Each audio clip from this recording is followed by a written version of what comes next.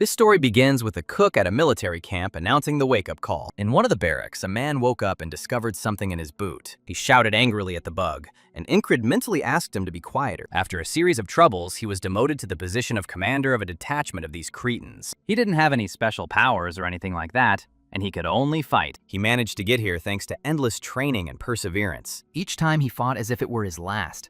But this time, he clearly understood that it was the end. There was nothing special about him, and now he and his comrades were suffering defeat. His dreams were out of reach, especially now that he saw the fallen warriors he had fought alongside. The guy sincerely hoped that even if everyone laughed at him and said that this would not happen, he would still become a knight. His dream was worn out, and he didn't even know that he would die such a miserable death, kneeling before the enemy. But just before the end, Incred noticed that he was in some otherworldly world. Before he could comprehend what was happening, he suddenly opened his eyes, hearing the familiar signal to rise. The guy immediately decided that it was a dream, but his friend again noticed something in his boots. And when he screamed about the bug in exactly the same way, Incred was shocked, deciding that he had experienced déjà vu. That day he fought desperately again, but suffered the same crushing defeat. This had happened to him 4 times already, but each time it seemed like time had been rewound immediately after his death. The enemy strikes his neck with his sword, causing a searing pain and Incred choking on blood. This day repeats itself time after time, but Incred can do nothing against his main opponent in this fight. His opponent always delivered a perfect blow, the tip of the sword flashing before his eyes for the 17th time. If he had swung his sword with more force, if he had tried harder, perhaps he would have escaped death. However, every time after his death, he found himself in that mysterious space, when suddenly he heard a voice that doubted him. The guy's trying his best, screaming in despair before an insurmountable wall. Incred woke up once again, and his comrade noticed that the commander had woken up quickly today. With a calm expression on his face, the guy said that Rem had bugs in his boots. The man assumed that the commander was joking, but he explained that he had only seen them crawl in there. In fact, this is already the 18th time he has seen these dead insects. Now Incred was asking himself other questions. How much longer would this wait for him? And would he be able to stop it? The boy had been practicing swordsmanship since childhood, giving it his all. His teacher was a former mercenary soldier. He ended up in the village by accident. He was missing one leg, but he praised the boy, confident that with his current skills, he could definitely become a knight. Thus a dream was born within him, towards which he walked with complete confidence, breaking down every obstacle. Incred wanted to become a knight who could single-handedly take on 1,000 and turn the tide of battle. He dreamed of being called an invincible hero, the stuff of rumors and legends, the knight who will end the war. People will call him the Knight of the End. Incred believed that the main character of this song was him. However, his dreams began to be shattered from the very beginning when other soldiers made fun of him for his recent fall. Wasn't it funny that this guy dreamed of being a knight when he himself was afraid of mongrels and wasn't even fit to be a simple mercenary soldier? Incred left his homeland, joined this squad, and realized that his talent would not seem special to anyone. But it's too early to give up just because of one mistake, and hard work must pay off one day. If he hadn't had the ability, with time and effort, he would have overcome everything. Incred has come a long way, fighting both humans and monsters, winning victory after victory. Over time, the guy gained experience and earned recognition from those around him for his strength and endurance. He literally felt himself becoming stronger, and his desire to become a knight did not go away. But this firm hope was shattered into pieces when a child from the village where he was staying challenged him to a duel. The boy easily defeated him, although he was 12 himself, and he had only picked up the sword 6 months ago. Incred had rubbed his hands raw,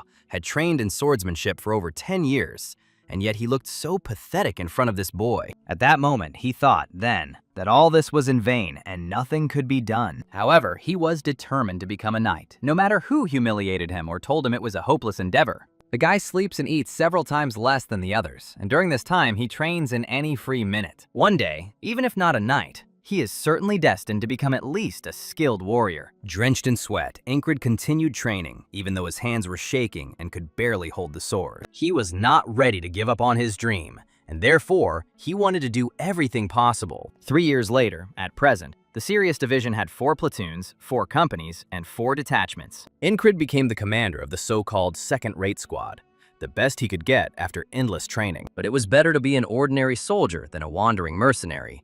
And now, he turned to Jackson. The commander asked him to take over his shift today, which the guy didn't particularly like, but he eventually agreed. Rem noticed that this cretin had the habits of a wild cat and suggested that he take a look at how he looked at the commander. Incred turned to his friend, who decided that the guy wanted to dump something on him too. But contrary to his expectations, the commander said that he wanted to try again to work on the animal's heart. Rem was surprised that the commander hadn't given up last time.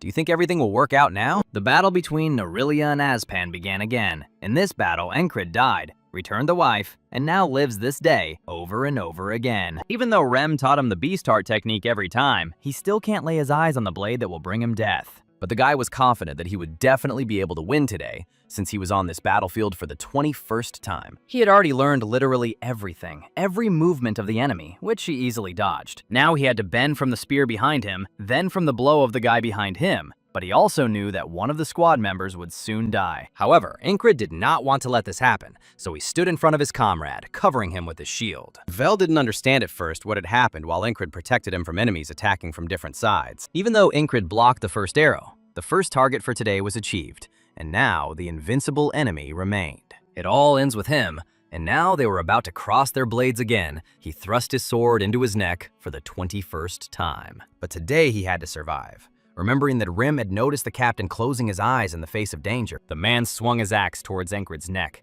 and he quickly closed his eyes. So he will quickly die on the battlefield.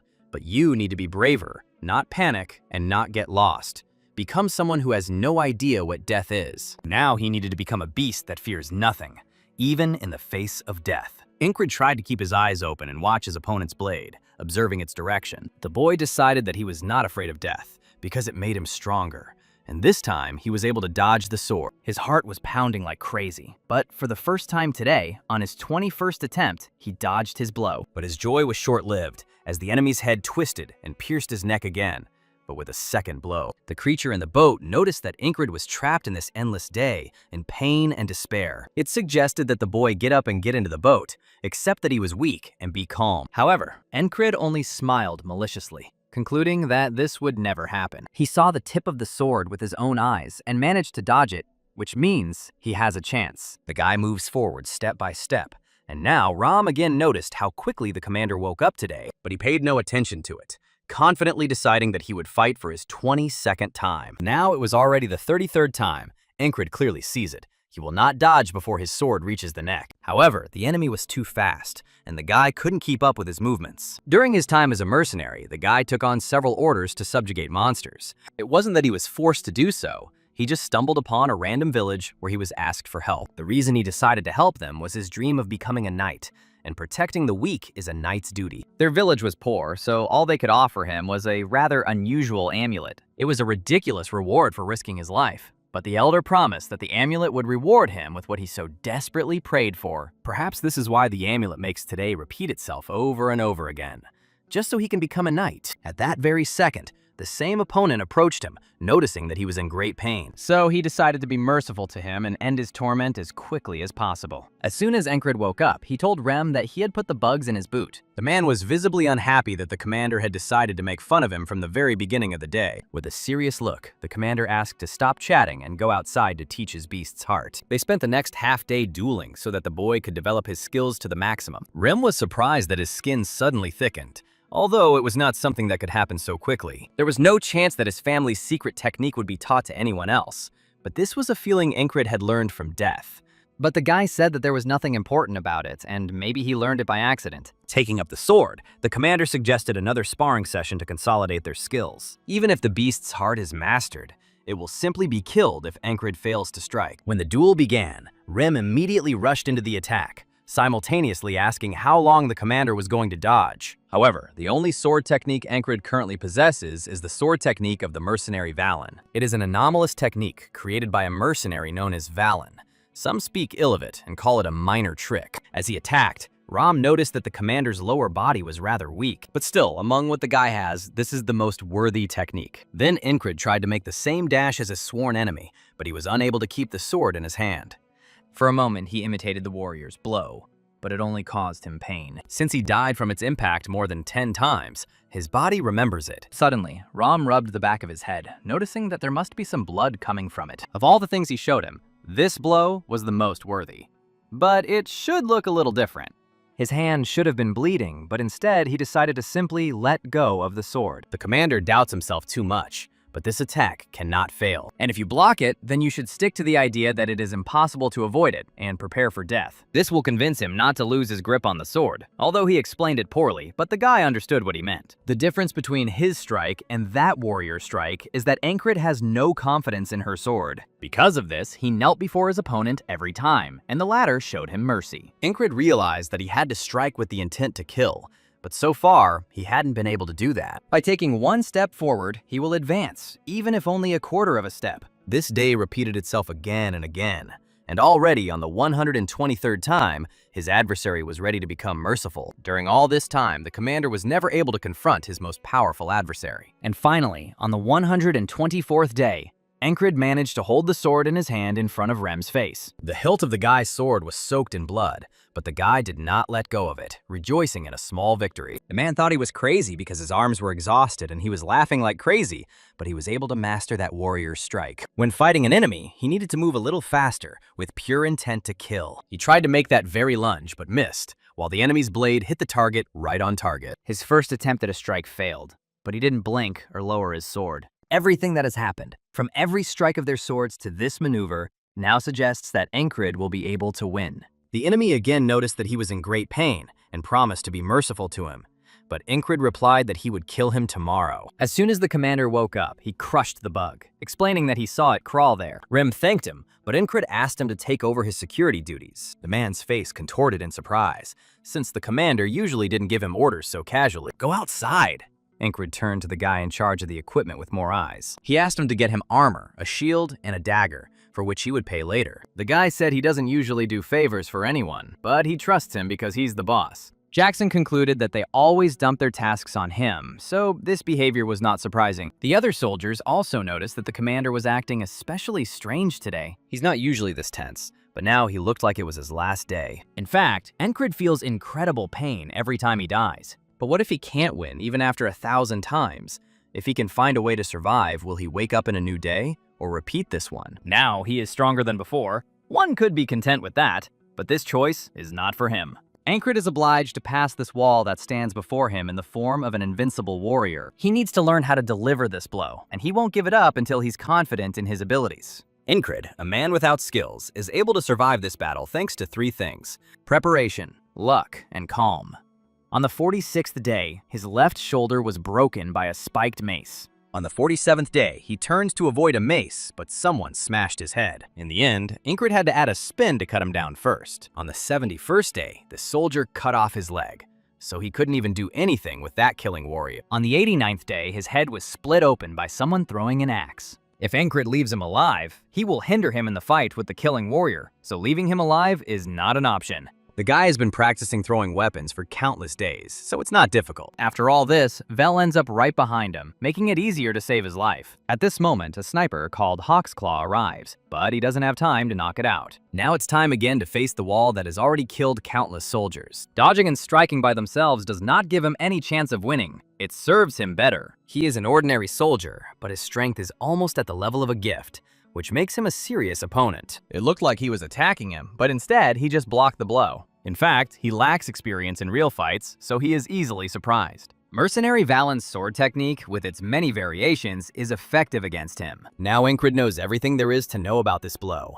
and now he has managed to split the enemy's sword. But this time, the archer, who was standing quite far away, was aiming specifically at Ancred. The guy couldn't believe that he had managed to win, but he had no idea that an arrow was flying at his back. He was incredibly lucky that Rem reacted to this by throwing an axe straight at the flying arrow, thereby breaking it. The same knight who had killed countless times alone now found himself in the place of the victim. Ram screamed loudly, wanting to kill the Hawk's Claw, but Jackson asked him not to waste his energy. Ancred paid no attention to the battle that was going on around him, enjoying his long-awaited victory. Looking at his helpless enemy, he raised his sword above his head and declared that he would be merciful to him. With a wide smile on his face, he cut off the enemy's head, happy that he had finally broken through the wall. But suddenly, someone knocked him down, which gave the guy his bearings. Ancred and his comrades sat up and were shocked to see that the one who had pushed the commander was a frog. He had put in the effort to raise this warrior, and he couldn't believe that someone like Encrid had defeated him. The frog wanted to finish off the commander,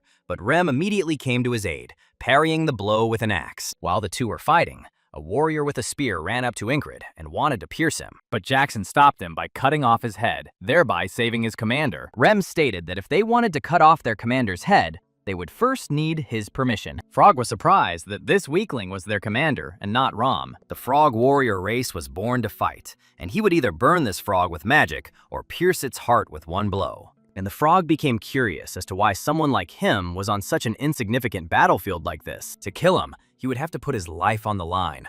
But the fight is not worth it. After the frog left, Rem continued to fight other opponents, protecting the captain. At this time, Jackson grabbed Encrid on his back to drag him to safety, but he was immediately attacked from behind. His comrades immediately came to his aid to allow them to retreat. Opening his eyes, Encrid heard the creature say that he was destined to live for the day. But this is how it happened. Because he can't cope with the walls that will continue to appear in his path. His destiny was to despair and give up.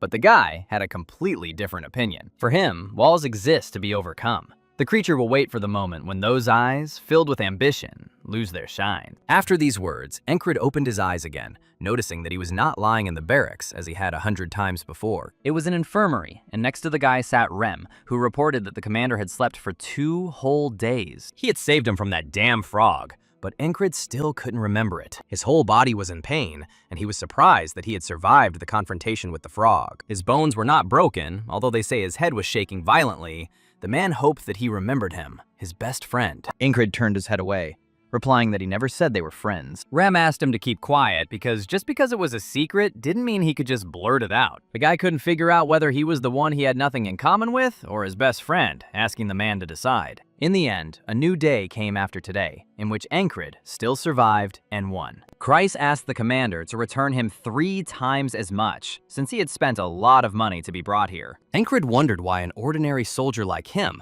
who would have simply gone to the tent himself, ended up in the infirmary. The boy noticed that his comrade was nowhere to be seen during the battle, as always. Then Kreis smiled and said he would give him a special discount by asking him to pay double the amount. Later in the evening, Jackson came to the commander and he asked him to start talking if he had any business. The guy threw him some cream, asking him to apply it twice a day, morning and evening, and not to ask where he got it from. Encrid was surprised by the ointment Jackson used, as he usually hates sharing personal items. At this time, Auden was sitting next to him and praying, but the guy asked him to just leave because he was not dead. As the night approached, he was surprised that everyone was working in shifts after all this, when they were busy with their own affairs. Until the very end, he doubted that they were worried about him, but these thoughts were very calming. At that very moment, Ragna entered the infirmary and asked in surprise why the commander was there. Encrid realized that Ragna was not worried at all, because nothing ever bothered him. Besides him, there are 2 more soldiers in the hospital, one of whom is a platoon commander from another company who fought with him. He was always in a bad mood and didn't like it when someone stared at him openly.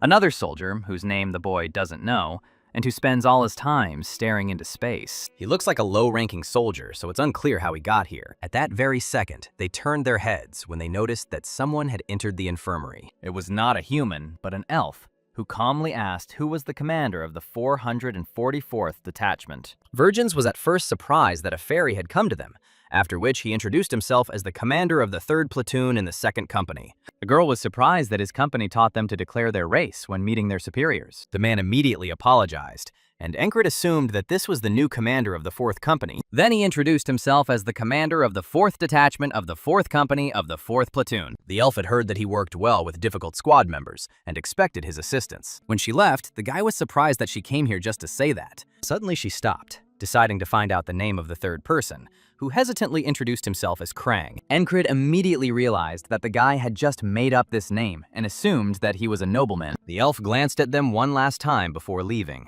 the 3 men in confusion. As the night approached, Encrid noticed that most of the pain had passed, and he could now put strength into his body. He should start training, so he headed to the training area, which surprised Virgins. He needs to remember the last battle.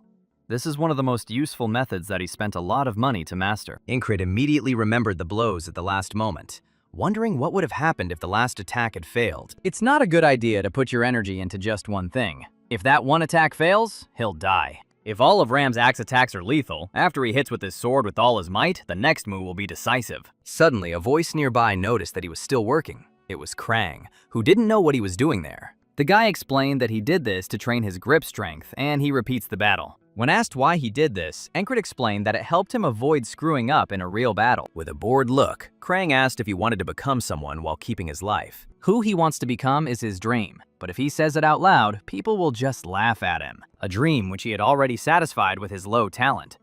But his dream, which he never stopped pursuing. Then Encred declared that he wanted to become a knight.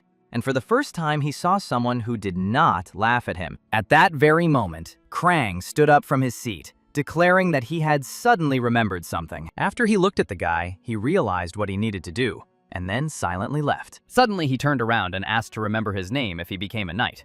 And Encred felt support for the first time. The next morning, some soldiers were sitting around a man who was playing and humming a song. At this time, virgins complained that there was still no morning meal in the infirmary. After waking up in the infirmary and waiting for breakfast, Encred took a short, leisurely walk instead of going to the training area. He passed by Jackson, who decided to ask about his injuries. And as it turned out, the medication was working well. The day passed in absolute peace, so going to bed early was all Encred could do. Virgins asked them to stop chatting, and so ended the day of doing nothing. The next morning, the boy woke up to a loud song, surprised that the wandering minstrel had come again today. At that very moment, he noticed that virgins had also begun to complain about the late morning meal. Suddenly, his eyes widened in shock as he realized that the day was repeating itself. Coming out into the yard, he noticed Jackson, who again asked about his injuries. Encred repeated his answer, and he again asked him to hurry back if he was truly grateful to him. Now he was sure that it was the same day as yesterday, and the otherworldly being asked him to try to survive in front of another wall that would stop him. A wave of horror washed over the boy when he realized that he had died without even noticing it,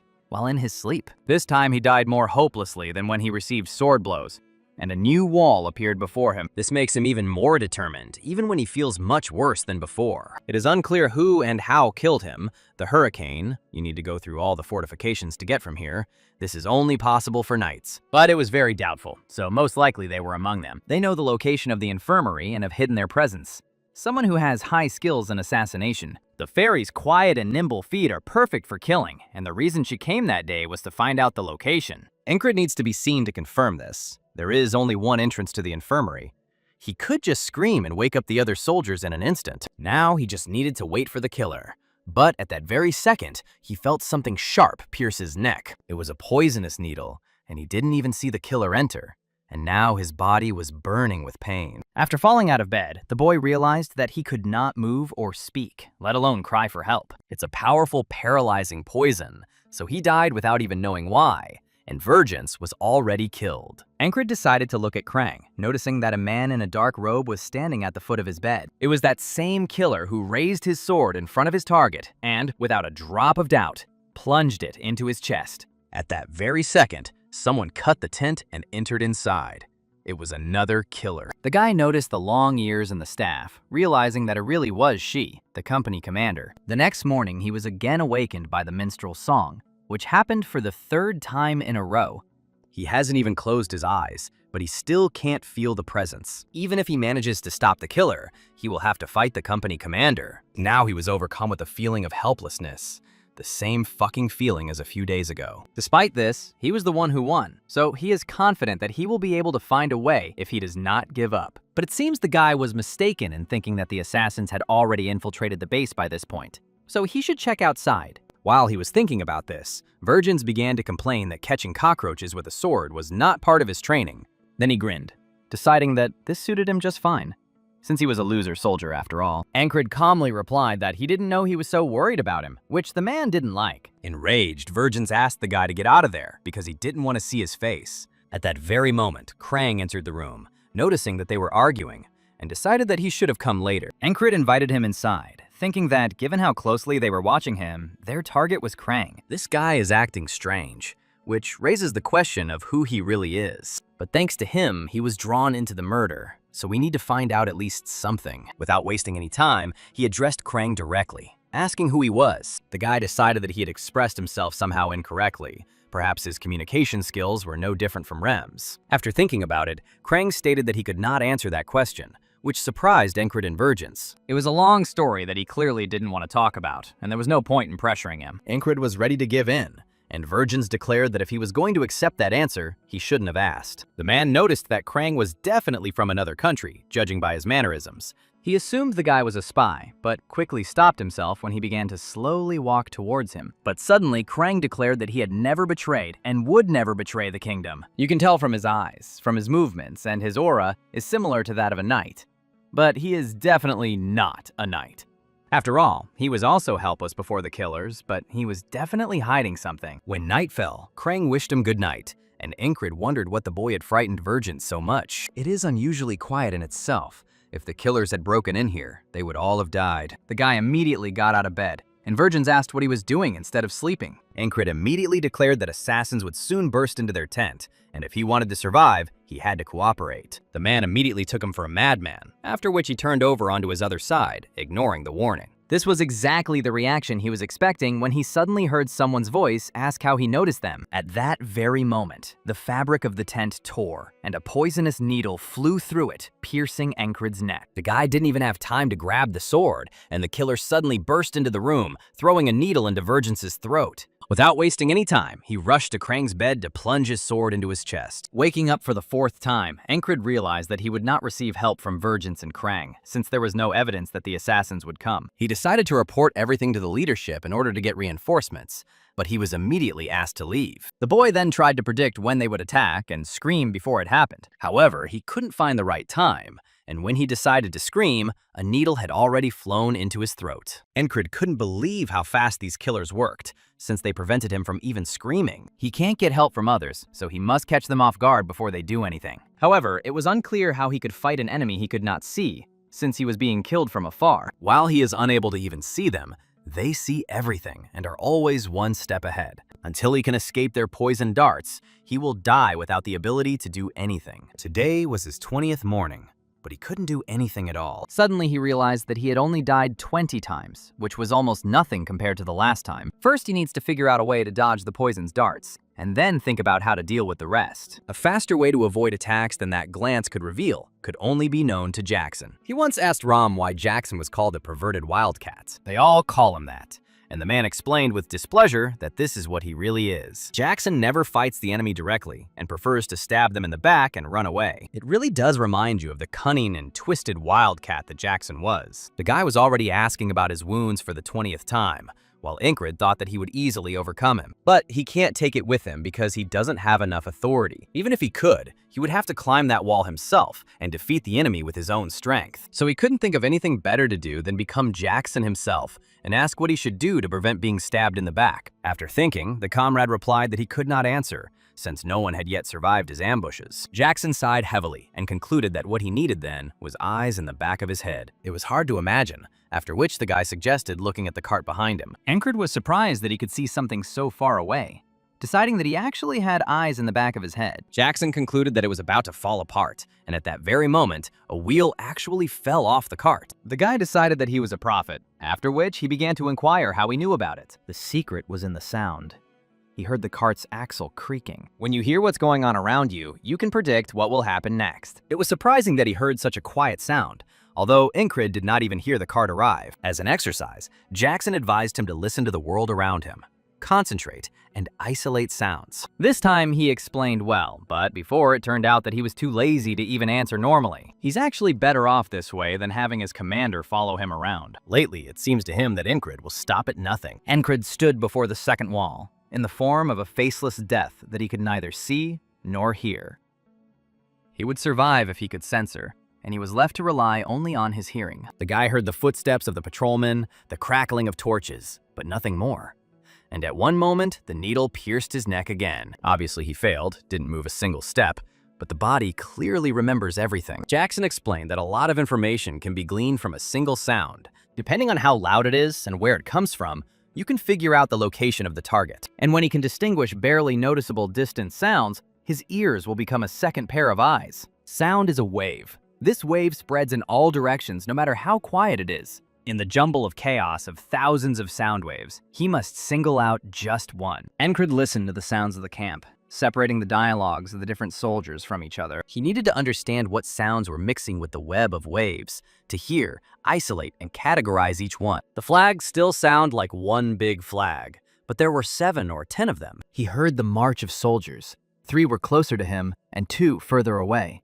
He had to feel the waves, familiar sounds and unfamiliar ones. At that very second, Krang approached him and immediately determined that he was training there. However, it was strange that the guy called him Enki instead of his usual name. Then Encrid said that he was just sitting there like a fool, and it didn't really look like training. Krang smiled, suggesting that he wouldn't waste any time. No matter how hard Encrid tried to listen, everything happened again that night, without any success. On the other nights, he also heard nothing, accepting failure after failure. However, the guy did not despair and tried to sharpen his hearing as much as possible. Experience will not be able to help him overcome this wall, nor will heavenly providence or sudden revelation. One day, Krang was surprised because he was sneaking up on Encrid, but Encrid somehow found out that he was coming. Then he noticed that the guy had been sitting with his eyes closed for a long time and decided that he was training his attentiveness. Once again, Encrid heard that he was not a fool and would not waste his time. And for the first time tonight, he was able to dodge the silent poison dart. Encrid grabbed his sword and swung it at the assassin, catching him off guard. Seeing his face under the hood, the boy concluded that he was no longer a faceless death. But the killer pulled himself together in time and drew his sword, deciding to go on the attack. He's clearly not as good at fighting as that death-obsessed warrior. Encrid has to deal with that. Looking at the others, the guy noticed that Vergence was already dead, and Krang began to pull out his sword. We mustn't let our guard down. After all, this guy's an experienced killer and knows his business. Suddenly, he took out a dagger and threw it at the guy, which he could not have expected. At that very moment, the tent fabric was torn by a sword, and the company commander entered inside. If Encrid didn't strike first, he would definitely die. So he rushed at her, lunging with his sword. The assassin approached Krang, asking if he had any security, and then threw a dozen poison needles at Krang. Encrid understood that he wouldn't have time to protect him, but suddenly the girl took off her cloak and threw it towards Krang, thereby knocking away the needles. The guy thought she was in cahoots with the killer, but she came to cover for them. Be that as it may, this was his chance, so he headed towards the killer at full speed. In the end, the man simply ran away, but neither Encrid nor the company commander chased after him. Approaching them, Krang concluded that he had most likely come for his soul, which was already obvious. After all, who would hire an assassin to kill a useless new officer like him or Vergence? The girl praised the guy's intelligence, after which her hand moved to the hilt of the sword. She had been helping before, so no one should know about what happened, and she was not going to leave any witnesses. But suddenly Krang announced that he had one request. He would like for there to be no deaths today. He then asked if Vergence was alive, and it turned out they had an antidote, so he would be fine. Encrid concluded that she was knowledgeable about poisons, which meant she could cure the man without any problems. Now he needs to clean up this mess, because if people find out that a killer has been here, there will be a lot of problems. If they want to make sure there is no trace left, there is one simple solution. They couldn't think of anything better than to simply burn down the hospital, thereby waking up all the soldiers who rushed to put out the fire. Now all traces of the assassin have been noticed, and they will deal with the consequences themselves. At this time, the company commander and Krang were walking through the forest, and the girl noted that if the detachment commander had not intervened, he would have died. She decided that it was because of him that he changed his mind, and the guy noticed that Encrid was quite interesting. He tried to avoid it, but it must have been Encrid that had such an effect on him, so he decided to meet him under appropriate conditions. Meanwhile, the otherworldly being concluded that they would meet again, to which Encrid agreed. The guy faced the same thing again today, survived a silent death, and woke up to a new day. He senses the presence of almost everything around him, but he didn't notice that fairy.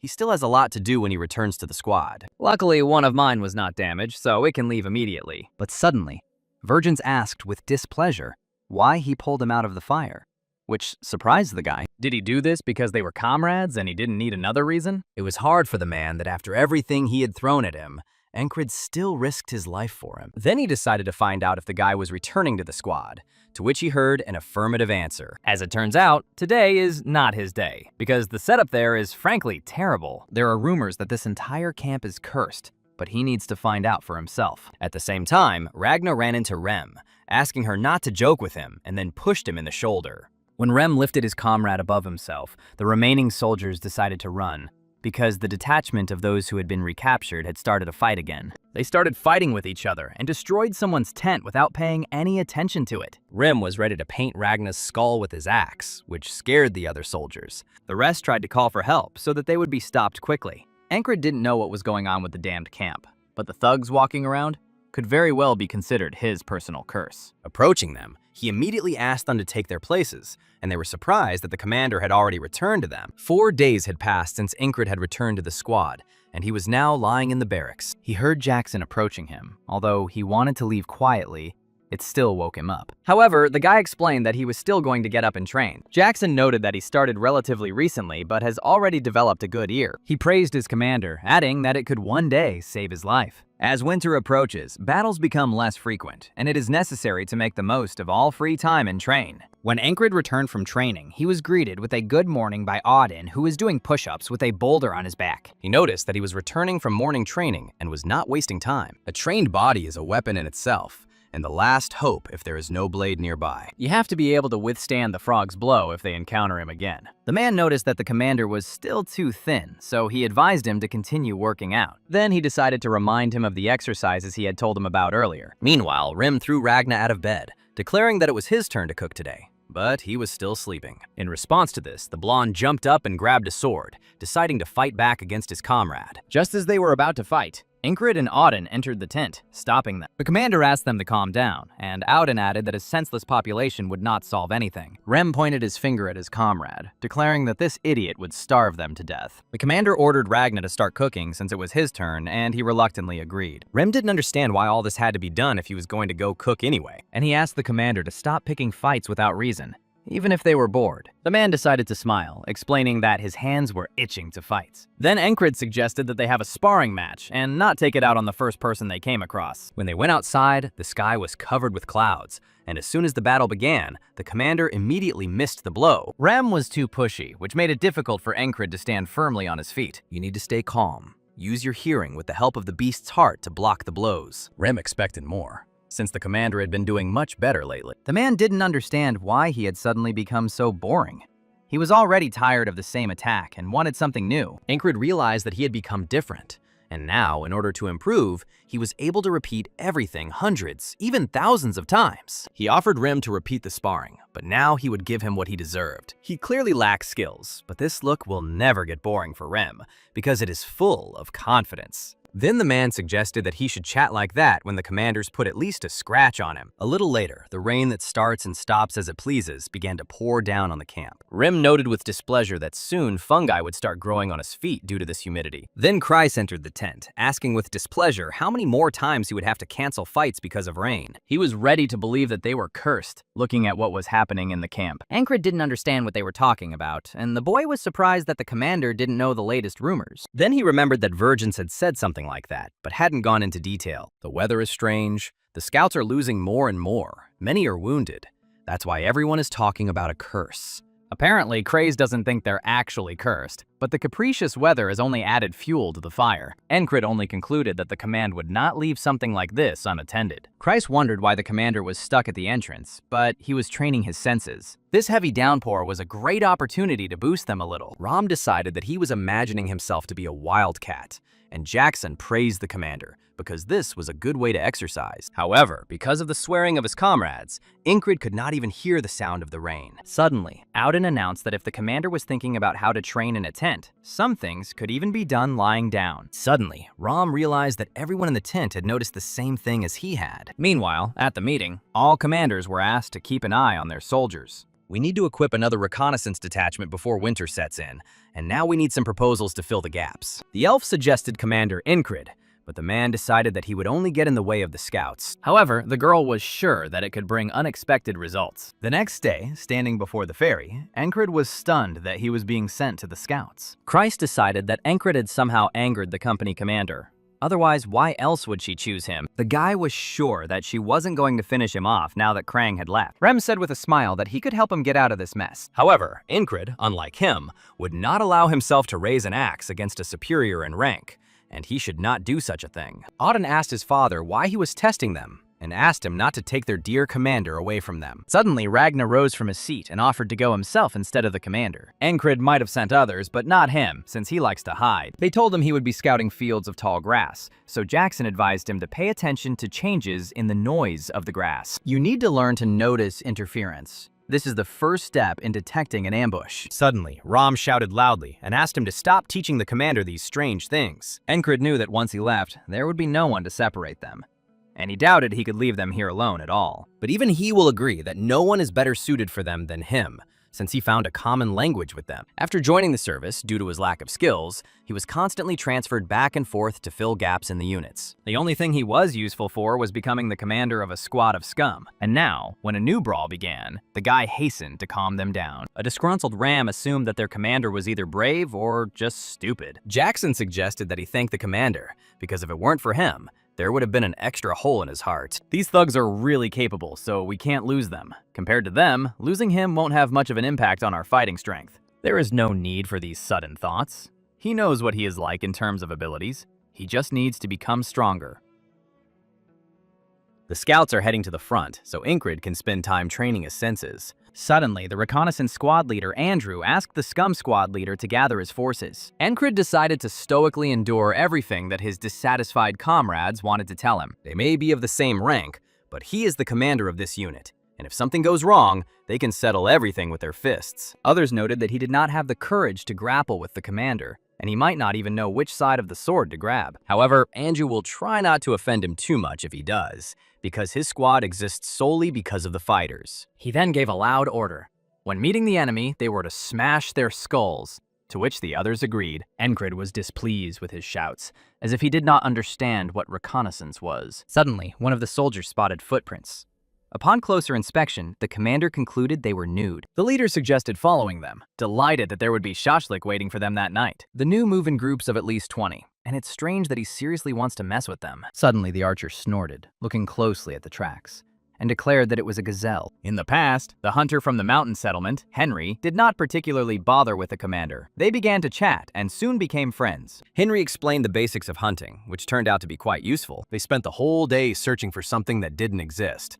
The reconnaissance team's time was wasted. When night fell, the commander was still obsessed with the tracks and needed results. The next day, they found themselves on site and had to look at the area of the Green Pearl. They will cross this field, find a detachment of enemy scouts, capture them, and take them back, for which they will be rewarded. Henry didn't want to go there because they were just supposed to do reconnaissance up to the border. However, this was the order of the squad leader, so they had no choice but to follow him. Moving through the high chutes is difficult, so Incred thought Andrew would soon give up.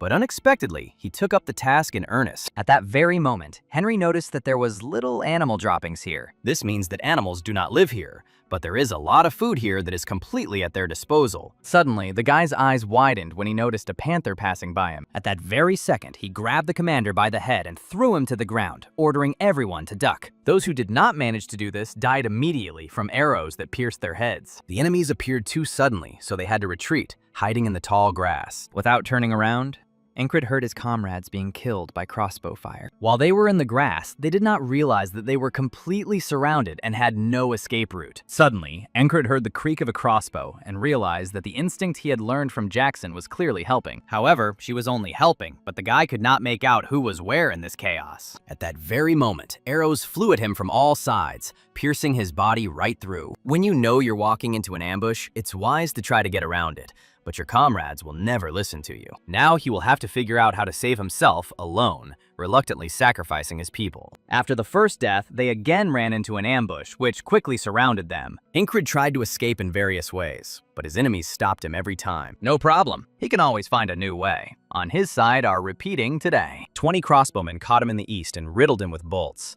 Then he went north to avoid the crossbowmen, but met a detachment of spearmen. They did not stop pursuing him even when he managed to escape from everyone, although he was terribly wounded. Incred noticed that their uniforms were colored green, as if they were waiting for enemies. The question arose as to what could possibly be guarded in this field to warrant such careful preparation. But when he crawled some distance, he noticed a military camp, and at that very second, his throat was cut. Andrew started talking again about how they would cross this field and find a detachment of enemy scouts. They have already tried dozens of times to enter there alive and will never get out. The Asban soldiers are hiding something there, and Incred must find out what it is. However, if he gives up on this mission, he won't have to die. So it could end today. But at that very second, the guy decided that he would not give up, even if it took hundreds of days. At that very moment, his comrades, who had been waiting only for him, loudly addressed him. One of the men asked the guy to just be patient since their commander also had his own problems. But Encred said there was a limit to the amount of crap he was willing to take from this idiot. Then he himself asked if he was tired of sucking up to his childish commander. But before he could receive an answer, he pushed his comrade away and concluded that he was no longer playing these games. Andrew assumed the boy was refusing to follow direct orders. He needed to radically change the situation because he would not survive alone. So he declared that from that moment on, he would be the one giving the orders. This way, they could get out using each other's strengths, but the commander didn't like it. Andrew surprisingly survives the longest, as does the other soldier and Henry. The man with the scars in particular fights as powerfully as he looks. He is the most capable in the squad, despite following the commander closely. Then Andrew offered to try to take command if he could defeat him in a duel. Ordinary soldiers don't have guards, judging by his stance. It's obvious that he was well trained. But with such skills, he lacks experience. He must be the son of some rich lord or something. Although in that case, he wouldn't be so eager to curry favor. Perhaps he is from some noble house in Opala. Andrew also wondered how Encred had achieved a command position with his abilities. But whoever he is, Encred can no longer follow his orders. Then he declared that the commander was in too much pain, after which he asked to attack, since he would not need the sword. Normally, it would be difficult for him to deal with such a capable guy, but he clearly underestimates him. Hasty actions lead to inattention, and inattention is the key to defeat. Therefore, it was not difficult for the guy to dodge the sword strike and deliver a painful blow to his opponent's chest. The others were shocked that Encred had defeated the commander with one blow, although they had heard that he had been sent to them because there was no one else. Encred stated that from now on the squad would be under his command. No one had any objections, and this was the first step towards the beginning of their survival. As sunset approached, Encred led them through the tall grass, the others wondering what he was thinking. Suddenly, he asked Henry what he dreamed about. Henry was surprised, not understanding why he was being asked. What he would like is to marry a beauty with a flower shop, but Encred said that to do this, he would have to survive today. He then asked the same question to another soldier and learned that his beloved had recently given birth, after which he said the same thing. The other two wanted to save money, start their own business, and return home. Andrew stated with displeasure that he wanted to fulfill his mother's last wish. His dream and his mission is to revive the Gardner house, and he will stop at nothing to achieve it. Their answers are similar in some ways, and to fulfill these wishes, you need to get out of here alive. Turning to his comrades, Encred suggested that they do it together. These guys need to be proactive, and there's nothing more motivating than a passion for life. The enemies would show up soon, and he planned to fight his way through the encirclement. So he asked Henry to shoot an arrow into the grass at head level. At first he was surprised, because there was no one there. But the guy wasn't going to repeat it a second time, and ordered to shoot. At that very second, everyone heard the arrow hit, killing the enemy scout. Having learned where the enemies were, Encred immediately began to draw his sword and ordered Andrew to run after him. To gain an advantage, you need to find them first and attack them suddenly. The enemies didn't understand how they knew their location, but Andrew was already behind one of them and plunged his sword into his throat. They must take advantage of the moment of surprise and thin out their ranks as much as possible. Encred will lead Andrew, and his bodyguard will, of course, tag along with them. And with it, the chances of victory will increase significantly. Initially, there were 20 enemies, but they reduced their number to 8. Now their forces were approximately equal, so they decided to finish them off once and for all. In a field with such tall grass, it would have been difficult for enemy soldiers to find anyone, but they came across them first. All because one of them tried to kill a panther that was also there, and she helped the commander attack the remaining enemies, luring them out. In fact, they were chasing the beast that Encred had noticed the first time, and they discovered them completely by accident. And this time, they didn't notice the ambush, again because they were focused on the chase. Thanks to the panther, everything is going as planned. At the same moment, the rest of the squad members announced that they had finished with the enemy. Taking into account the single loss, there were 6 of them left, and even after many cycles, it was not possible to save them all. However, this time, the greatest number of survivors were thanks to today's repetitions. Encred knows the numbers and locations of the enemy units, and if you continue moving forward, you will be exterminated by 30 crossbowmen, so you need to turn right to get around them. The spearmen who had been doggedly pursuing him every day had to be dealt with quickly, otherwise they would hinder them. It is necessary to avoid unpleasant clashes. In other cases, use the hit-and-run tactic, so that they will gradually escape the enemy encirclement. Andrew was already exhausted. It would never get dark. Finding a way out would be more difficult, so he needed to get out before the sun set. He ordered everyone to go further, but the others were against this idea because it would only lead them deeper. Suddenly, all the soldiers froze in shock as Andrew's guard pulled out his sword and presented it to the commander's throat. He doesn't intend to follow him to his death, and will survive even if he has to be finished off. But he himself must understand that it is too late to return along the beaten path. After everything they did there, the retreat route is full of enemies. Encrid decided to clarify something. He also wants to survive, just like everyone else in the squad. At this time, Andrew looked at the commander in surprise because he thought that he was a useless piece of trash, who was like his father, who simply gave up and lost all the wealth of their house. But in reality, he turned out to be a much more responsible person, which is what he always wanted to become. However, she asked her son to become a person who leads others despite difficulties. He had to gain the people's trust and become a true leader to revive their family name. With a serious expression on his face, Encrid asked them to trust him, and then they would survive this hell. Andrew suddenly declared that he believed him, to which he heard discontent from his comrade. However, the guy reminded that the squad carries out the orders of its commander no matter what. Encrid ducked and declared that until he gave the signal, they were to goose step behind him. The first stage of overcoming today was seizing the initiative, attacking the enemy by surprise, and consistently breaking through the encirclement. And the second stage will be the critical part that Encrid discovered after many iterations. Only at this time, only in this place, will they be able to hide from the enemy and avoid combat. And now they were moving slowly, surrounded by enemies, but they didn't even realize it. After some time, they managed to get around them, and everything went according to plan. But now, there was the last stage left. The sun sets and darkness follows. The reason they never managed to get out of this field is clear. Emerging from the grass, the squad froze in shock, not believing that this was not the end. They suffered so much, and in the end, they came to the enemy camp. Aspan's soldiers kill everyone to silence them, because there is something hidden in this field that no one should know about. This needs to be done so that a problem more important than catching them occurs. In this case, they will definitely have a way out, and the commander has already come up with a plan. As they crept closer, they couldn't believe that Encrid wanted to set fire to the enemy camp. But they were in the very center, so they would be immediately surrounded and finished off. However, the commander stated that he would not tolerate disobedience. Max started to complain openly, but Andrew asked him to shut up. However, he didn't need to have to understand that they wouldn't find the way while the moon was behind the clouds. Now I have no choice but to trust the commander and his crazy plan. They cut the tent's awning, but found no one inside and ran inside. The others did not understand how the commander knew what would happen, since he decided to go through the enemy camp. But they never met a single enemy soldier,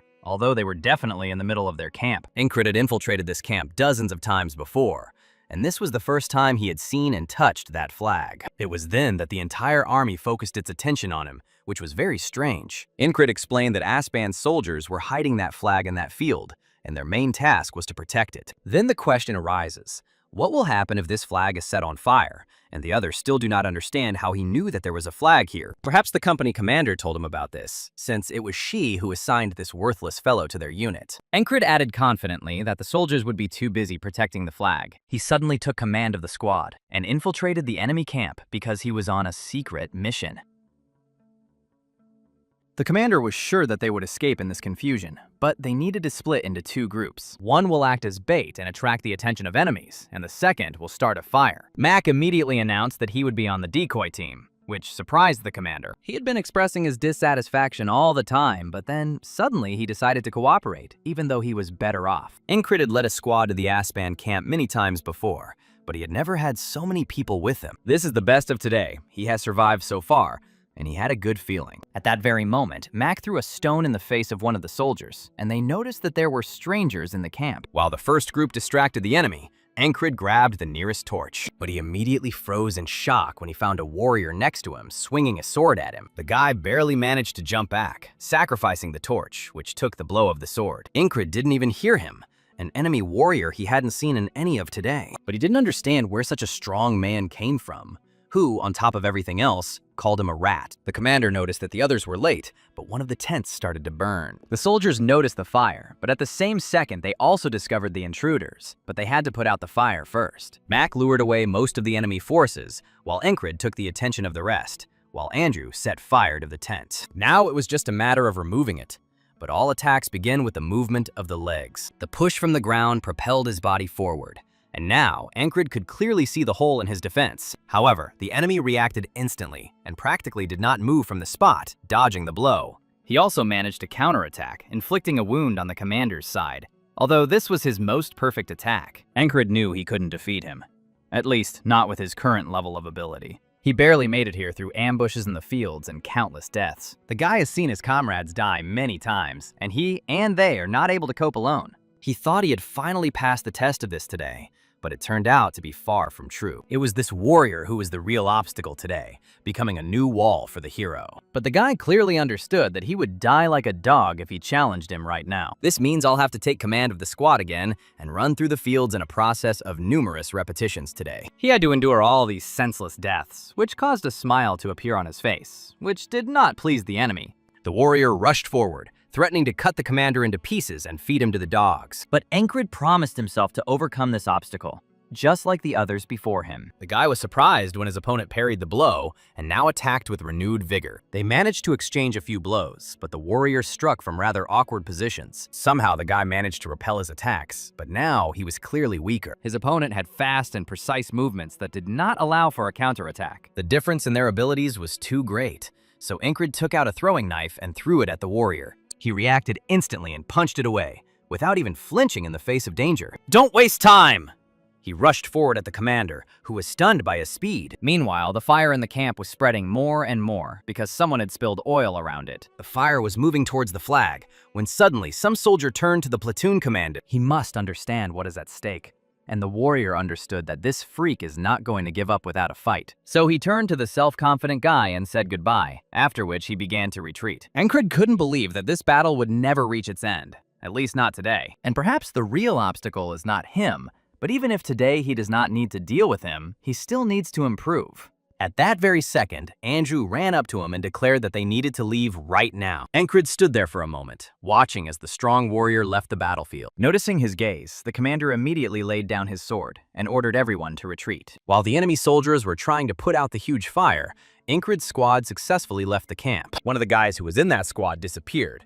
Now there are only 5 of them left. Mac doubted that was all, since they could send a large search party to chase them. Ancred assumed that this would not happen, when he suddenly noticed that one of his comrades was seriously injured. At that very moment, enemy military soldiers sent to capture them appeared behind them. However, the commander loudly ordered them not to hesitate and to continue running, because they had spent too much energy. If they continue to move towards the habitat of the field faces and snakes, the enemies will not be able to pursue them. Henry claimed to know a safe route, so the commander decided to trust him. The sound of their pursuers' footsteps was no longer audible, so they could afford to slow down a little. Thanks to Mac and Andrew's efforts, they were able to easily break away from them. And if it weren't for Henry and his knowledge of the local trails, they wouldn't have escaped so quickly.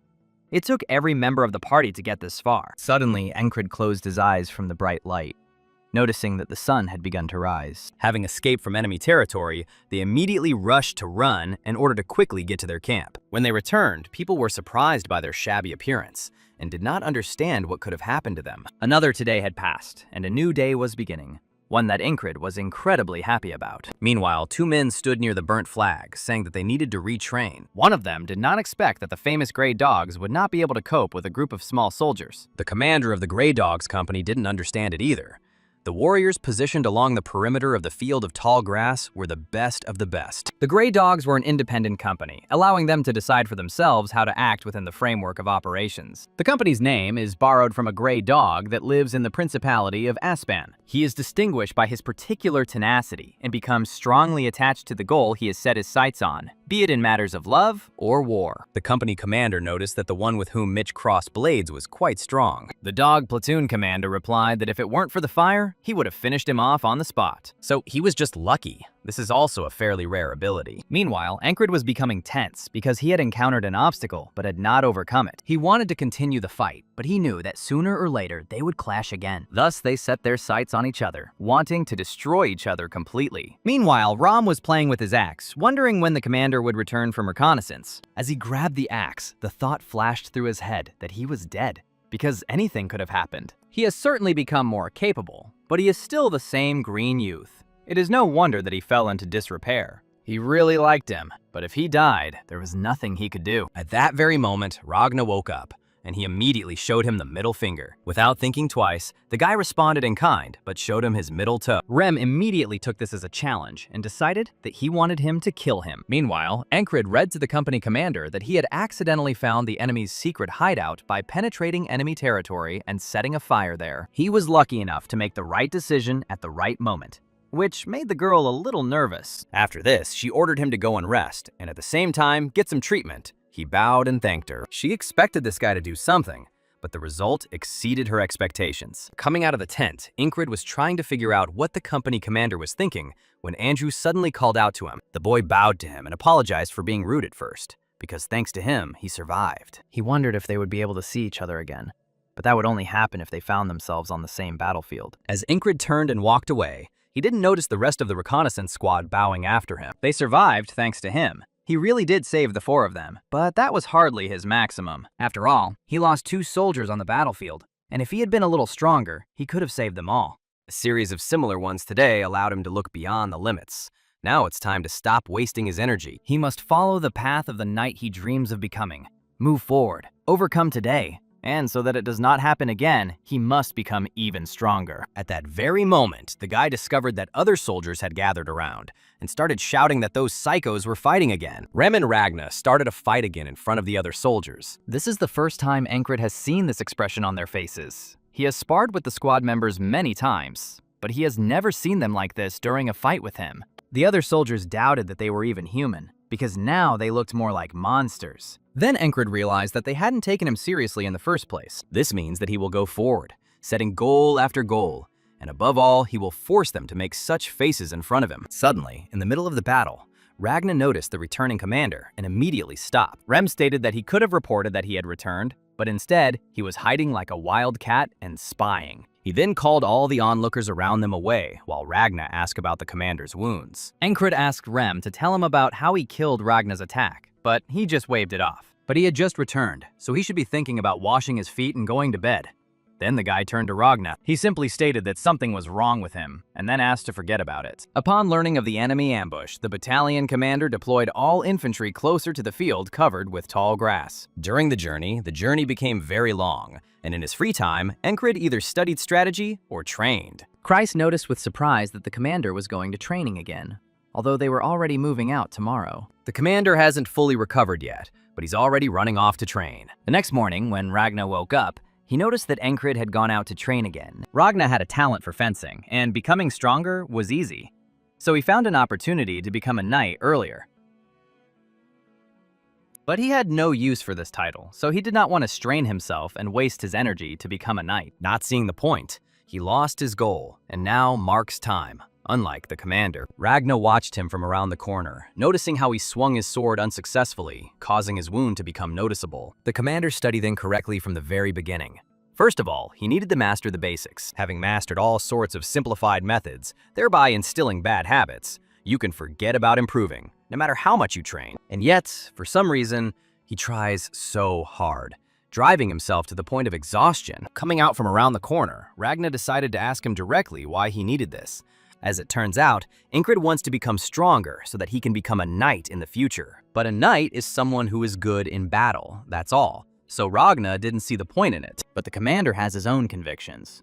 For the sake of the weak and disadvantaged, for the sake of honor, for the sake of loved ones, they take up a sword. That is the kind of knight he dreams of becoming. Ragna was surprised by his convictions and honor, and physical strength was just a tool. Then he himself tried to understand what he dreamed about. But he would not know until he set foot on this path. Approaching the commander, Ragna asked if he wanted to learn how to wield a sword properly. When he heard an affirmative answer, he realized that he had stuttered in vain because it was unnecessary stress. And yet this look promises that it will definitely not be boring, since Encrid is serious. Then Ragna decided to find out if Commander Rem had taught him the Beast Heart technique and what the problem was. From now on, he will have to forget about everything else, focusing on just one technique. In particular, he needs to forget even the sword technique of the mercenary Valen. If he doesn't forget, then when the time comes to use a new technique, he will, out of habit, use what is more convenient. He must choose to renounce everything and gain completely new knowledge, or to be content with what he has. Incred immediately declared that he wanted to gain completely new knowledge, which surprised the soldier. He was genuinely surprised, while the commander was already eager to begin. Ragna tried to understand what kind of person was in front of him, because he certainly couldn't be called normal. He's strong, so there's no need to use a light weapon as his main weapon. A long sword will do. The guy gave his, since he had picked it up anyway, after which he explained that the right hand should be on top and the left hand on the bottom. Ragna noticed that the commander was gripping his sword too tightly to keep from dropping it, and he couldn't understand who had taught him this. This teacher turned out to be Rem, for which Ragna immediately insulted him. Ragna asked the commander to stand, after which Risk swung his sword at him. Incred barely had time to block, and his hands immediately began to tremble, which is what he emphasized. He will break everything if he stands like a statue, relying only on strength.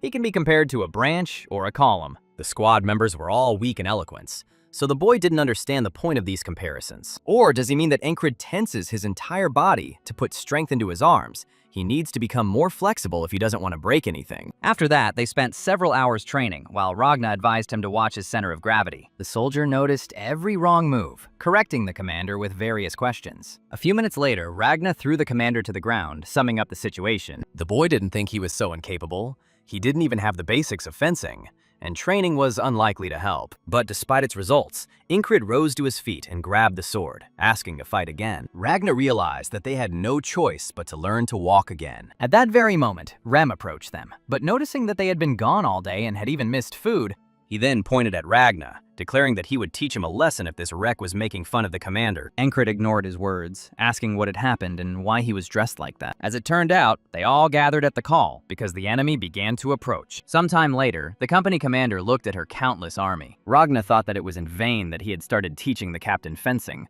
because now he had an unfamiliar sword in his hands, which could cause him to get confused. He may die because of this, so it's better not to go far from him today. Incred was a little upset, because he still wanted to learn how to use a sword. The others noticed the strange formations of the enemy, and one of them stretched out his hand in front of him and declared that this was the end. After this, a strange fog enveloped everyone, and the soldiers realized that it was witchcraft. Out of nowhere, fog appeared, and even those who were standing right in front of our noses could not be seen. The soldiers immediately began to get nervous and talk among themselves, and their nerves were on edge. Suddenly, they heard strange sounds, and Incred shouted loudly that they were arrows. Many soldiers fell immediately, without having time to put up a shield in front of themselves to protect themselves from the invisible projectiles. The company commander knew that this was not natural fog, and it was difficult to guess that the enemy would choose such a tactic. Then she ordered everyone to duck and raise their shields, realizing they had been tricked. The sorcerer spent so much effort to perfect this spell that he even had to periodically use a rain spell. Once the spell is activated,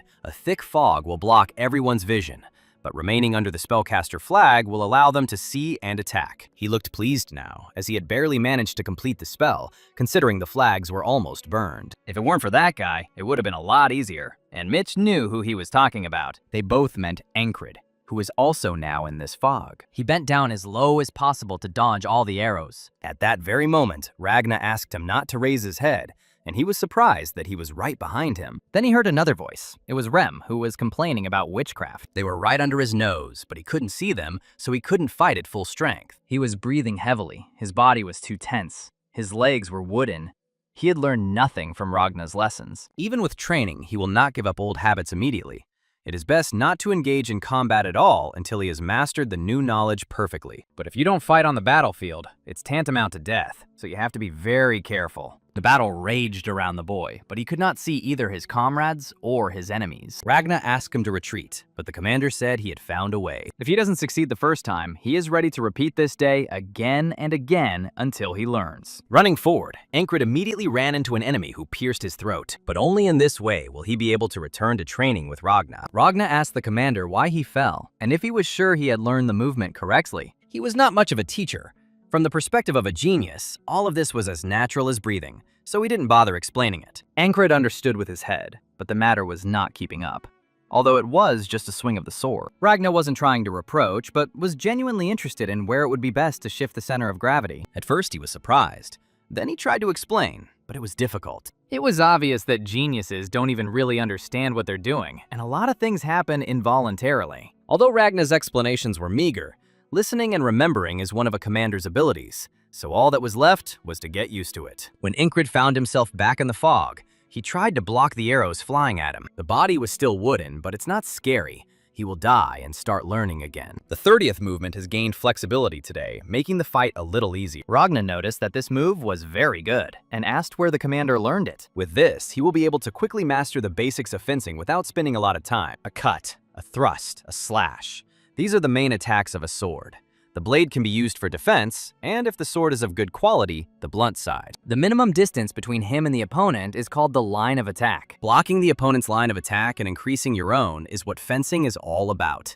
Imagining your opponent in your head and then swinging your sword. During the battle, Encrid felt light on his legs and could easily dodge the spear. Little by little, he changed, but he still died from invisible enemies. He continued to train with Ragna, making greater progress every day. The soldier was surprised that the commander now parried his sword, which had never happened before. Although the development was slow, Encrid began to understand the essence of swordsmanship. Putting these small steps together, even Ragna noticed that there was nothing to complain about now. Once again, he shouted to the commander not to run forward. Encrid died again and continued his endless training, wanting to bring everything to perfection. This was already the 100th death today, and he finally managed to fight Ragna on equal terms. The guy's look changed when he asked the commander who he was. Abilities that seemed to have reached their limits have now broken through to a new level. Encrid dodged another spear as he was determined to reach this place. But when he rushed at the enemies again, he was again pierced by spears. The knight's way exists beyond pain, and now he was having a lot of fun. Ragna approached him again and asked if he wanted to learn fencing. To become stronger, the guy was ready to die more than once, so he agreed with a smile. After some time, the soldier could not remember the captain being so skilled. He then assumed that Encrid had been fighting so poorly on purpose all this time, even though his basic knowledge was sufficient. On the contrary, now he needed experience in real combat, which only provoked the commander. More than 200 battles have already passed today, during which Encrid has learned everything he needs. And now he decided to test how far he could go with the power he had mastered and the knowledge he had acquired. He began to destroy enemies left and right because he remembered where the enemy was behind the fog and at what moment he would jump out. Even without seeing them, he could hit a couple of people who were completely unexpectedly attacked. It was also difficult for enemies to spot anyone in the fog, which Encrid took advantage of. The enemy soldiers heard the cries of their comrades and did not understand what was ahead. Earlier, Ragna asked the commander to remember that his main weapons were his eyes, legs, and hands. The eyes look and anticipate, the legs move, the hands bring what they started to the end. His opponents praised him, but doubted that he could return alive after facing such a crowd alone. Then Encrid suggested that they fight with swords like men, to test themselves further. The enemies thought he was some kind of psycho, and then shot him with crossbows. In the other world, the creature called him a fool, because he himself threw himself into the arms of death. After this, the guy opened his eyes, trying to remember the words that the creature had told him. It had been a long time since someone had simply scolded him and left, and he only came out to insult him. And at that very moment, Rem turned to him, and the commander remembered that he had shouted about witchcraft every time the fog enveloped them. The enemy army's formation had no strategic importance, and the same was true in the field when they were defending the flag. Encrid could think of nothing better to do than ask his comrade if he knew anything about witchcraft. He pretended to be simply curious, so he asked to be enlightened if he knew anything. Then Rem asked if the commander knew the difference between magic and witchcraft. Magic was more widespread, but that was not their only difference. For witchcraft, a guide is needed. Not just needed, but very important. Without a guide, there is no magic, which made Encrid think seriously. The enemy has spread the fog using witchcraft, and the flag acts as a conductor. If it is broken, the fog will disperse. Witchcraft came from the west, and as far as he knows, Rem is from the western lands, so his tribe could also use witchcraft. In fact, true sorcerers can be counted on the fingers of one hand. Those who wander the continent are mostly charlatans. When Encrid learned everything he needed to, he decided to go to training to think about everything there. Having reached the place, he was glad that they had been taught the same basics as he. Then he decided to ask if the commander knew about sword styles again. 500 years ago, an extraordinary genius was born. He was born into a simple farming family, and at the age of 9, when their farm was attacked, he killed all 12 robbers with one poker. Having lost his parents early, he, mature beyond his years, mastered the principles of fencing, after which a nobleman learned about him and took him into his family. Thus, this genius received a new name, Leonesis Onyak. But heaven sent him not only talent, but also adversity. From the age of 10, his limbs began to lose strength, and before he was 12, he was struck down by an incurable disease that paralyzed his body. Despite his illness, 20-year-old Leonasis divided continental fencing into before and after. He divided all existing fencing styles into 5 types: a straight and sharp sword, a heavy and powerful sword, an elegant and captivating sword, and a soft and smooth sword. Leonasis rewrote the history of fencing, and the family line, under his guidance, became the strongest in the empire. And this tradition was passed down from generation to generation. The heavy sword is common in the north, and Ragnar knew one technique that he mastered for the heavy sword. It was the heart of a beast. But, in any case, there is something more useful than this. Concentration on one point forgets about everything around, focusing attention only on the enemy and your sword. Then he decided to explain the main idea to the commander, after which he stood up. He stabbed the sword into the neck at incredible speed, much faster than Rim's axe. Encrid had just nearly died, and the soldier asked him if he felt anything. At that very moment, Rim approached them and asked with displeasure if he wanted to kill the commander, but Ragnar explained that mortal danger increases concentration. So he helped him with training. They started their fight again until Encrid realized that they were both equally bad at explaining. Rim reminded Ragnar that he himself came from the outskirts of the north, where a wild tribe lived. But the comrade only calmly reminded him that he came from a barbarian village in the west. Rim wanted to join the fight, but Encrid stopped him, reminding him that he had come here because of the convocation order. Ragnar advised the commander to try to feel how his nerves run high in moments of mortal danger. If he successfully masters concentration on one point, unnecessary surroundings will disappear, and he will feel that the sword will begin to move in the desired direction. Encrid understood that with the beast's heart, it was the same, and at the same time, completely different. The heart of the beast grows brave in the face of death, and concentration on one point, on the contrary, makes it tense. It would be necessary to fight in a real battle to grasp the essence, and the flag is a conduit for the magic that summons the fog. Only by freeing himself from the spell will he be able to repel the enemy's one-sided attacks.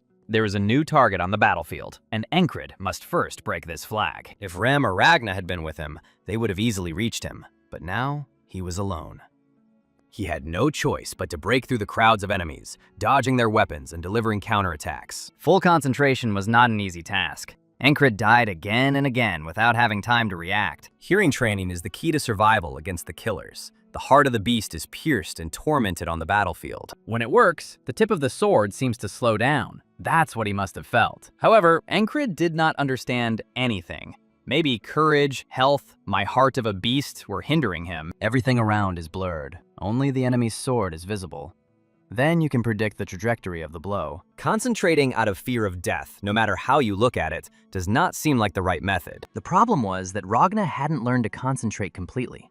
It just happened to him. It seems you won't get any more detailed explanations from him. You'll have to figure it out yourself in practice. However, there is no need to rush. We need to continue training our full concentration and start destroying flags. We need to break through the enemy lines while minimizing allied losses if the plan is successful. Encrid took full command, ordering his soldiers to lie down or raise their shields. He and his squad managed to deflect the arrows in time, thereby not exposing anyone to attack. He repeated this day 3 times and can now predict attacks with his eyes closed. While the opponents did not understand where Encrid was, he appeared behind them. That 1-second pause was enough for him to cut down many enemies. The opponents began to become noticeably afraid and ordered each other to stop this psycho. It took 10 iterations of today to get to this flag. But even when the guy destroyed it, the fog somehow didn't stop fluttering. At that very moment, his body was pierced by several swords, and the enemy soldier declared that he had been tricked. On the brink of death, Encrid realized that only one was real, and the other 5 were fakes.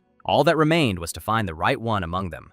So the next day, he rushed forward again. The chances of finding the real one among the remaining ones were 1/5, but he didn't even think about retreating. His soldiers did not understand what he was shouting ahead, because nothing was visible and it was unclear what was happening. Encrid managed to put up a shield in front of himself, while the rest of the soldiers fell from the shelling. This time, it didn't work out like before. Perhaps it was a matter of timing. We needed to give it time to assess the situation and catch our breath. The second flag he reached in 3 tries today turned out to be fake, again. This time his head was cut off, but there were still 4 flags left. The third flag he tagged took 5 tries to get to, but it was again a hoax.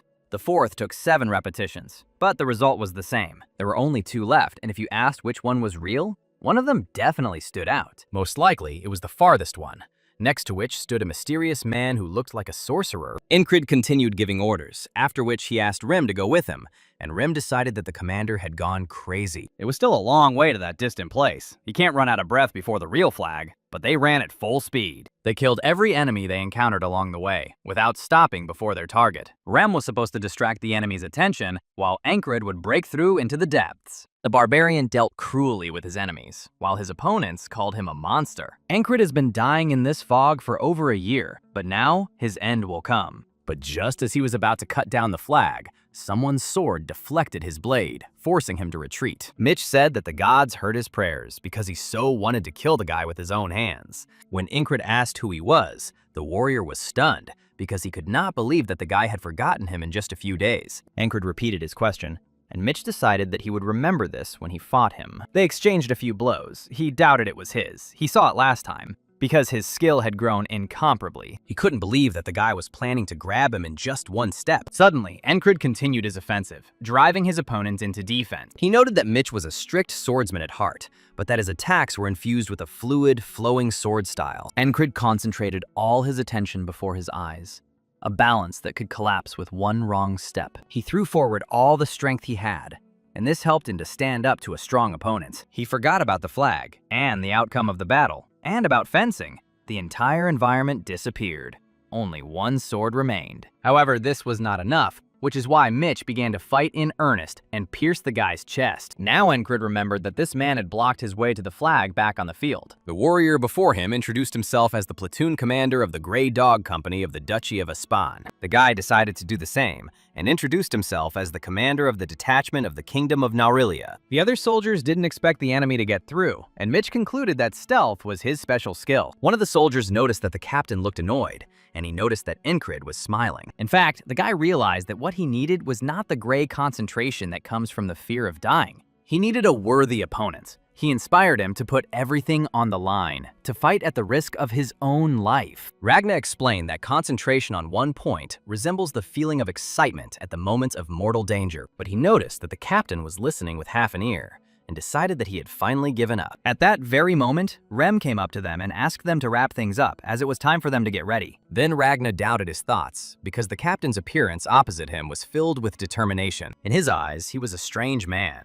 so he decided to give himself a tough workout today. As the battle progressed, Incrid again gave the order to put up shields to protect against arrows. And then he called Rem to follow him again, but suddenly Ragna decided to go with them. Rem started to tease him, but he asked him to look ahead if he didn't want an arrow to fly. Incrid decided to break through the same way as before and meet Mitch again. The guy greeted his friend and immediately asked him to fight him. He was sure that the man was receiving recognition for the first time, although he fell in love with him at first sight. His squad of gray dogs are obsessive romantics, and this is the first time someone has found him before the other way around. Incrid tried to focus his attention on the sword again, but his chest took the blade again. This time he lost too easily, and Mitch couldn't understand what the guy was thinking when he attacked. Incrid made a wrong decision, and he shouldn't do it intentionally, so he must succumb to the sword's charm. Experiencing the moment over and over again, he is obliged to find this feeling, no matter how long it takes. For the 28th time he saw it again, voluntarily entering a state of concentration. On the 58th time during training, Ragna decided to show him the main idea. However, all subsequent attempts were unsuccessful,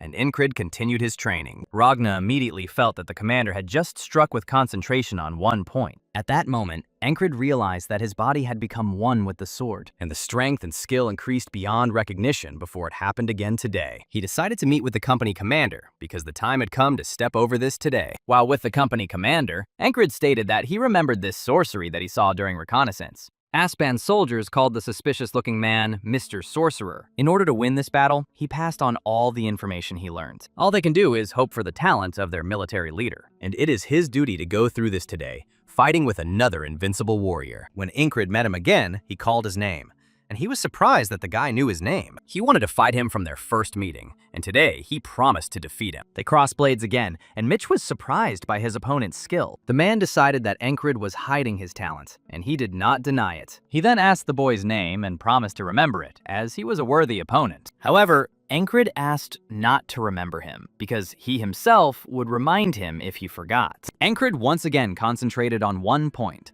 shifting his center of gravity to his right leg. Why do you need to do a preparatory movement for the oblique cut? a technique he took away from today's experience gained from repetitions. Having put everything together, he sees a clear picture in front of him and can now fight to the fullest. Now, they were able to scratch each other, but it was not enough. However, Mitch dodged the dangerous blow. He thought he could take the guy down in a couple of attacks, but now he was on equal terms with some scum. His slashing and flowing balls are close to the sword style that is taught. All of them are not enough. But for this case, he has a secret technique. Draw a large circle from the bottom up and strike with a backhand. It was a circular cut, but Incred saw it clearly and was able to dodge it. His technique, which had defeated him so many times, because he could not predict the beginning of the attack and its trajectory. However, this time he managed to swing his sword, reflecting the enemy's blade. Mitch couldn't believe the guy had read the trajectory in advance and blocked the sword. The Mitch family is one of the 3 key families that dominate the Aspan Duchy and a symbol of military might. He is one of the relatives of the sideline, whom the family also took in, and he proved his skill with extraordinary talent. By the age of 15, he could easily defeat 2 adult soldiers, and by the age of 18, he had defeated enough swordsmen in duels to fill an entire village. And by the age of 22, his name had become famous throughout the city, making him a celebrated figure. Based on his abilities alone, he became one of the 3 strongest members of the Grey Dogs, and his opponents worthy of him could be counted on one hand. Mitch didn't understand why he had to train until his legs were swollen, why he had to swing a sword until his palms were raw. He sincerely didn't understand this, because all this can be learned after a couple of repetitions. He was satisfied with his current situation.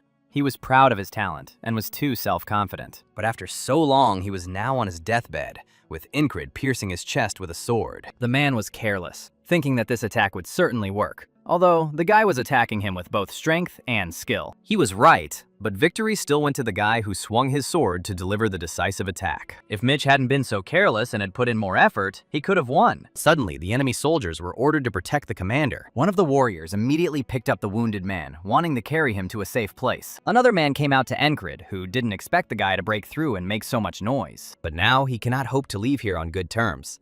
He must not forget that this is enemy territory. Until the flag is broken and a path of retreat is paved, today has determined the wall in front of him. At that very second, the man gave the order to the crossbowman to shoot, and Incred took a fighting stance. He understood that he would have to come back from all the attacks, so he needed to be patient and break through. However, the enemy rushed at him and swung his blade to stop the guy. In just one strike, his sword cracked, and this man is a master of the heavy sword style, and he will have to die a couple more times to break through. But the current goal is to win this battle and destroy the flag, because this will make the magic conductor useless. Incred had to break through if he wanted to get to the flag, so he threw his throwing knife, aiming for the connecting part of the flag and the flagpole. Even though the company commander reported the witchcraft and requested backup, they did nothing. This kingdom is rotten.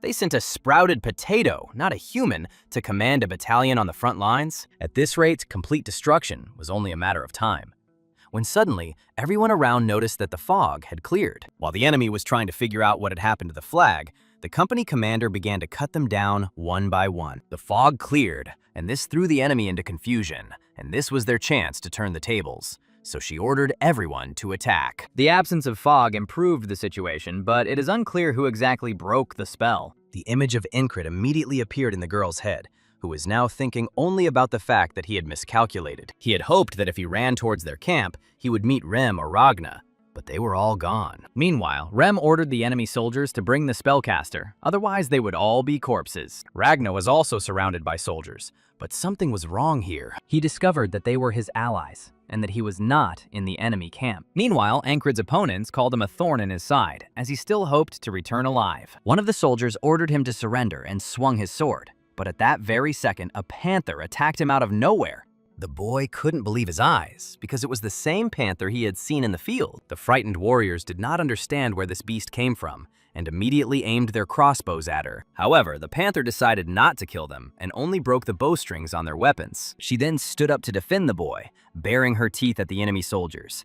But Incred asked her to just run away from there. Looking at the menacing man, he realized that he was a bird of a different feather. Suddenly, someone put a hand on his shoulder and asked him to step back.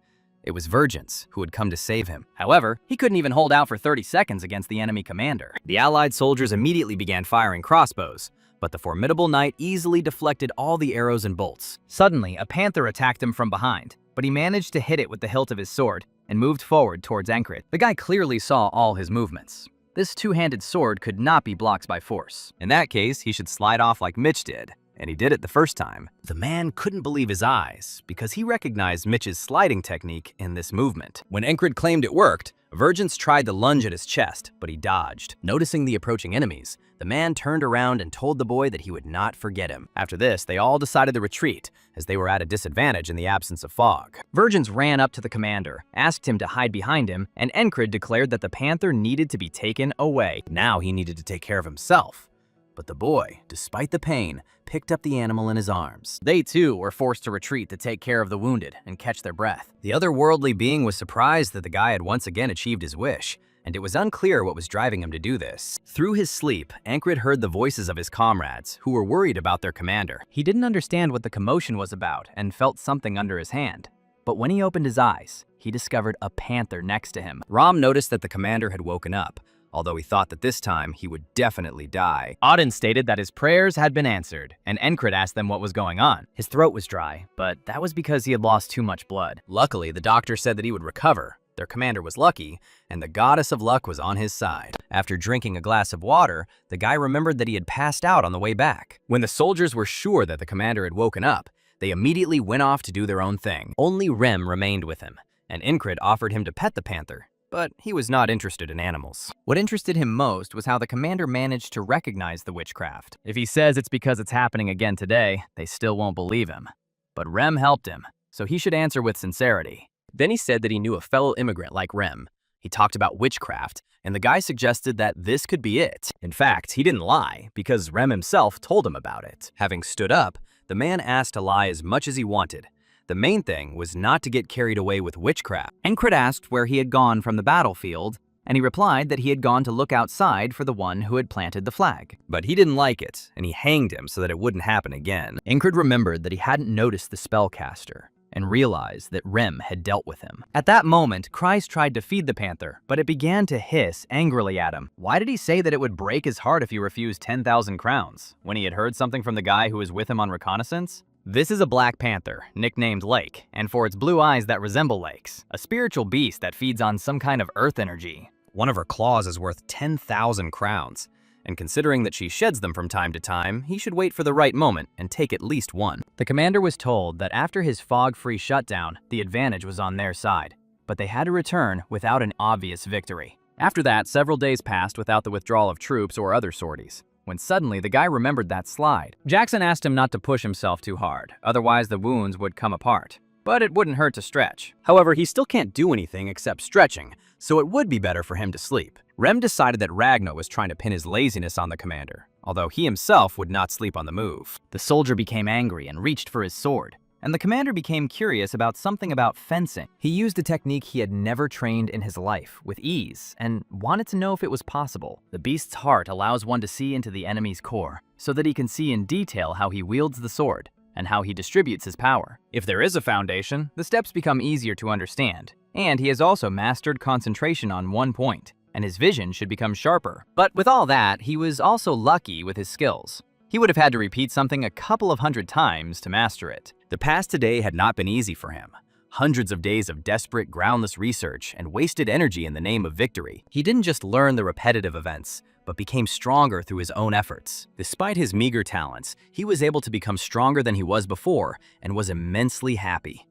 At that very moment, the commander turned to his comrades, who were ready to kill each other, and declared that he wanted a duel. They were surprised by such a proposal, because what kind of duel could they talk about in his condition? At that very moment, the company commander entered their room and asked the guy if the broken conductor of witchcraft was his doing. He knew that sooner or later the management would have questions, so he answered honestly. Encred saw him during his reconnaissance and had some knowledge of witchcraft. There were 5 lures there, but he spotted the right one. She came just to ask that and to look at him. After all, it seemed to her that they were connected by fate, which noticeably surprised the guy. Rem and Ragna immediately began asking the commander for the secrets, but he stated that everything was wrong. He already knew who would open the salon for noble ladies with him. The terms of the commander's contract would not disappoint. However, he himself was curious as to why the company commander had said that. The fact that she was his immediate superior only added to the headache. But besides this, Kreis added that he had news that a squire from the knightly order had arrived. The Increta division was called the Cypress division in honor of a knight, and this same Cypress belongs to the knightly order of the Red Cloaks. The knights are talented craftsmen, a rarity even on the continent, so they are not the only ones in the order. An esquire is a subordinate and apprentice in one person, following a knight. Upon gaining recognition, an esquire becomes a junior knight. They usually don't participate in a slaughter without a knight, so their guest on the battlefield is going to be a junior knight. The remaining soldiers headed into battle, advising the commander to rest a little. Rem noticed that it was written on his face that he wanted to get out of here, so he suggested doing so. Ideals that could only be achieved in dreams. Now parts of these ideals are right before his eyes. Encred watched carefully as the same squire stepped forward and the enemy archers took aim at him. When the command was given, hundreds of arrows shot into the sky, creating a rain of arrows. Watching his actions closely, Ragnar noticed that he was using willpower in his legs. At that very second, the knight rushed forward, avoiding the arrows that were supposed to reach him. He began to destroy his enemies with sharp swings of his sword, not letting anyone get closer than his outstretched arm. The enemies did not understand how to fight him, so they decided to retreat immediately. The commander, sitting on a horse, ordered him to stop, but at that very second, his head flew off his shoulders. Rem noticed that this nobleman was good. It was not for nothing that he was called a military expert. At least 5 times they had a chance to kill the squire. The enemy commander-in-chief turned out to be an idiot. At this time, Auden was praying, and Christ noticed that everything was over, and there was no need to retreat. Encred noted that the squire's fencing was a slashing sword, but it combined the characteristics of both a heavy and a dancing sword. The slashing sword is a straight and precise style that draws the enemy into attack range and delivers a decisive blow. Heavy sword, a heavy and powerful style that crushes everything in its path with force and delivers slashing attacks. Illusionary sword, a style, a foggy mind, something that happens suddenly. It tricks the enemy. The mercenary Valen's sword is based on it. Dancing sword is a fast style that attacks with lightning speed. Flowing sword is a soft style that evades the enemy's attack and strikes back. A heavy, weighty sword and a fast dancing one are completely different from each other, but Encred feels both styles at the same time. Although the principles of each fencing style differ from each other, they all have the same origins. If you understand all the elements of the 5 sword styles, perceiving the sword is a living being. At this time, the Allied soldiers decided to counterattack and break through. The commander's comrades noticed that he was about to throw off the shell and decided not to let anyone stop him. Even after achieving knowledge, Encred will not say that anything has changed. This knowledge merely indicates how far the path he must travel is. He wants to check what is up there at the top by climbing the high wall. Meanwhile, the soldiers were confident that the enemy had lost all fighting spirit and that they would redraw the state borders that night. Looking at the 2 armies, Encred decided that the war was drawing to a close. The coming winter and spring promised to be busy. Meanwhile, in the Duchy of Aspen, the Duke was displeased when he received sad news.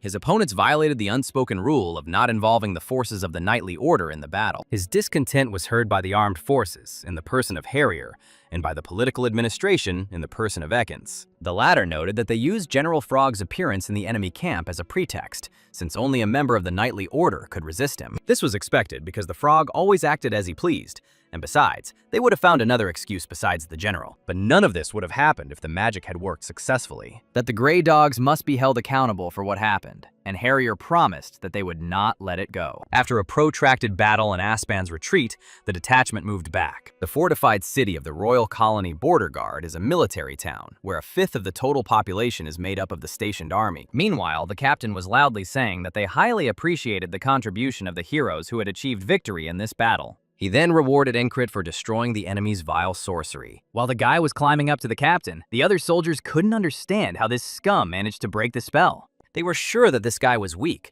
and perhaps he had appropriated the achievements of his subordinates. They began to discuss rudely how he had managed to achieve such a high award. But suddenly Mac appeared behind them and asked them to shut their mouths, as they had no right to chatter. He, more than anyone else, knew that Encred was truly an outstanding man. Kreis immediately began to inquire about what the commander would spend the money on, and wanted to suggest a good establishment. But instead, Encred asked him to take him to the most skilled blacksmith in the city. On the way, Kreis could not believe that the commander would spend all the money on buying a sword. A lot of them break on the battlefield. Even he picked up enough that their squad would have enough for a lifetime. But to become a knight, first of all, he must acquire a weapon, and chose a rather expensive sword. Encred decided to take the exam for a promotion to a higher rank, since he had been sitting in the lower ranks of soldiers for too long. Kreis thought he wasn't interested in promotion, but he doesn't see the point in staying at the bottom his whole life. The guy agreed with this idea, and therefore suggested that they first pave the way. Nerilia uses a ranking system to boost the morale of its soldiers.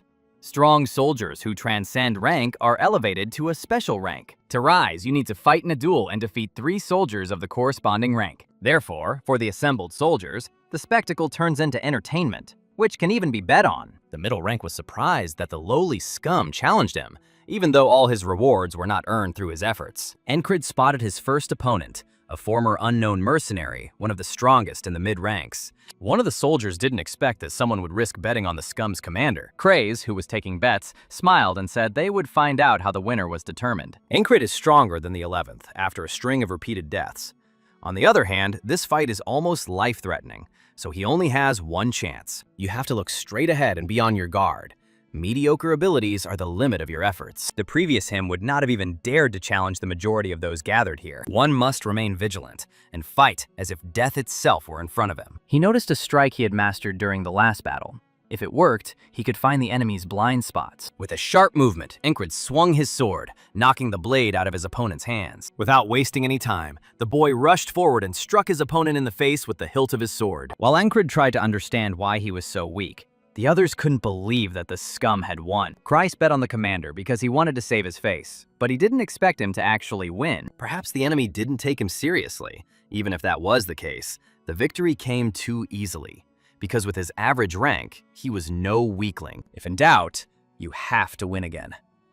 At that very moment, another mid-ranking soldier approached him. This time, his opponent was a soldier from a heavy infantry unit, nicknamed the Elite, behind their backs. Encrid noticed him spinning the tip of his spear to distract attention and then suddenly attacking. These movements were too easy for the guy, so he decided that it was a trick to then deliver another blow with the shaft. Although, judging by the soldier's face, it was unlikely that this was the entire attack. So, the guy decided that he could hit back. Encrid swung his leg and hit his opponent in the stomach, causing him to fall to the ground. Winning twice is no longer a coincidence. A low-ranking soldier easily defeated 2 mid-ranking soldiers. Christ called on someone else to fight, and the rest of the soldiers thought it would be a shame to go out and lose. Virgins noticed that they themselves had put Encrid at nothing, and now they had their tails between their legs. Since his last defeat, Andrew has been practicing fencing day and night, and can now challenge Encrid again. However, Mac asked him not to think about it. Encrid had become much stronger. Even he would have a hard time defeating him now. Suddenly, Virgins asked one of the soldiers who had been throwing mud at the commander the most to leave. Until now, the guy had to fight with all his might, so he couldn't understand. The sick man he met the first day today, after him there was an assassin, and not long ago he fought with Mitch. Daily sparring with his subordinates only further hardened him for battle with a strong enemy. He just had to take part in too many difficult fights. My previous fencing teacher used to say, "Never look down on your opponent." He always thought that the advice would not be useful to him. But who knew that the day would come when he would consider the enemy a weakling? But now, Encrid 11 is so strong that he can suppress his opponents. Gripping his sword tightly, he ran towards his opponent, who suddenly trembled and took a defensive stance. Norillia is called the Land of Knights and honors the strongest. Here and now he was able to assert himself and literally destroyed his opponent's sword, bringing him to his knees. The other soldiers couldn't believe that the low-ranking scum had defeated 3 mid-ranking soldiers without receiving a scratch. Everyone immediately realized that this guy had actually broken the flag, and that he was not claiming the merits of his subordinates as his own. Suddenly, someone from the crowd called him a witchcraft destroyer, which surprised Encrid. Andrew asked the others to shout too, because if it weren't for the commander, half of them would have died. All the soldiers immediately started chanting in his honor and waving their arms. As the commander approached, Christ congratulated him on the fact that he was now of middle rank, although he was still far from high, and there was still a high rank ahead, and the soldiers were surprised that the commander was going to go further. Suddenly, a man from the border guard detachment, directly subordinate to the kingdom, stood up. That small elite unit consisted of soldiers of high rank and above. No one understood what the outskirts killer was doing here. The man smiled and politely asked the commander to fight him. Getting up from his seat, Rom decided that the commander would have a hard time with him. The border patrol is comparable to Aspen's Grey Dogs. No, this guy can rival Mitch. Encrid became curious about what would happen if he fought a soldier of his level without a repeat for the first time. Gripping the sword tightly, the boy got into a fighting stance and asked the enemy to attack. The man was surprised that the commander did not lose his nerve in front of him. A border guard soldier, he was much more entertaining than when he was watching him, which made him even more interested. Suddenly, the soldiers began to encourage Encrid, asking him to show what a witchcraft destroyer could do. The fans were divided into 2 camps, those who supported the Special Forces soldier and those who supported Encrid. The man was surprised that these ignoramuses did not know that the special detachment was also infantry. They had accomplished a couple of feats and were already proud. So he decided to take their arrogance down a notch and rushed forward to attack first. He was surprised by the amazing concentration and balanced movements, kept to a minimum, but the man was still going to knock him off his pedestal, and so he grabbed the guy by the chest. Suddenly, Encred grabbed his arm and raised his sword behind his back, and he had no choice but to retreat. The man was about to lunge, but the boy intercepted the blade with his bare hand and struck him in the chest with his knee. Both soldiers had no intention of giving in to each other, and so they rushed forward again. But when their blades were about to cross, the company commander entered the arena, stopping the fight. She sternly ordered them to stop, because one more step and it would lead to the murder of an ally. Encred was surprised by this outcome, while Jackson was already standing behind the man, holding a knife to his throat. The man noted that this was just a duel, and if they did it again, they would have to wait for a couple of extra holes in the body. In the middle of the fight, Encred missed a step and almost lost his life. But if they had reached the end, victory could have been his. His opponent didn't expect anything special, but now he can't help but admit it. Extending her hand, Torres introduced herself as a junior commander of the Border Guard detachment. Encred also introduced himself and then shook his hand, maintaining a stern expression on his face. The soldiers were shocked that he had risen to the rank of junior commander, and it turned out that Encred's rival was a soldier of special rank. Then he deserves to rise to at least a high rank, which inspires respect in the commander. Torres noticed that the guy liked the way he enjoyed the crowd's screams, and then said goodbye. In the end, he called Encred a high-ranking soldier, and the boy realized that he had taken another step forward. Later in the evening, the heavy infantry commander offered the guy to transfer to their company. This was already the third offer to change companies. This is all thanks to their high rank and the nickname Witchbreaker. This heavy infantry unit is the core of their division. Once he accepts the offer, he'll be on his way to becoming an elite soldier. It was a great offer, but he decided to decline. He didn't regret it at all, but he offered Rimu to take his place. But the commander generously gave up this blockhead to him. The man was upset because thanks to the guy he survived the previous battle, but now he was forced to set sail. Kreis noticed that this time the commander was called to the first company and offered to pack his things, but he replied that he would not go. It was unclear why he refused everything, because with his current reputation, he would be welcomed with open arms everywhere. Encred wanted to answer this question, but suddenly Torres entered them. The smile immediately disappeared from the man's face when he decided to get straight to the point and offered to join the Border Guard unit. The Border Guard is directly subordinate to the kingdom, making it even more prestigious than the Turtle Squad. The commander had never even dreamed of such a thing in the past. Although he had rejected all other offers, only a fool would pass up such an opportunity. Torres clearly sensed after a couple of blows that the boy was hungry for a fight. If he goes to him, he will not give him long hours of training and hellish battles. To join their ranks means to reach the limit of your power and be at the top. But suddenly, Encred declared that there was no more suitable place than this. And besides, he did not want a limit. He needs to do everything possible to overcome it and continue his development. A couple of months later, Rim complained of the cold and wanted to chop his head off with an axe. Noticing that Encred was leaving, he asked for a hot stone to be brought to him on his way back. Auden began to rip the blanket off him, suggesting that they train without weapons. Then it wouldn't be so cold. And then he suggested the same to the commander, but he had to go to work. So he suggested arranging training afterwards. When the boy left the barracks, Rem shouted after him so that he wouldn't forget the stone. It's only just gotten cold, but it's already winter. Order soldiers' primary duties are fighting. But when there's no war, they patrol the streets to maintain order in the city. And now, the boy met two other soldiers. One of them was named Jack, and the other was Bo. Today, the three of them were supposed to be on duty.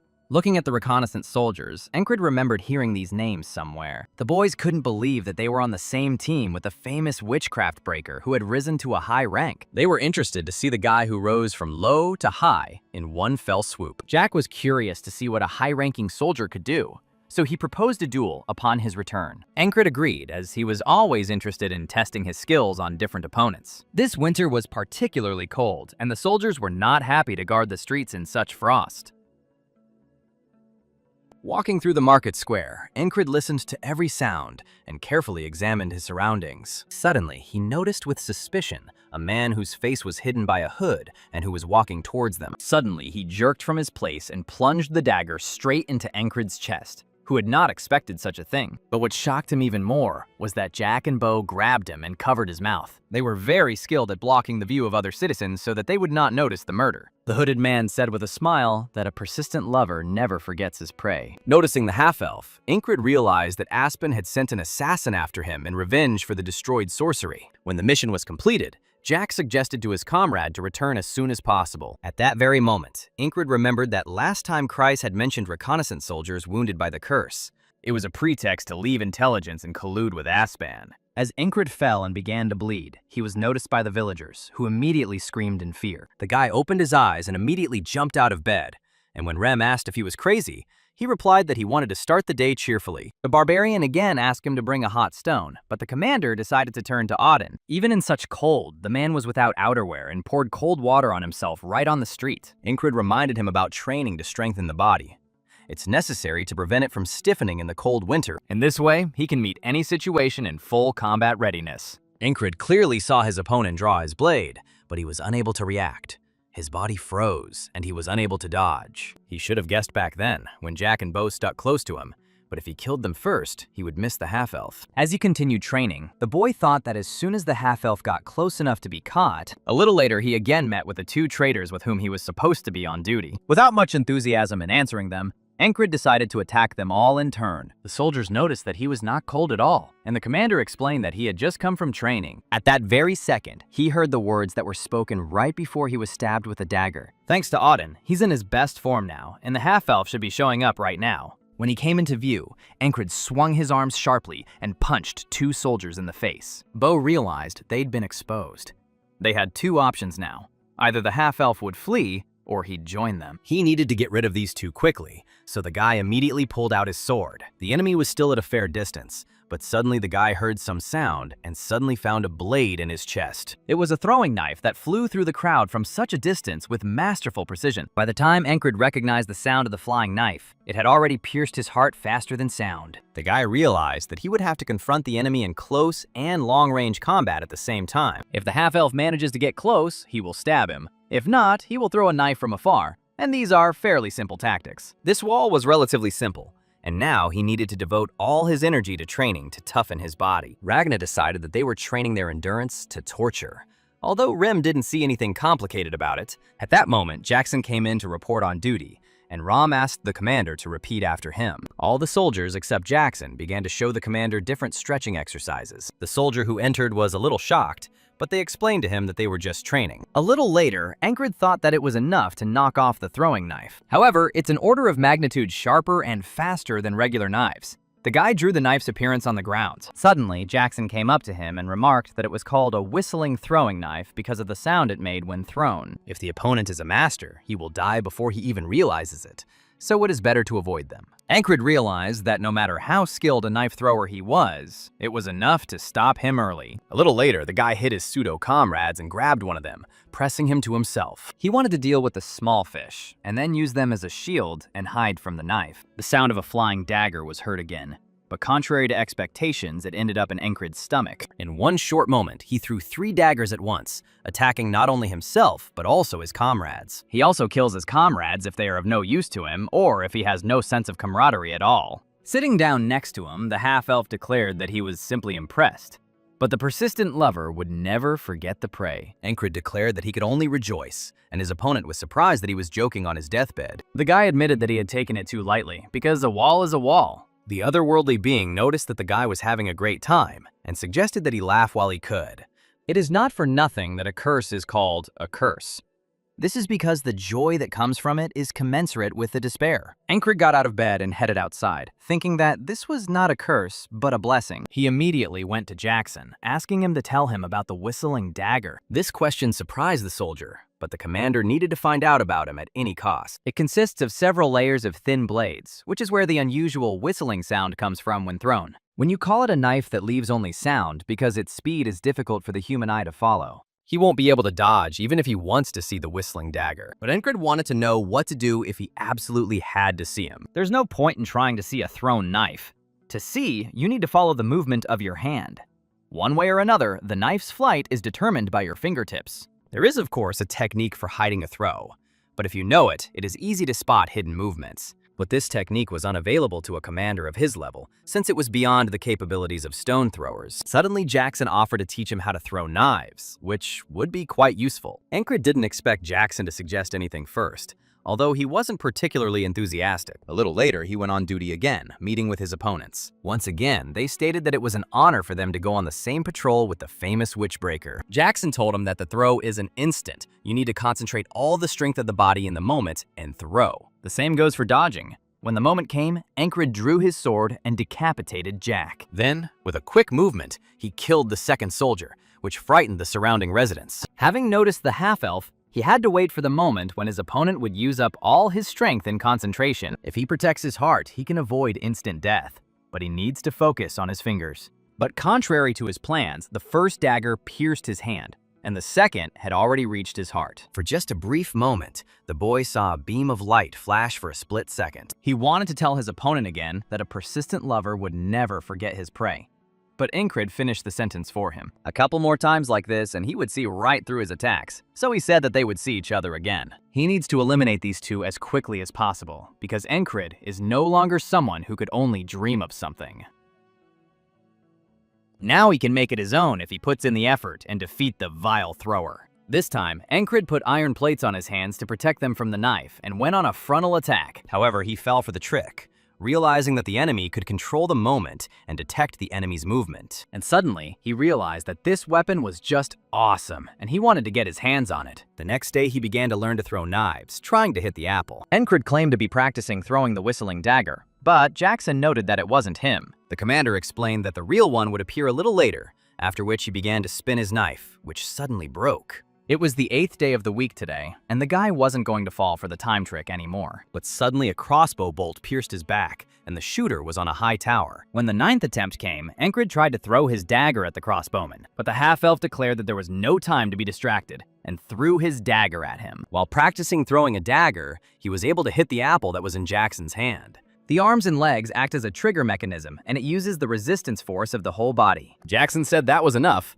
then asked where he learned to throw knives. The commander replied that there was one thrower on the battlefields, and he learned by watching him. The soldier was surprised that the boy had achieved such a level simply by observing, and decided that he was actually a genius. Jackson decided to ask the captain if he knew the bullet blade style. This weapon-throwing technique, once created by a remarkable assassin, received its name due to its analogy with the whistling dagger. George sought to create a secret blade that would not make even a sound, but it was difficult to use, so it was transformed into the current whistling dagger. However, he couldn't believe that the captain had never heard of this, since he was interested in throwing daggers. His posture suggested that he was a master of the whistling dagger, which left Encred dumbfounded. When the 10th attempt came, Encred announced that he would patrol another location, but they were obliged to guard the market.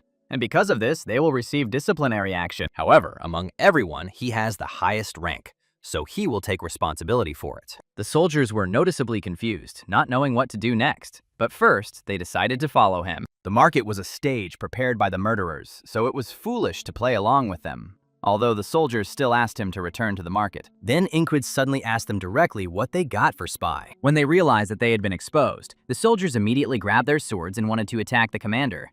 However, these people were no match for the guy, and he dealt with them with ease. Turning around, he already noticed a crossbowman and a half-elf nearby. Encred noticed that his opponent was late, after which he ordered an all-out attack. The half-elf immediately began throwing daggers at him, but whether there were 3 or 4, the main thing was to see the movement of the fingers. Encred ran forward, after which he threw a dagger at the crossbowman, and the half-elf again advised not to get distracted. He threw the dagger at the guy, but he suddenly thrust his hand out, causing the knife to hit an iron plate. When asked who he was, Encred replied that it was none of his business, after which he took the knife out of his hand. Having obtained one of the whistling blades, the guy decided to find out how many more of them his opponent had. The half-elf didn't expect that this guy could throw knives, and realized that they were birds of a feather. Encred envied that he had 2 more daggers, while he only had 1. He must have known that he would be finished if he lost it. But the boy had his doubts. The point is that the outcome of the battle can only be known when it is over. Even if he skillfully hides his hands, it is impossible to hide their movement completely. So, you need to dodge without letting the enemy out of your sight. This is called throwing instinct. The main thing is to focus all your attention on the enemy. Encred realized that he would be throwing 2 daggers at once, and thanks to this, he was able to dodge. But as expected, he had more daggers in store, and he initially lied. So Encrid decided to take the right moment and throw one of his daggers, thereby distracting the enemy's attention. The half-elf pulled out his blade and began to angrily ask how he dared to lie. Encrid had never seen him carry a weapon before, but being an assassin didn't guarantee he'd only attack from a distance. He had an unusual low stance and quick movements, going so far as to face another attack. However, Encrid easily calculated it and intercepted his hand, after which he struck the enemy in the face with his sword. 10. That's how many times it took him to challenge it to get over that wall. Fighting, being defeated, getting stronger again, and winning is a lot of fun. A little later, the company commander asked with surprise that he was almost killed, and he foresaw this, so he changed the patrol route. Encrid claimed it was an accident, and now several whistling knives glittered on his chest. The girl doubted that it was an accident, because the fact that he fought with 4 and only got a scratch could not be an accident. However, the guy still stood his ground, claiming that the goddess of luck had helped them. When he returned to the barracks and opened the door, an axe immediately flew at his head, but he returned. Rem praised him and added that now assassins might come to them, and special training was needed. The displeased Encrid threw a hot stone into his hands, which made the barbarian very happy. The commander told Christ that he needed a haircut, after which they began to bargain. When he went outside, Encrid noticed that the haircut had become more expensive and asked if there was a discount for his comrades. But if something didn't suit him, he could get his hair cut in the city barbershops. Although nowadays it's hard to find a good barber. Noticing that it had suddenly gotten colder, the other soldiers began to agree with their comrade, but the commander did not understand why they all crawled out. The boy then began to wonder how the killer could have penetrated the security zone, and how long ago those 3 had joined the ranks of spies. Then he decided to ask Kryze directly whether he knew those 3 dead men and where they were from. Jack was caught stealing and then took up service, while Bo slandered an aristocrat. Rotten was a security guard for a failed merchant guild. All 3 had joined the force at the same time, a year earlier. A year ago, there was only one place where the composition changed at that time: the Thieves Guild. A guild in name only, it's actually a den of bandits. A Thieves Guild is a perfectly reasonable option, considering they know every nook and cranny in the city. Suddenly, Encrid suggested that Jackson might have acquaintances in the Thieves Guild, which surprised him. After the Reformation, the guy cut off all ties with the guild, so he can't offer any advice. At that very moment, Kryze announced that his haircut was ready, and now he looked like a human being. Suddenly, Jackson announced that he needed to leave, and Rom asked him not to come up with tricks to avoid shoveling snow. Encrid asked them to stop, and offered them, as commander, to make a strategic sortie. If they agreed, they would be exempt from clearing, which everyone immediately agreed to. None of them wanted to clear the snow, and even Kryze was already in full combat readiness. But first they needed permission from the company commander, and everyone was surprised he hadn't done it yet. The soldiers decided to hurry him up, because only at such moments do they become surprisingly unanimous. The company commander was surprised that Encrid suspected the Thieves Guild of trying to kill him, so the guy wants to destroy them. The girl asked if this definitely didn't apply to snow removal. Encrid was surprised by her insight, but with a straight face, he replied in the negative. A little later, his comrade was surprised that the captain wanted to destroy the Thieves Guild for no apparent reason. Kryze began to ask if they were talking about the Gilpin Guild, if they had any information. The commander stated that he would not wait at the inn, and Jackson should find out where the guild base was. He had to use several methods, but Kryze didn't understand what kind of order this was. But to everyone's surprise, Jackson understood everything, which surprised the others. After this, the small detachment went to the inn, Vanessa's Pumpkin Soup. All the soldiers at the table began to speculate that the guild might not be to blame, although they were still criminals. In any case, it would be nice to get rid of them.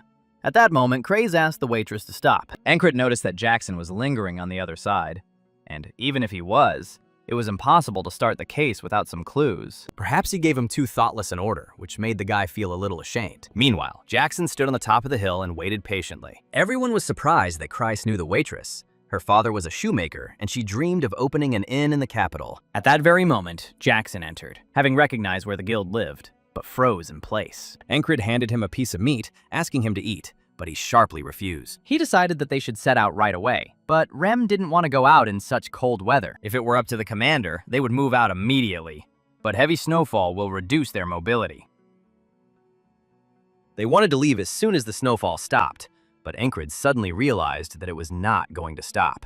So they had to move on. Once outside, the soldiers headed towards their destination, while Rem shivered from the cold. But suddenly, out of nowhere, 2 people rushed at them holding knives in their hands. Rem immediately entered into battle with them, completely forgetting about the cold in an instant. He wondered who was sneaking up on them, and Kryze assumed it was someone from the guild. Pulling back the fabric, Jackson showed the way to their lair, explaining that these homeless people were guards. The door was locked, but Auden asked to move so he could try knocking. With a sharp movement of his fist, he literally broke open the hatch, opening a passage for his comrades. Rim immediately made a sharp comment, and Encred was glad that they managed to open the door. Entering inside, the barbarian asked what the captain would ask them as soon as he met them. However, the guy first wanted to subdue them by force, but behind the door, they already knew that this commander would come for them. They found out about this through information channels, which were quite reliable. They were all racking their brains over how to report the failed assassination, but everything would be easily resolved if they killed him themselves. One of the men didn't know if it would work, because his subordinates were with him, although the others were sure that they were a bunch of small fry. At that very moment, the door fell to pieces when Auden kicked it. Someone who has never killed a weak person in his life, who is ready to meekly go to prison and who does not want to die. Such people must lay down their arms and cross that line that Encred drew. Otherwise, they will kill everyone. Rem looked at the commander in surprise, because initially he wanted to suppress them by force, but suddenly changed his mind. The guy was surprised to notice that he had just been pretty cool when he said something like that. One of the men smiled evilly, realizing that the pathetic soldier was looking down on them. Auden noticed that there was evil in their eyes. They would not obey until they were shown an example. Taking his sword out of its sheath, Encred offered to show them who was the strongest in the guild. At that very moment, the opponents brought forward the strongest swordsman of their guild. Walking slowly forward, the man asked if Encred could withstand his sword, since he had never lost since childhood. But before he could finish his sentence, he immediately rushed forward, wanting to take his enemy by surprise. But Encred was not so simple, and reacted instantly, simultaneously plunging his blade into the man's chest. He knew it was the mercenary Valen's sword technique, attack while speaking. He'd once been at that level. If this was the strongest warrior, then the rest were not even worth paying attention to. So the guy decided to give them one last chance. Holding his sword in front of him, Encred offered them the choice of either crossing the line or dying. His comrades looked at the commander with stony faces, realizing that he was pretending to be tough. One of the men immediately threw his weapon on the ground and decided to surrender, which did not please their superior. He swung his sword to kill his comrade, but a whistling dagger immediately flew into his forehead. Rimu was starting to get annoyed that he thought the commander was being a bit cool just now. The rest of the comrades noticed the same thing, but on the contrary, they were delighted. The remaining opponents immediately fell to their knees, declaring that they all capitulated. Rem said that it would be easier to kill them all so that there would be no unnecessary fuss, but they begged for mercy. Among them is one who cares for his sick mother, barely making ends meet.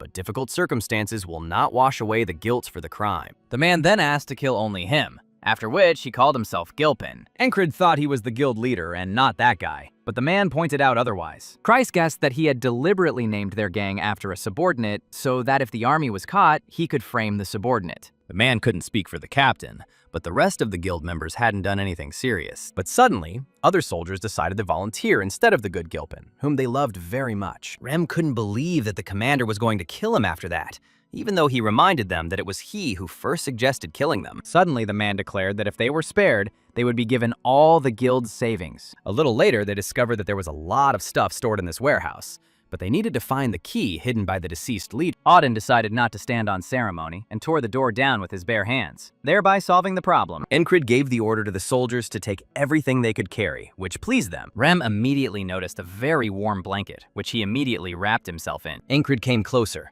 and noticed the armor made of durable and elastic leather, deciding to take it for himself. At that very moment, Kreis approached him and offered to take it for himself. The guy suggested that they become thieves, but with one important stipulation. Thieves who don't kill people. Even if they eliminate the guild, within a month at the most, someone else will organize a thieves guild. Kreis proposed this in such detail, as if he had planned it from the very beginning. Encred immediately figured out that the guy had leaked the waitress's information, so the entire guild was assembled. But if the commander gives the go-ahead, he will receive a ransom in crowns every month, and Kreis will bring information. Encred wouldn't say he really needs money, but he feels calmer when he has a lot of it. As soon as the commander gave the go-ahead, the soldiers immediately turned to the man and declared that from now on, they were a guild that did not kill people. They must catch all the villains and put them behind bars, gradually carrying out a reorganization. But suddenly, Gilpin declared that if the guild was not disbanded, they would all die. As he'd already said, the dead leader received money from the Aspens by carrying out their errands. Every year in the spring and fall, the frog arrives to inspect the guild. But if they learn of the changes, this shameless beast will kill them all. Christ said it was no problem, as their rabid beast was the best. At that very moment, Encred declared that if they had taken everything, they could return back. But his face immediately became stern when Rim became curious about whether all the snow had been cleared from the camp. Ragna joined in, suggesting that they still had some business to do here. Auden sat down opposite the fire and declared that he would like to stay here a little longer and communicate with God. Jackson also announced that he had some business to attend to, so he would not return until tomorrow morning. Encred lay down on the floor with his comrades, noticing that they were all very busy guys. When they returned, Encred reported that the entire squad had returned, and the Thieves Guild had been found and destroyed. The company commander immediately asked if they liked shirking snow removal, and the guy realized that she couldn't be fooled after all. When they went outside, the girl remembered that the guy never refused anyone a sparring match. At that very moment, she took out her weapon and assumed a fighting stance, offering to fight her. He realized that the fight would not be easy when he realized how seriously they began to attack him. When the boy tried to get up to pick up his weapon, the company commander pushed him to the ground again. Encred didn't understand whether the company commander's sword had always been as light as a thunderstorm. After some time, he was unable to get up and take his sword, so he simply collapsed on the ground. The girl had seen how deftly he reacted, as if he had glimpsed the future. And sometimes, like now, he could not predict a single blow. He is an unpredictable man, but that doesn't change the fact that he broke the spell and eliminated 4 mercenaries. The commander noticed that it was snowing again and added that she would keep an eye on it, and the guy realized that it was all because of the snow. Encred called himself a failure because after so much training with the sword, he still had not learned to control his body. Now he knows what he still lacks: art that involves the whole body, arms and legs. Without thinking twice, he went to Auden to ask for advice on hand-to-hand combat. His foundation was a trained body. To train to the limit, he developed his own personal method. It's called an isolation technique, but the guys are in for unbearable torture. And you could say he'll have to die a couple of times. At first, Encred claimed that he was an expert in this, but when he began to carry a huge stone on his back, he realized that his self-confidence was unnecessary. The basis of the isolation technique is the load. The muscles are ready to explode from the overwhelming force. Auden asked him to hold on for 10 seconds because he knew his limit, although he doubted it. Then the man asked with a smile if the commander regretted not having started training earlier. To use the art of hand-to-hand combat, you will have to build up your mass for a long time. The past is just the past, but he needs to focus on the present. Otherwise, he still wouldn't be able to free himself from the first blow today. Encred, with a stern face, asked to show him more exercises instead of wagging his tongue. Auden didn't understand where such straightforward meetings came from. The commander's passion for training had not faded for a moment. This earned the man's respect, after which he decided to move on to the next exercise. And then he declared that today, Encred would crawl to the guard bridge and return back. After some time, Encred spread his arms out to the sides, holding huge stones in them. Later in the evening, he returned to the barracks and fell on the threshold, unable to reach his bed. Rom thought he was being bullied in the squad, but he explained that it was a normal training session. He also noted that the commander decided to keep the panther for himself, after which he suggested giving it a name. At first, the guy wanted to name her Kameen because she was warm, but the animal immediately began to hiss at him. Panther clearly didn't like it, so Rem asked not to bully the child. He decided to think more carefully about the new name and not rush into anything. When Encred fell asleep, he woke up in some field surrounded by blue flowers. He understood that this was a dream, although the boatman was not here. Although this was not the most suitable place for this bundle of despondency. Suddenly, the guy discovered that there was a girl behind him. Standing still, she declared that her name was Esther, after which the dream ended. Opening his eyes again, Encred discovered that the same girl he had seen in his dream was lying next to him. The next morning, rising early, Encred got ready for training again. Rem asked him if anything hurt, and the guy actually noticed that he felt lightness in his body. The thing was, Esther used magic. She needed Encred to break her curse, and it would be bad if he died by accident. Then the commander told his comrade that he had a dream, and there was some woman in it. Rim was surprised because you wouldn't guess from the commander that he had such dreams. After which, he began asking about the woman. Remembering her appearance, he replied that she was beautiful, and Esther realized that his eyes were in the right place. Studying spells and mysticism and mages at the instinctive level, she was cursed due to her obsession with spells, turning into a beast and losing her powers. And then one day, when she was wandering aimlessly through the field, she was attracted by the smell of a curse where she met this man. Meanwhile, Auden was surprised because it should have taken at least a week for the commander to recover, but he had already become stronger than yesterday. The boy noticed a panther on the roof watching him. He wanted to call her Blue Eyes, but she hissed at him again. In the world of spells, a name carries power. Carelessly calling her by another name could have an effect on the entire world. She therefore gathered the rest of her strength to come to him in a dream and call him by name, although she made a mistake due to her unstable strength. However, she is lucky that he is not very bright, but more importantly, he is clearly subject to the curse. She didn't know all the details yet, but his curse was much stronger than hers. A powerful curse gradually absorbs weaker curses nearby. Staying close to it will allow her to regain her power. The next day, Ingrid began arm wrestling with Auden, which seemed like an unequal fight. His opponent was much larger and more powerful, so he knocks down the commander with overwhelming force. Hand-to-hand combat is similar to fencing in that it has a long range and is based on endurance, but it's all for naught if you're clumsy. Even though the commander moves at a snail's pace, the man sees changes in his body, and he truly doesn't know what it means to surrender. The month flew by in the blink of an eye. The time came when shoots began to break through the ground, and Ingrid spent every day training. He fought with Rem, who also noticed that the commander had noticeably improved, and now it was at least fun to fight with him. When evening came, the boy suggested that Ragna go and shake down his dinner, even when he hadn't finished eating it yet. But when training began, the soldiers noticed that the commander was making slow progress in practice. But he doesn't see the need to continue teaching him the basics. Now, he needs to drill the knowledge into his muscle memory so he can move even in his sleep. Sparring with friends is good, but it would be nice to take part in a real fight.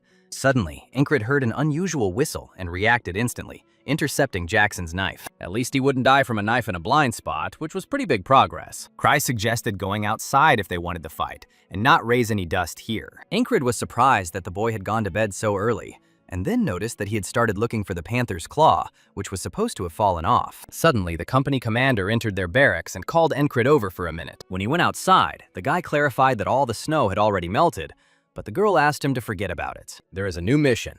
He needs to deal with an order received through the soldier recruitment system. It exists so that city residents can give instructions to soldiers during training exercises. The cost is lower than that of mercenaries, and the higher quality of workmanship and outstanding craftsmanship create high demand. Meanwhile, one soldier on patrol was waiting for his duty to end, because every day was the same for him. Suddenly, he noticed the company commander and Ingrid, who were talking about something. How many people are in the squad? As it turns out, there are only 3. He and one of his squad members, and she will be the third. The guy was surprised that the company commander was personally dealing with orders, realizing that something was fishy here. The patrol soldier was surprised that they were together so often, and decided that they had started dating secretly. Suddenly, he heard the girl ask the commander if it was a burden for him to be with her. The patrolman froze in place, unable to believe what he had just heard. From that moment on, rumors began to spread throughout the camp that the two were together. The next day, when Ingrid was training, the soldiers passing by him were surprised out loud that he had managed to pick up even an elf with such a face. The guy didn't understand what they were talking about, and when he returned to the barracks, Rim started asking about his child. However, the commander, with a stern face, declared that it was all a misunderstanding and that someone had spread stupid rumors. But the others were sure that he would marry and become a fencing coach, and Auden prayed for his future. Ingrid decided that he was being bullied, and Rim asked when they had a hot date. He felt awkward interfering between the lovers, but he had to go. But Ingrid said that he wasn't going to take him. When asked in surprise who would go instead of him, the commander pointed to Jackson, who was already ready. Ingrid was sure that Rem, if he got angry, would throw an axe at the customer's head, so he would never take him. Jackson assumed he was taking it in the hopes that it wouldn't cause any trouble, but in reality, it was a frequent recruiter and could come in handy. Suddenly, the soldier asked permission to give advice, as he was more experienced. He asked not to develop deep feelings for the woman, because it would result in a deep wound. The guy said he didn't need such advice, after which they met with the company commander and asked when the customer would arrive. He was supposed to arrive soon, but Ingrid hoped that the rumors had not reached the commander's ears. Then suddenly she asked directly if they had ever done anything that resulted in children. Ingrid immediately gave a negative answer and heard Jackson chuckle. Suddenly, the girl began to ask whether her question made him angry or, on the contrary, pleased him, and which he liked more. But before the guy could answer anything, they suddenly noticed the cart in which their customer was located. The company commander declared that they had interrupted all the fun, and Ingrid could not believe that she was just joking with such a stone face. The purpose of this order was to protect the heir of the trade guild. Now a decision is being made as to which of the 2 heirs will become the next head of the Lockfried Trade Guild. So in connection with this, an order was placed for security to prevent them from harming each other, and at the same time, to help them reconcile. Ingrid had imagined the heir to the Merchant Guild as something like a greedy toad. But in reality, things turned out differently. A rather pretty girl came out to them and called herself the heiress of the Trading Guild, Leona. After greeting each other, they didn't say a word, even exchanging thoughts through the nanny. First, they had to rent a room at an inn and wait for the second heir. This was a hint that they should only accompany them and not interfere in their affairs. Auden said that age, posture, choice of location, look, all this is information, and assessing the strength of an opponent is also talent. This female guard is left-handed, has a squat gait, and wears heavy armor. Judging by the bastard sword she wields, she is in good physical condition. Off the top of my head, everything is below special rank. There's not enough information. But that's all for now. Jackson noticed that the commander was bored, so he suggested playing a simple game. Guess the sound. He began to name the sounds, and Encrid began to say where these sounds came from and who was making them. Jackson eventually got ahead of the guy, noticing a man near the shoe store on the left side. The goal of the game was to quickly and accurately identify the source of the sound. When they reached the inn, they were asked to wait downstairs. The company commander noticed what they were playing and decided to join in, even though all 5 of the elves' senses are much sharper than those of humans. Both boys started telling her different sounds, and within a second, she started answering where they were coming from. She spoke so quickly that she didn't give Encrid a chance to intervene and win even once. But the further they went, the fewer questions there were about sounds. They heard someone crouching under the table to the right as they looked towards the exit, and looking around secretly. Then he found himself behind Jackson, who reacted instantly, and all 3 warriors jumped up. It was supposedly an attack that they dealt with in no time. Having dealt with all the hired killers, they heard a scream from above, although the customer's safety came first. Encrid rushed up, but one of the assassins threw throwing knives after him. Jackson immediately stood up to his defense and took all the blades onto the frying pan he picked up from the table. The killers did not understand why they were so strong, even though there were slightly more of them. A private soldier is far superior in strength to the squad leader, and yet they all follow him with unwavering faith. The company commander tried to understand what had made them like this, without looking at the killer who was running towards her. However, she turned around abruptly and pierced his body with the blade without even moving from the spot. First the killer targeting Jackson, then the recent attack by the half-elf. Such raids will no longer kill him.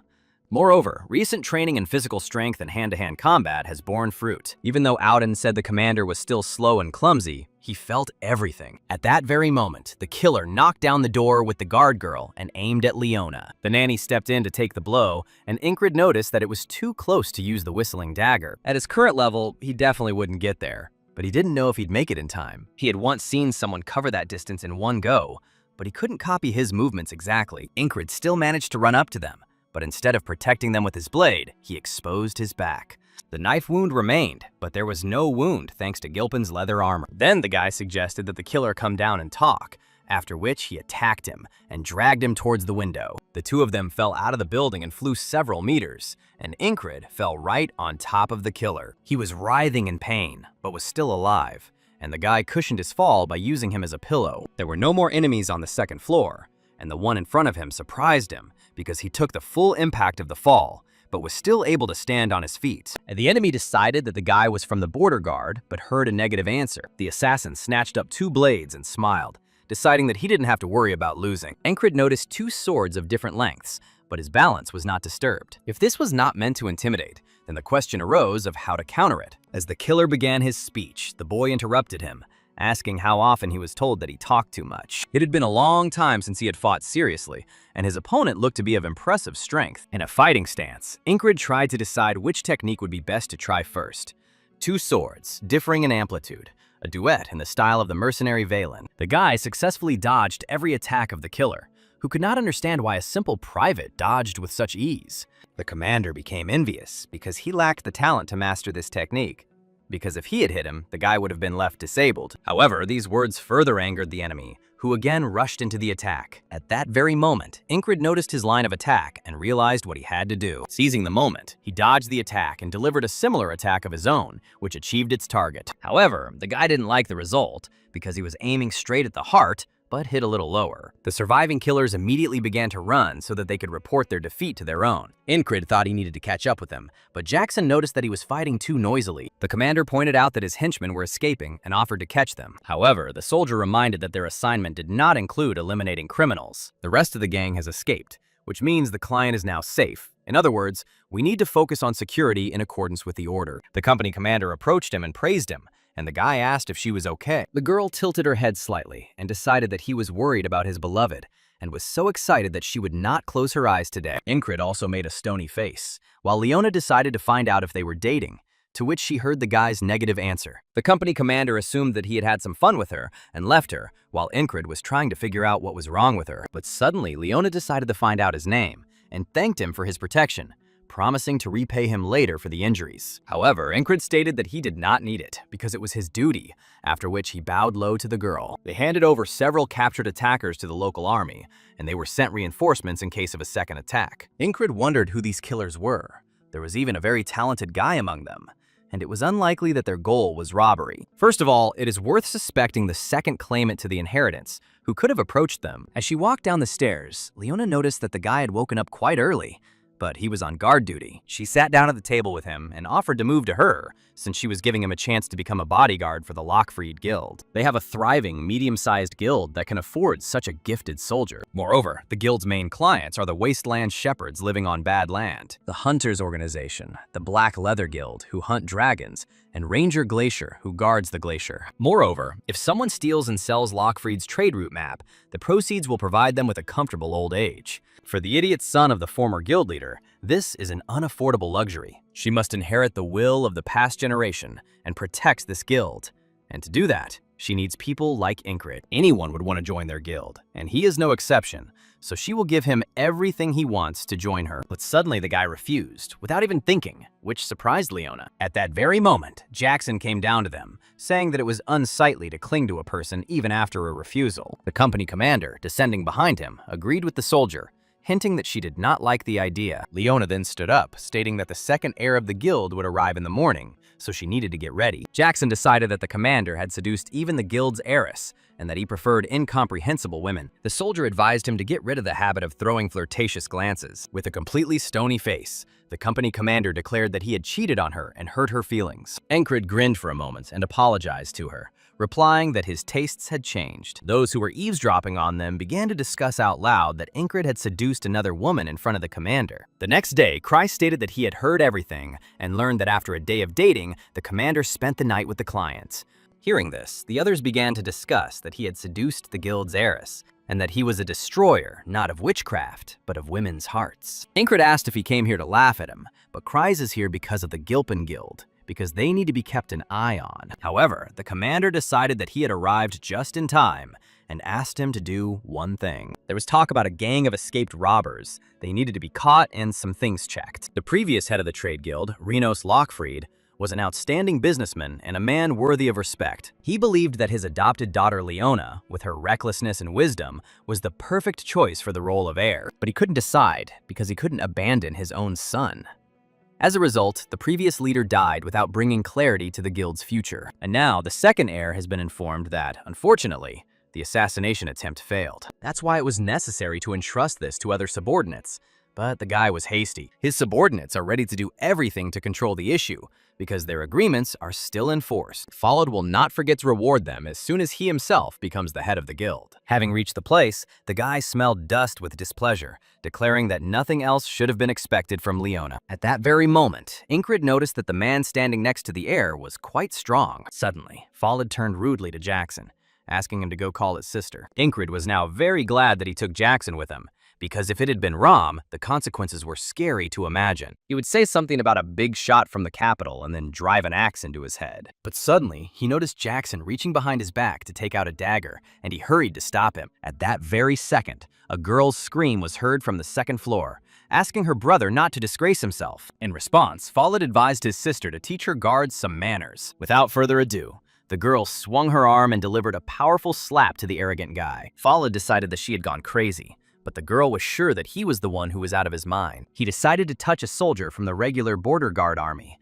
as if he wanted to rot in prison for the rest of his life. Well, the guy immediately started making excuses, saying he had just found out about it, but his subordinate stopped him. But as soon as he realized that he had revealed his secret, he immediately began to justify himself. Pointing his finger at her, he asked how she, a simple girl from the street, dared to shout at him. He was right that she was picked up on the street, but he is a native son who is not capable of deciphering a trade route map or calculating a budget. If it weren't for the head's final words, to decide and negotiate with her son, the direct heir to the guild, she wouldn't have wasted her time. It seems that in the previous chapters, he was a softie, no matter how you look at it, and Leona is better suited to the role of heir. but the father wanted to give his son one last chance. The only reason he is supposed to inherit the guild is because he is related to the previous leader. Suddenly, Leona grabbed the guy by the cheeks and declared that he was not at all like the previous chapter. Then she began to wonder from whom he had inherited this ignorance and terrible face. This angered the boy, who reached for his blade, but Ankrit had already returned forward, noticing in time that the subordinate behind him had done the same. At that very moment, both sides froze, looking at each other, their hands on the hilt of their weapons. Looking at the strong man, Ankrit realized that his pose was a fast, dancing sword style. The guy wondered how fast he was, and whether he was faster than Rim's axe, after which he mentally ordered him to attack. But as soon as they took off, someone's voice ordered them to stay in their places. A border guard detachment, directly subordinate to the kingdom, entered the building. Looking at him, Jackson remembered how the commander said that there was no one adequate here except him. But now, his actions indicated that he was the most abnormal of all here. Since the attackers who were handed over to the army turned out to be mercenaries from another country, the border guards take the matter into their own hands. They confessed that they had acted on orders from the merchant guild, after which the man turned to the air. Suddenly, one of the guy's subordinates asked if they had mentioned which trade guild in the testimony, since that wasn't enough for an arrest. The man crossed his arms and asked if he thought the border guards weren't even capable of picking up the trail. Suddenly, Leona had an offer to find the culprit again by providing special evidence. During the 2 days that the investigation was ongoing, both heirs would sit in custody, although Fallid did not agree. Ankrit was surprised that after the attack, the girl herself suggested arrest. Most of the prisoners turned out to be small fry. They didn't know anything. They all insisted that they were just doing as the captain ordered. However, there were still targets for interrogation.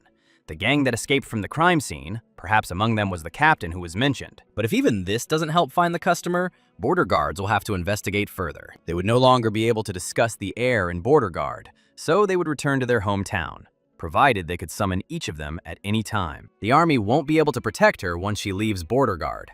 With Leona's security level, they won't be able to defeat Falid's guards, especially that guy with the rapier. As soon as she leaves border guard, she'll die. It was unlikely that she didn't understand this, so only one question arose. What was she planning? Leona is a merchant and does not give out orders without payment, so she will give this as a reward to whoever catches this gang. Unfolding the fabric, she revealed the fourth masterpiece from Carmen's collection, his stiletto. To the commander's surprise, Jackson approached him and said that he would deal with it. Ankrit couldn't believe that the taciturn Jackson had taken the initiative, and he wondered what kind of stiletto it was. Fallid was stunned because this stiletto was worth a fortune, and she wanted to give it away as a prize. But she is responsible for him. He belongs to her, and she has the right to dispose of him as she wants. Jackson was surprised the commander hadn't heard of it. It was made by Carmen, a renowned gunsmith. A former slave, Carmen became an assassin to fulfill his place, using 7 blades he himself crafted. The fourth of them is a stiletto.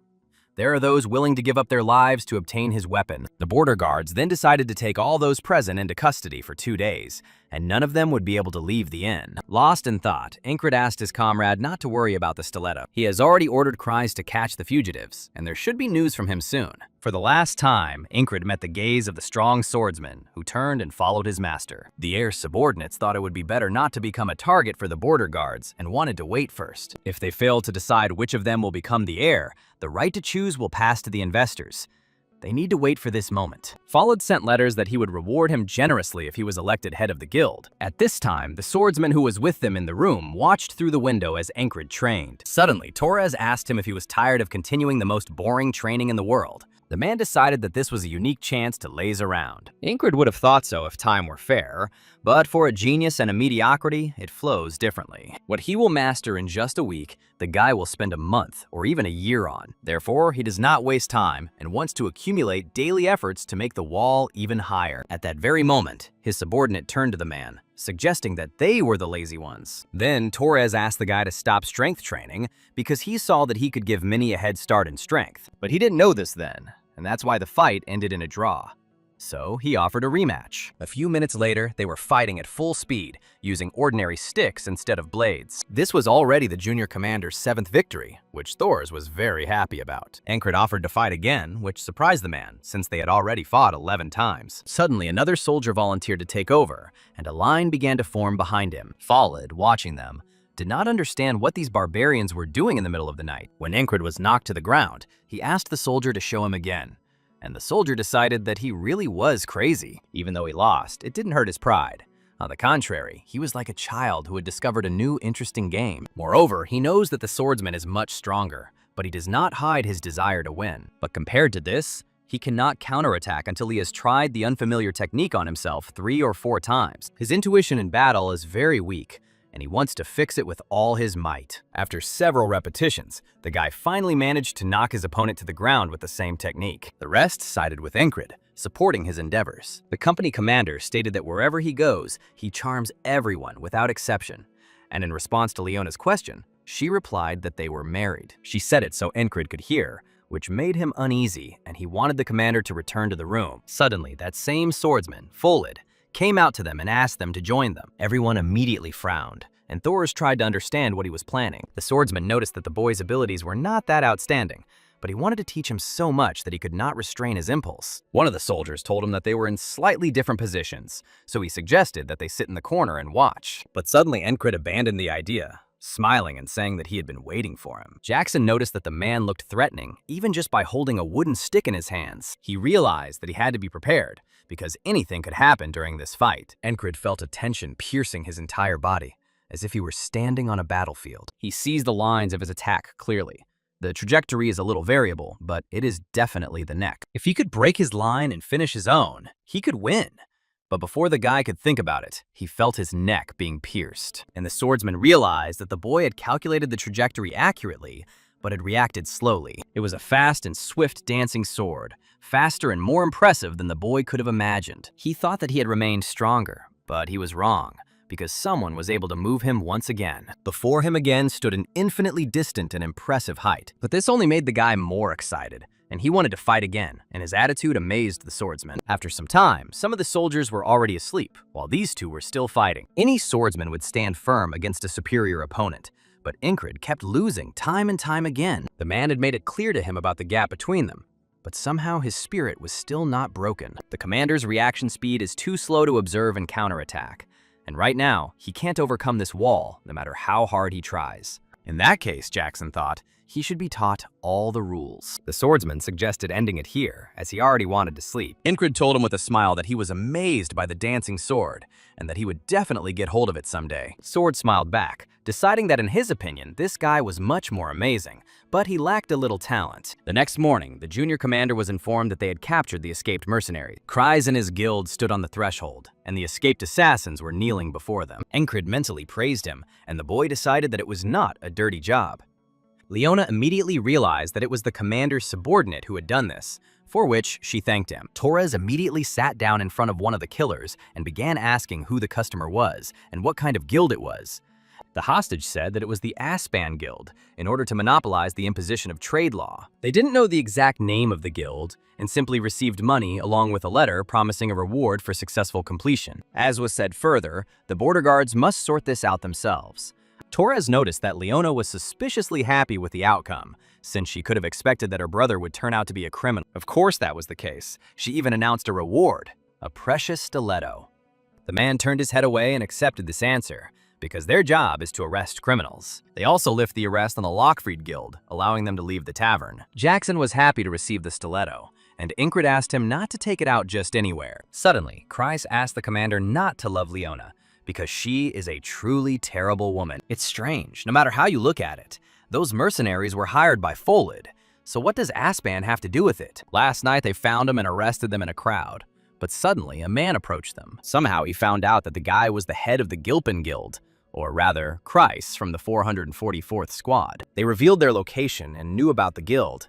It will pay the army to free the mercenaries from death, thereby getting the desired answer from them. If it became known that it was Folid who ordered the murder, then Leona would be in the black. And at that very moment, the girl looked out of the carriage window with a smile, declaring that Folid was not a criminal. Otherwise, it would have tarnished the reputation of the former guild leader.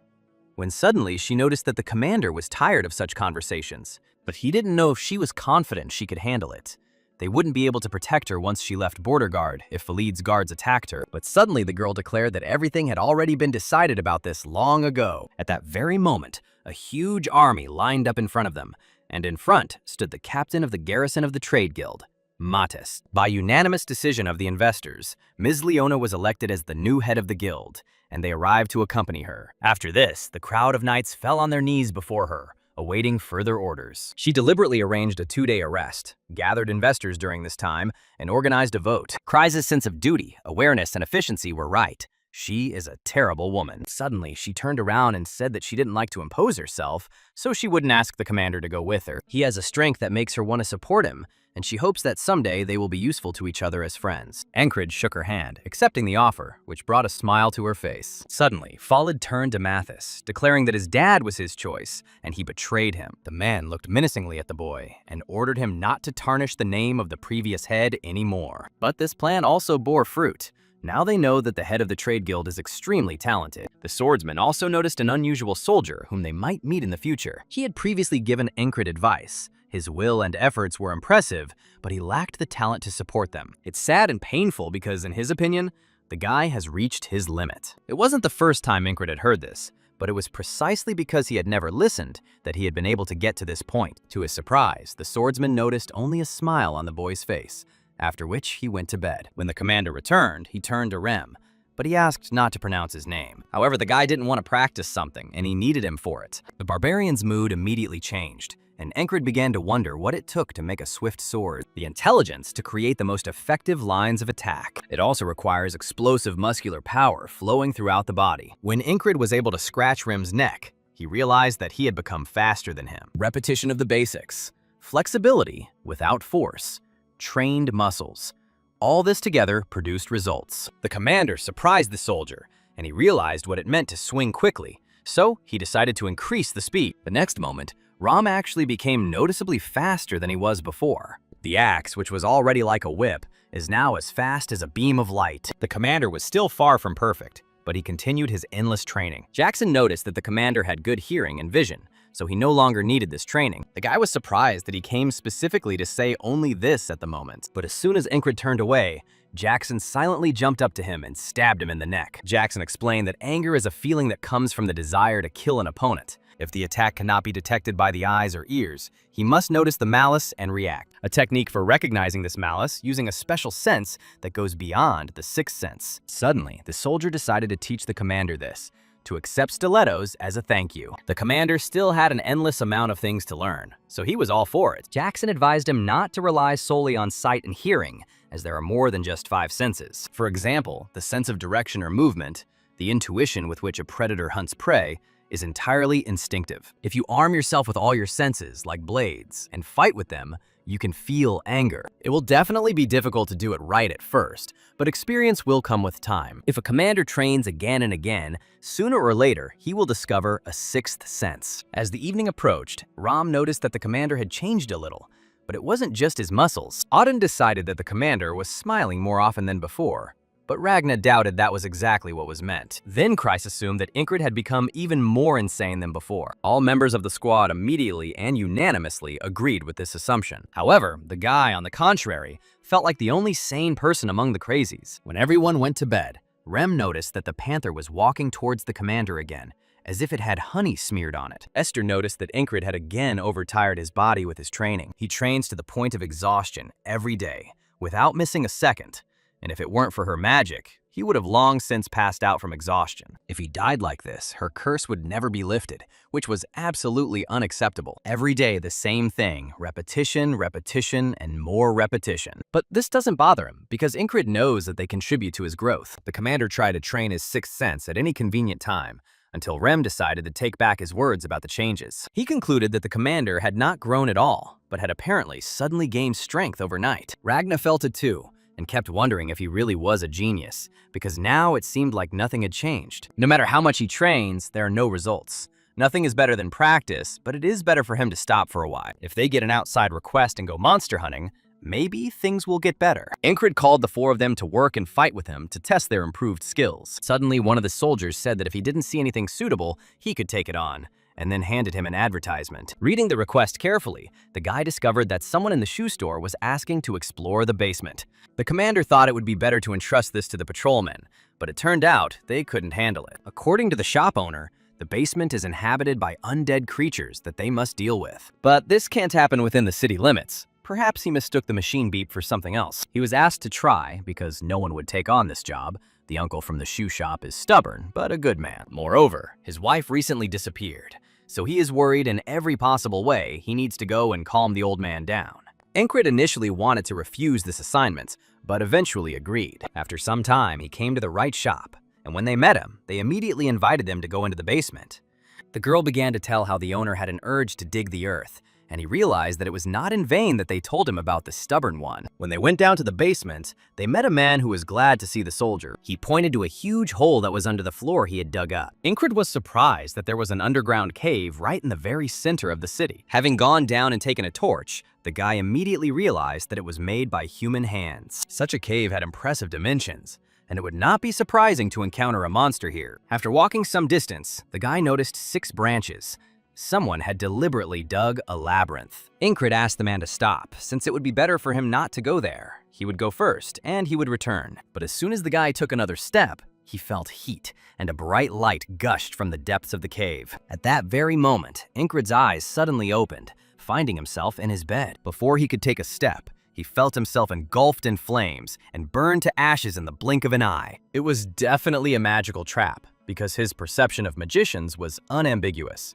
Usually you should be happy if you die in a battle with a mage, because if you survive, the consequences will be much more dire. It is unclear how one can resist the magical trap, and whether it is possible to jump over this wall if one simply hones one's skills. Suddenly, the same soldier handed him another advertisement from the shoe shop owner. It would be better to call a magic expert, or request help from the higher-ups. This doesn't look like a wall that can be jumped over. There is a chance that the company commander will fulfill his request before this stubborn old man goes there alone. Suddenly, the boy jumped up and ran towards the bench, loudly asking his daughter where her father had gone. Incrid immediately jumped after him, hoping that the old man had not reached that place. However, it was too late. Although he still tried to stop the man who took that very fatal step. A bright light poured out from the depths of the cave again, burning the two of them without giving them a chance. He needs to quickly find a way. First of all, go to the owner of the shop and warn him not to enter there under any circumstances, even if only for a moment. He had to feel his flesh burning and his body turning to ashes. And yet, he decided to step into that flame again, which surprised the boatman. But everything was exactly as he said, and the guy agreed with it. The pain was like hundreds of thousands of needles piercing the body at once. But letting an innocent person die is even greater torment for him. Such are knights. When Incrid opened his eyes, he jumped out of bed, wanting to get to the shop as quickly as possible. Rim asked with displeasure where he was running, since they needed to talk. Turning around, the commander replied that he needed to save a pesky old man in a shoe store. It would be possible to simply not let him dig the hole and forget about it, but you can't leave such a dangerous thing unattended. Incrid said that he would go alone, so he asked not to follow him, although the man was against it at first. Finding a magic specialist will take months, but if everything goes smoothly, you can ask for help. An unknown trap without a single clue. There is a high probability that someone will die during the expedition. The same thing will happen if he takes his subordinates, so he must first gather as much information as possible himself. Most likely, there is no trap in one of the passages. You will have to go into each one and die. Using the same thing today, on the other hand, is the easiest way, but there has to be a better option. Hence, if he could sense the signs of a trap before he entered, it would make things easier. Incrid tried to count how many times he had already died, and what he felt each time. The thought that he had lost this time, when it popped into his head, perhaps when a knife was thrust into his throat, or when an opponent pierced him with a sword. Or it was a lust for murder, a visible desire to take someone's life. And as soon as Incrid took another step forward, he immediately felt this feeling. But it was too late. However, for 1 second, he managed to feel the thirst to kill the trap. The key to breaking through today is to recognize the thirst to kill the trap. You need to take your time, entering the tunnels one by one until Incrid feels a clear thirst for murder. The guy entered a tunnel he had never been in before, but at first he didn't feel anything. Perhaps this was the right path, but he took each step carefully, even though he remembered that a blade had passed here. Just now, he felt not the thirst for murder, but only the memories of death. Suddenly, the man behind him asked why he was wandering around in circles like a lost child, even though the guy had told him not to come down. Incrid continued his journey through the unknown tunnel until he felt the urge to kill again. Having got out, he said that he would return tomorrow and asked not to go down into the cave, as there were dangerous traps set up there. As it turned out, the old man couldn't sleep at night because he was afraid of losing his daughter as well. And Incrid asked if he had any leads about his wife. In recent years, the number of missing people has increased, so they are not looking for her. If suddenly he sees a woman with brown hair, it could be her. Also, this woman may be wearing a wedding ring like his, so he asked her to be sure to tell him about it. That same evening, Incred continued training his sixth sense, but everything was going unsuccessfully. Rim said that it was all because he didn't listen to them and went off to have fun with leather boots. Incred was surprised to notice that he had lived through this for the first time today and had not died, and it was unknown what would happen when the day ended. But when the next morning he heard the same phrase from Rem, he realized that today had repeated itself. He tried to do the same thing, just not go to bed.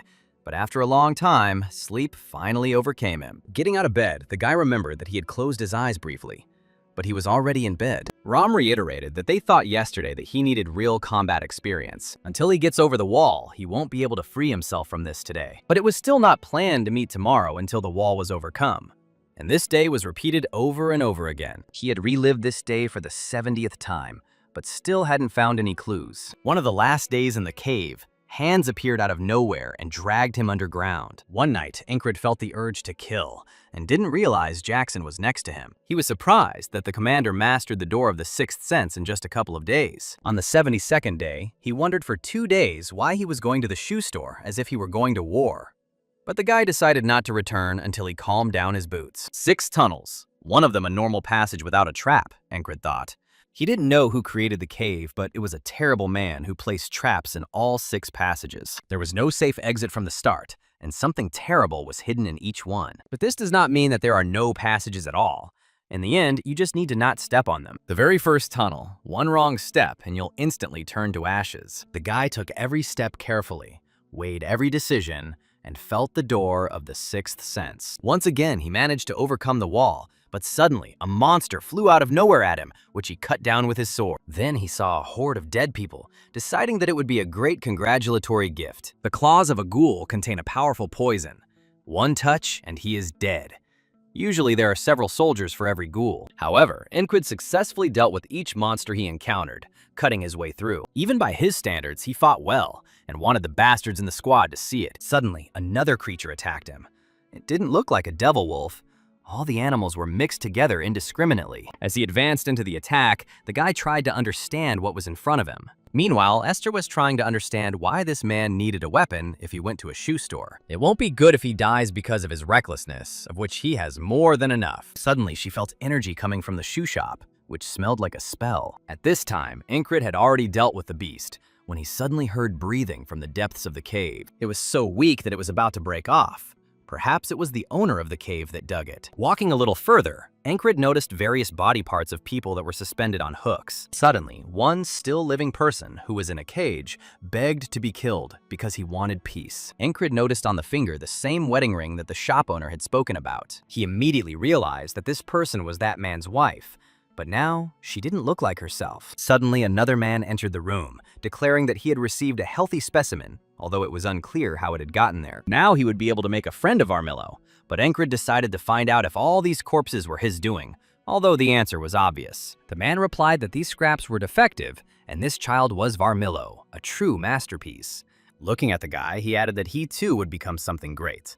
Incred guessed that this man was a magician and ordered himself to run, because this was the only sensible outcome.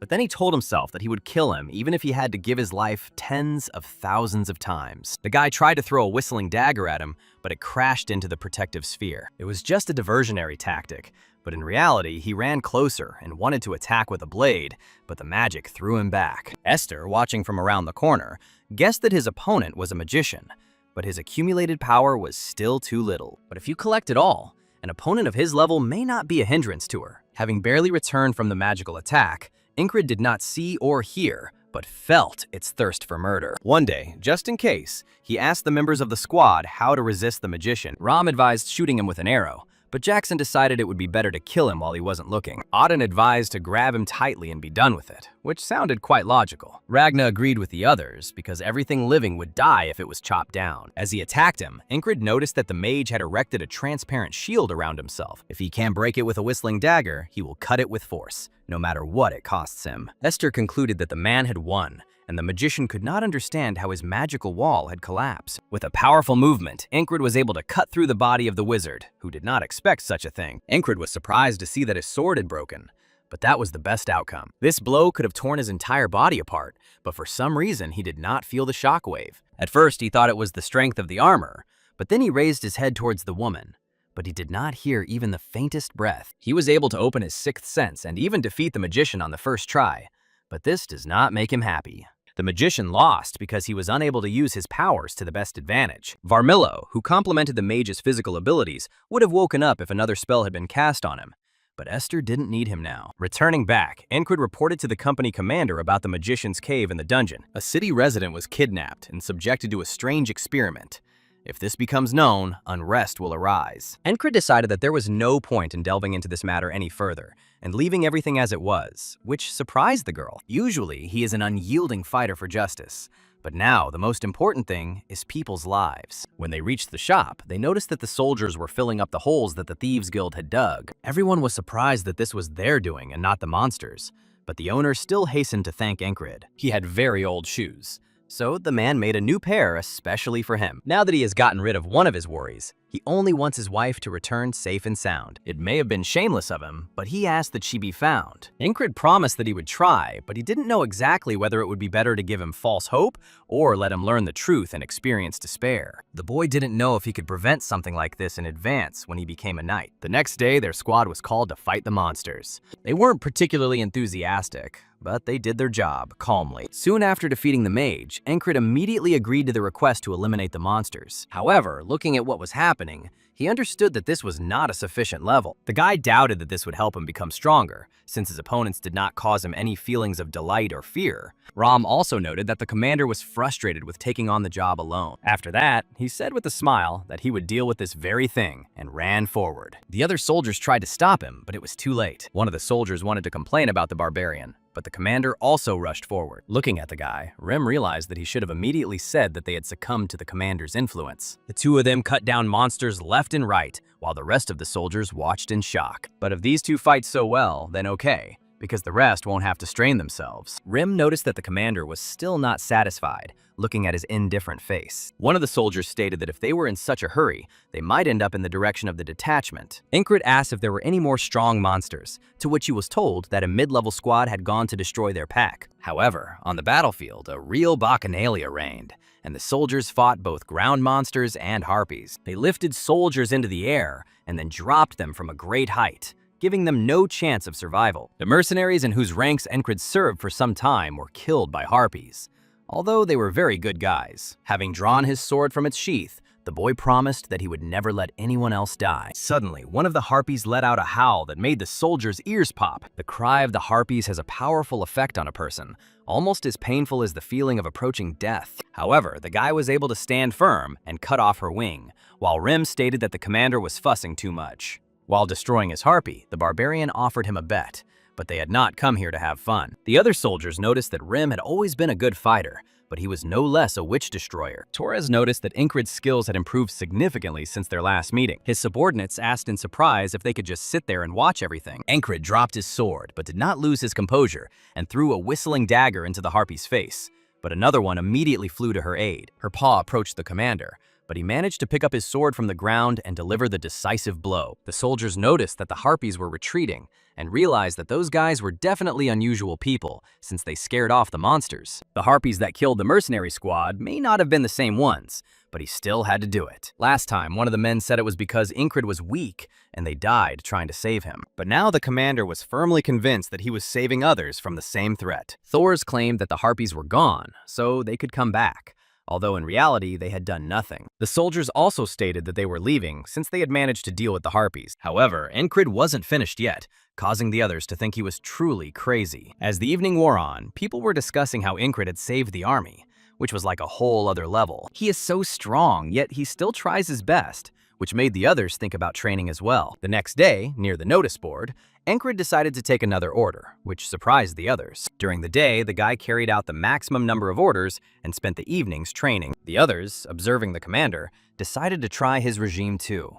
And a few evenings later, after sunset, many soldiers were training on the site. The company commander also noted with surprise that the atmosphere in the detachment had changed recently. Her subordinate heard that now everyone is trying to follow the example of the witchcraft destroyer. A little later, she informed Encred that a meeting had been held regarding him, that it was a decision from above, and that he was obliged to obey it. From this moment on, Detachment 444 becomes an autonomous platoon, under the command of the commander of the 4th Company, and Encred is now the commander of an autonomous platoon. He only had 5 men under his command, and they could not be considered a platoon, but they were ready to provide him with as many soldiers as he needed. Being a commander is good, but as the squad size increases, there will also be more headaches from all sorts of crazy people. However, when he becomes a platoon commander, he will lose his regular job and the training time will increase. Having bowed, the guy thanked her and agreed to accept all the duties assigned to him. In fact, she felt sorry to just send him away, so she suggested they have another sparring match. After losing a duel with his company commander,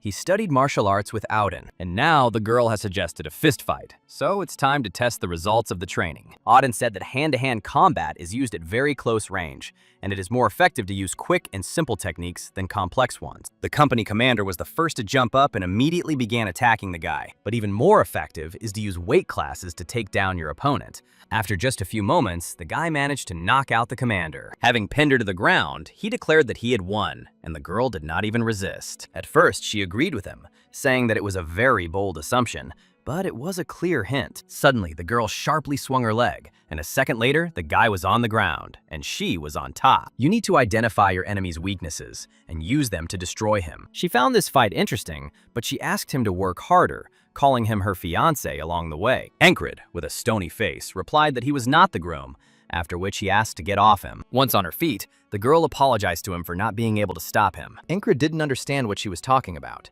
With the onset of warmth, time on the frozen battlefield begins to flow again. Another war began, and Aspan's actions changed to compensate for the defeat in the last battle. In connection with this, the troops of Nerilia began to seriously prepare for war, which, in turn, also contributed to the changes. The new battalion commander came out to the soldiers and introduced himself as Marcus. Since this commander is here, it seems they are serious this time, as he was called a warmonger. Being one of the key figures of Cyprus, unlike the previous commander, he is an excellent strategist with extensive command experience. The Aspan are a tough opponent, but their army, with the exception of heavy battleships and border guards, is made up entirely of newcomers. And even then, they are in the minority. However, one person still attracted the commander's interest: the witchcraft destroyer and his autonomous platoon. His unusual methods of achieving goals bring consistent success, but it was unclear whether it was just luck or skill. So he wanted the guy to prove that he was useful. A little later, they were supposed to go on a mission to assess the terrain in the Fenghanil River area. This was a direct order from the battalion commander, and what the captain was talking about. The newest member of the autonomous platoon, Henry, stated that the border fortress of Aspana Crossguard. It was built for military purposes, similar to their border guard. Heading there right now meant their platoon would be on a reconnaissance mission. Rem wanted to refuse at first, but they cannot disobey the battalion commander's order. Platoon members, with the exception of the platoon leader, must be prepared to operate under the direction of the new squad leader. Then everyone should listen to Andrew, behind whom Mac also stood. At that very moment, Ram approached him and licked his axe, menacingly asking why there were locusts in their squad. The guy was scared, but still continued to say that he was the new squad leader,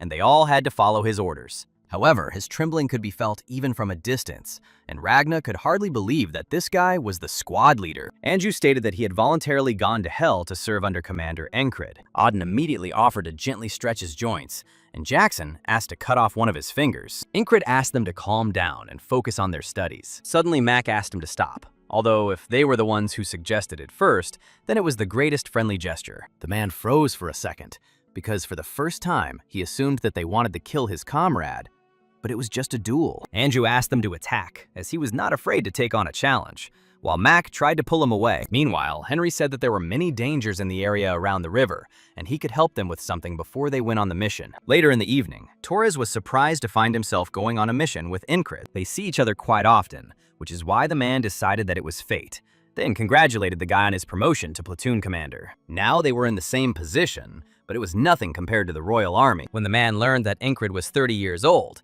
he could not believe that with such a face, he had been older than him all this time. He felt like he was the only one who had gotten old, and the guy advised him to relax, asking what the mission was. First, the two of them will cross the river, and after meeting the other group, he will explain the rest. They couldn't find a boatman to take them across, so they decided to wait and rest. Torres sat down on the ground and was surprised to notice that the boy had pulled out his sword and was starting to train. In his eyes, this guy was truly persistent, since for him, rest meant training. He had amazing skills and he was young and handsome, but it was too much for him alone. Suddenly, Encred turned his gaze to the man, felt anger nearby, but then calms down. Torres recalled that he had previously won 14 of 20 matches, concluding that the guy was no match for him in combat. But that was in the past, because he was not the only one who had become stronger, and so the man rose from his place and took out a blade. Thoris felt it during his battle with the Harpies, but this guy really has become much stronger. At that very second, Incred noticed the fist flying at him and immediately dodged, but the man managed to scratch him on the cheek because a knife suddenly appeared in his empty hand. It was Torres's secret move, a hidden knife he kept hidden in his gloves. Incred declared it incredible, though the man was surprised he didn't call it cowardice, but instead, all he saw was the glowing eyes of the guy who asked him to teach him how to use it. A little later, he asked him to practice first with flat stones and bend only his wrist. The boatman who arrived to them watched with surprise the strange training of the two soldiers. After a while, they climbed onto the boat and began to cross to the other side. But even during this time, one of them continued to train. Once they reached the shore, they were supposed to meet the scouts, so the guy asked where the meeting point was. Torres suggested rinsing off first, nothing right away, and then dousing ourselves. The man undressed first and climbed into the water, immediately declaring that it was very cold. But when Incred undressed, the warrior's face immediately twisted, and he called the guy greedy. Suddenly, a female voice was heard nearby. She came looking for them because they were late, and they were taking baths here. Incred couldn't understand how long she had been there, since he hadn't felt their presence. He noticed a small group, and a girl who asked them to leave, as they needed to get to Crossguard today. Torres asked how he could get out if she was looking at them, but the girl retorted that there was nothing to look at. But when Incred emerged from the water, the girl's face immediately changed and shock appeared on it. The man noted with displeasure that she was staring so openly, and the girl explained that she simply saw his abs. She extended her hand and introduced herself as Finn, the commander of the reconnaissance platoon. Before they got to the heart of the matter, she decided to explain the situation to them. A spy named Kat, who had been planted in Crossguard, learned important information that he had promised to convey 4 days earlier, but he never showed up at the communications center, and contact with him has been lost to this day. They need to find out what happened to him. Therefore, they are obliged to infiltrate Crossguard and save him, no matter what the cost. The field in front of Crossguard is called the Land of Demons and Abominations. Enemies consider it a natural barrier, so they don't do much reconnaissance. There are 3 safe ways to get inside. The first is to use a hero. This route was originally used by black traders. The second is to climb over the wall at night. It may be physically difficult, but it is the safest way. And thirdly, sneaking inside, pretending to be market security, can be dangerous, because you will have to go through the main gate. The members of her platoon would head to the communication center in case Caught was simply late, and only the 3 of them would go to Crossguard. The difficulty level is roughly the same everywhere, so they can choose any option. It was easy to say, but Incred knew in advance that things were not so simple. Then Thoris suggested that Finn, as the most knowledgeable, make the right choice. After thinking for a while, the girl concluded that they would leave tomorrow morning and enter through the hole. When night fell, Incred continued training, and Thoris did not understand how he had ever mastered the sword with such talent. However, sooner or later, he had to succeed, so he suggested continuing, and Finn noticed that they hadn't even had dinner. The girl handed the guy some food, saying that there was a guy in their platoon who dreamed of becoming a cook. The men immediately appreciated the delicious food.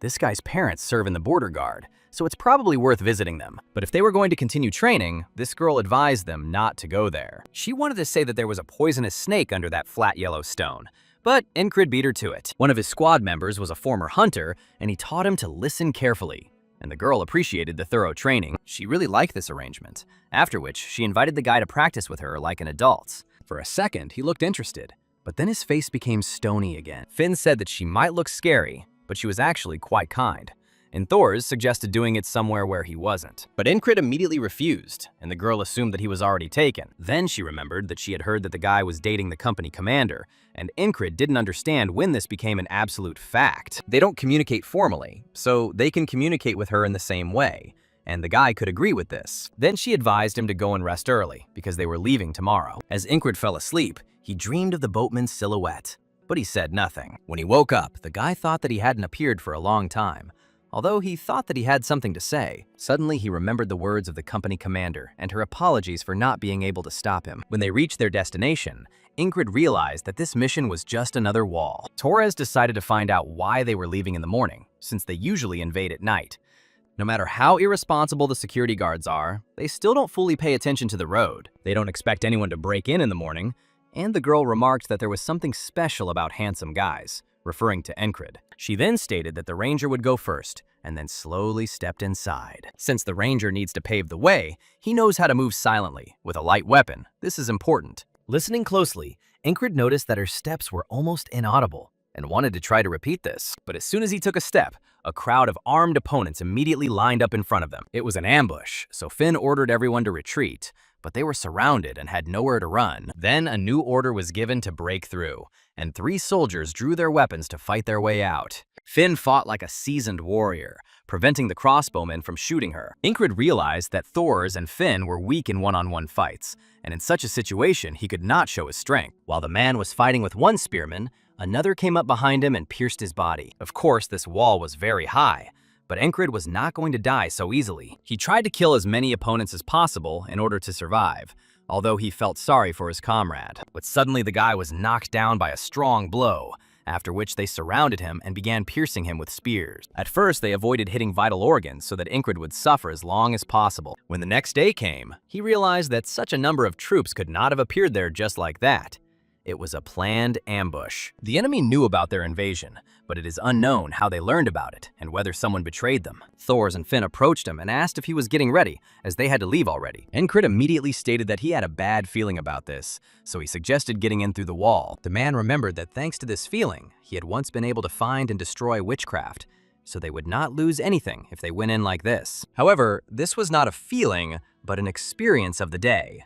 Nevertheless, the girl agreed with it. However, they have to go to the wall in the evening, so they will have to wait another day. Then Encred invited the girl to spar with him while they had time. Finn assumed he enjoyed doing this in broad daylight, but the guy clarified that he was talking about regular sparring. The girl agreed, but clarified that she was not very good at fencing, so Encred suggested a bare-handed fight. If the enemy knows about their planned invasion, there is a high chance that a clash will occur even if they choose a different route. It will be useful to understand their abilities in advance and practice at the same time. Finn decided to give in to him for the first blow and was immediately able to dodge the guy's fist. She counterattacked too quickly and forcefully, which visibly surprised Encred. However, he noted that the strategy was the same as with the elf commander, to take advantage of his weight class. When the guy pushed her to the ground and held her tighter, Finn offered to shake hands, but then she grabbed his neck with both legs, thereby making his position difficult, and Torres asked them to stop. She had a small but muscular body, definitely better at close combat than with a sword. It was perfect for sparring,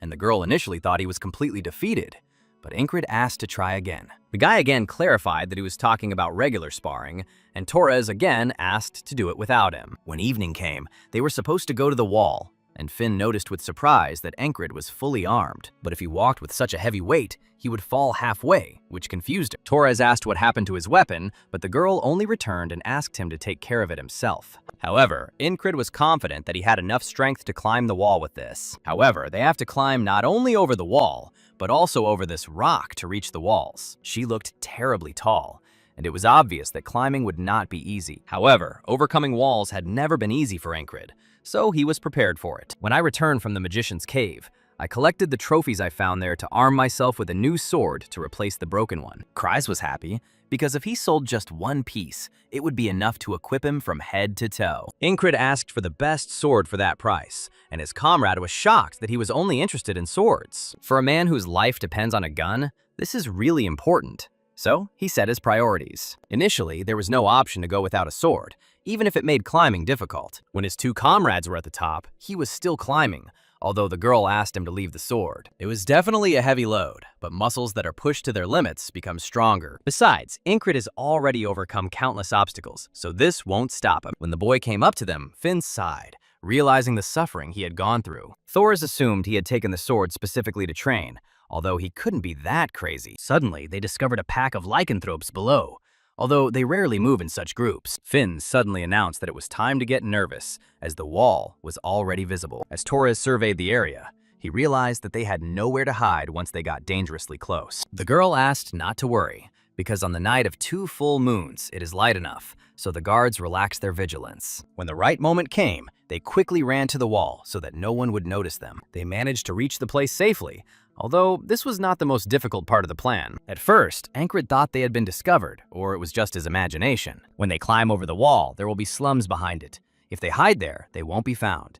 Finn again asked the guy to throw away the sword, because climbing the wall is much more difficult than climbing the rocks. The guy couldn't think of anything better to answer, saying that he needed this weight to train. There must be a reason why this route was originally presented as safe. If they could get over the wall, they would end up in crossguard. Only if it is not that wall, like a pack of gray dogs hiding in a ditch. They can most likely be found in a trap on the walls themselves. However, they managed to reach the top, and it is unclear how they are going to stop them. But suddenly a woman came out to them and said that they had worked hard that night, but now it was time for them to rest. At that very second, she released vines from under the wall, which obeyed her every command. She was a mage, which made her difficult to defeat, so Finn ordered everyone to run back. But instead, Enquid grabbed his sword, realizing that this was an excellent trap and an unexpected move. Jumping up, he tried to close the distance with the magician in order to finish him off as quickly as possible. He had already defeated the magician once, and if he used his sixth sense, he could be caught. When using this technique, you should not trust it blindly.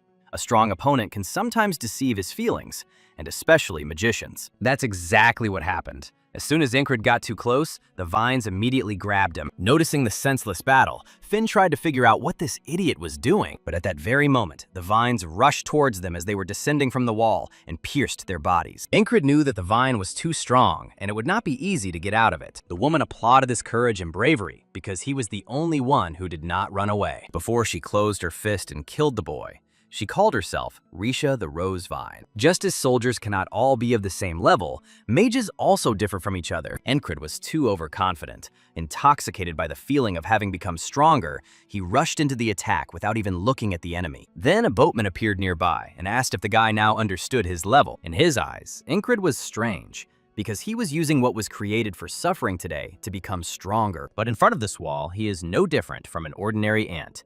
When suddenly, the guy thanked him, because now he is ready to overcome another wall. Finally, the boatman said that he wanted to see if he would continue to think the same way when he encountered her. The next day, he suggested sneaking through the shopping area, as he had a bad feeling. The girl didn't care, but in that case, they would have to blend in with the merchants who often passed there. They won't be able to cross the wall tomorrow without overcoming it, and it's interesting to see what it will be like this time. So it turns out they'll have to wait another day. Since they now have time, they can get it. Encred guessed what was going on, and Finn ordered her subordinate to bring everything they had. As he expected, drinks appeared in front of them, but it felt strange to do so near the enemy base. He doubted they should be so relaxed, but it would be even worse if they were nervous all the time. It's difficult to think objectively in this state, so it wouldn't hurt for them to relax a little. The girl handed him a glass and invited him to join them and rest, as his shoulders were probably stiff. Encred has always done everything in his power to surpass his limits. But she has a point. Because of this thinking, he mistakenly believed that the wall could only be overcome through direct attacks. It's worth thinking about.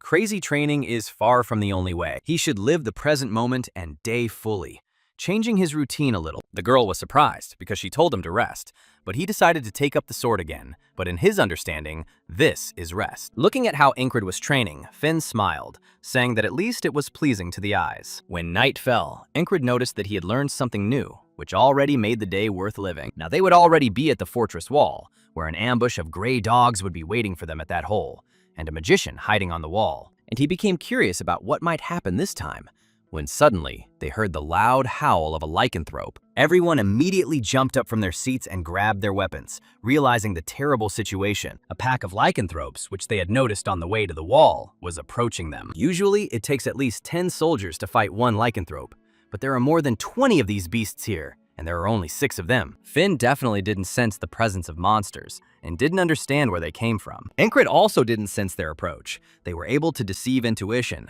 and this is very similar to the work of Reshi. Encred promised himself not to act rashly, but that didn't mean he would let them kill him. He was immediately attacked from all sides. The viewing angle was too small, and concentrating on one point would not help here. One of the monsters immediately sank its teeth into the guy's sword. But if the problem was concentration, then he needed to expand his field of vision. But suddenly, he turned his head and noticed that his comrades were already being torn to pieces. Even though he knows that everything that happened will be erased from their memories when today happens again, watching all these horrible deaths is too painful. Encred couldn't think of anything better to do than fight to the end, to kill as many monsters as possible. But one of them still got him and hit the guy incredibly hard in the chest, knocking out all the air. He has enough brains to use his fists. He is clearly different from other lycanthropes. It turns out that he is the leader of the pack. The monster grabbed him with its teeth and threw him into the crowd of monsters. and the last thing the guy saw were the bodies of his comrades. Whatever he does, the third wall will always be too high for him, and he will repeat the same scenes over and over again as long as they exist today. Incrid agrees that it is unpleasant, but it gives him a reason not to give up. If all three paths are insurmountable, then he will make his own. Incrid thought about what to do when they were surrounded, but realized there was nothing they could do. Thoras and Finn won't face the Grey Dogs alone during an ambush. In such a small, confined space, there simply isn't a right answer. The best way to cope is to avoid being surrounded. Use your sixth sense to sense the enemy in ambush. But just as he thought about it, they were surrounded again, leaving no escape route. The guy couldn't feel anything at all, which is why they were destroyed in an instant. The next day, he tried to fight the magician again, asking along the way if the magic cast on the hole was her doing. Risha was unhappy that he noticed, and Incrid continued training with the hidden blade the next day. Now that the magician has intervened, it will be impossible to avoid the ambush. Even if you try to avoid them, the enemy is Grey Dogs. It's unlikely they'll be able to get rid of that many people, and lycanthropes are an unequal fight in terms of numbers. Unless this is somehow fixed, he will remain in this day forever. So he decided to use Berserker to fight all the soldiers in the cave. And then, having given it all away, he tried to face the magician and the lycanthropes. It was a rare opportunity to practice without unnecessary worries. You can afford to take the time to develop your skills so that you can find the right solution along the way. However, time after time, he was met with failure. Incrid died from various enemies, but still moved forward. The boatman wondered how long he was going to continue. If he wasn't going to be stuck in today forever, wouldn't it be easier to just crash into any wall? The more Incrid repeats it, the more he realizes that all three roads are equally good walls. It would be sad to choose just one, so he will try to break through three at once. The next day, Thoras noticed that Incrid was quite skilled with the hidden blade. The man clearly remembered that yesterday he couldn't do it yet. He didn't ask when he managed to do it, to which he heard that it was about 30 days ago. Thoras didn't understand what he was talking about, but it didn't matter, because the guy had honed his skills enough. This will be the 79th time, and now they need to get over the wall and into tomorrow to end this. But they still had time before they went to the hole, so Incrid asked to make him one very simple pocket. It was about the right size to be worn on the wrist, which the soldier immediately agreed to. As a friend of the guy noticed, Finn's boots were a little unusual on the inside. She explained that there was extra fabric inside to muffle the sound of footsteps, as there were many insightful magicians here. Incrid offered to make some for the others, although the girl thought they were unlikely to meet them. Once in the cave, Finn thought that Incrid was also a ranger, because no matter how much fabric they added to the boots, it was very difficult to walk silently. This is all because he continued to practice in the same way today. To survive in the hole, you first need to spot the enemy in ambush and create a breach. Ambushes are difficult to spot in the dark, but not impossible. Moreover, there are specialists in this field here, and the guy is 100% ready to trust Finn.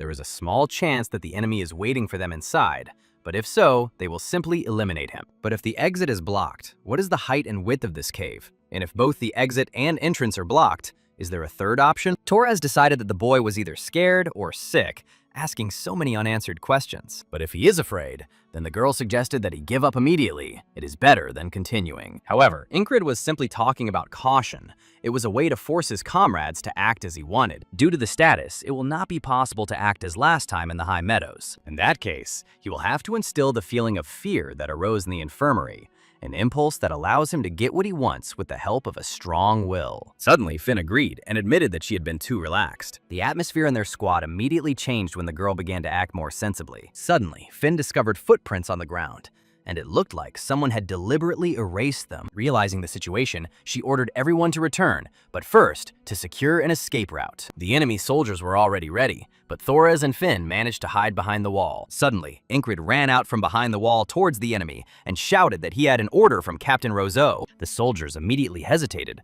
since the captain had not said that he would send anyone to them. Thus, Incrid made them become confused and lose their guard. However, the most interesting things will begin right now, when they show their true faces. Incrid learned the captain's name from Risha, who stated that Rose was doing a poor job. In the darkness, it is impossible to make out his face and clothes, so they consider him to be Aspen's soldier, only because he knows the captain's name. That's why the guy shouted loudly that a huge monster had appeared in the city. Of course, if they get close enough, they will recognize him, but then it will be too late. The soldiers realized too late that this was not an ally, but an invader, and were a little taken aback. The commander ordered them to shoot, but Incrid grabbed him by the chest and pressed him to himself, turning him into a human shield. Incrid stated that they had not been taught anything at all, since they could not even handle him alone. Torres immediately realized that the guy was provoking them, thereby disrupting their formation. But if more enemies appear, they will be in trouble.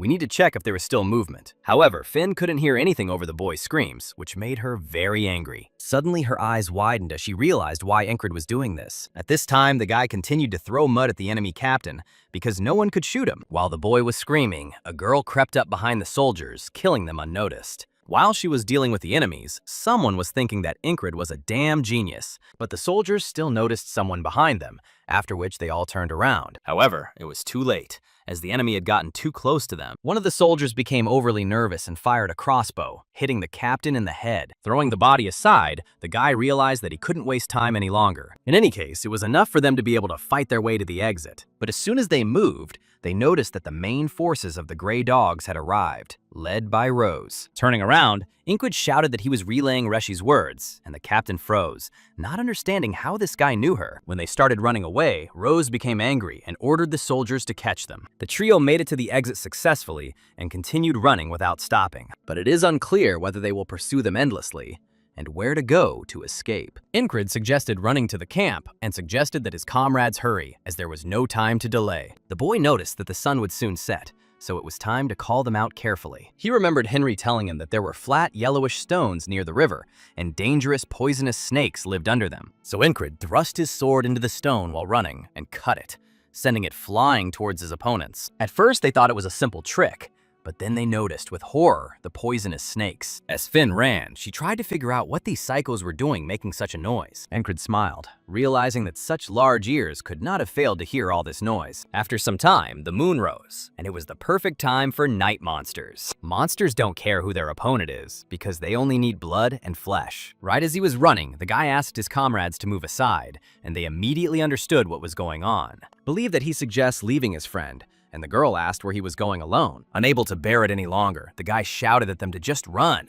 He had an idea, but they were in his way. When his comrades fled, the enemy captain ordered them to be pursued. Now that the Grey Dogs and lycanthropes are gathered in one place, they can be forced to fight each other. This is a turning point, so that they do not follow their comrades. We must make them focus on it. He needed to feel such a strong anger inside himself that it would make him lose his mind and run away. The captain immediately turned his attention to him, as did the leader of the lycanthropes, after which the former ordered Incred to be killed first. At that very second, the werewolf began to climb the rock to catch up with his victim, and as soon as he jumped up, Incred noticed it and jumped to the side to push the two enemy sides together. What followed was a senseless, chaotic battle in which there was no true enemy. Torres knew Incred had an idea, but he doubted it was okay to leave him there alone. When they turned around, they noticed that the guy was alone among the enemies, so they decided that they needed to save him. But suddenly, he stopped, and Finn asked in surprise why he was so good at dodging. While they are busy fighting each other, those who react to anger attack the guy from all sides. You need to use your senses to expand your focus from one point to a wider area. Instant decision-making is essential.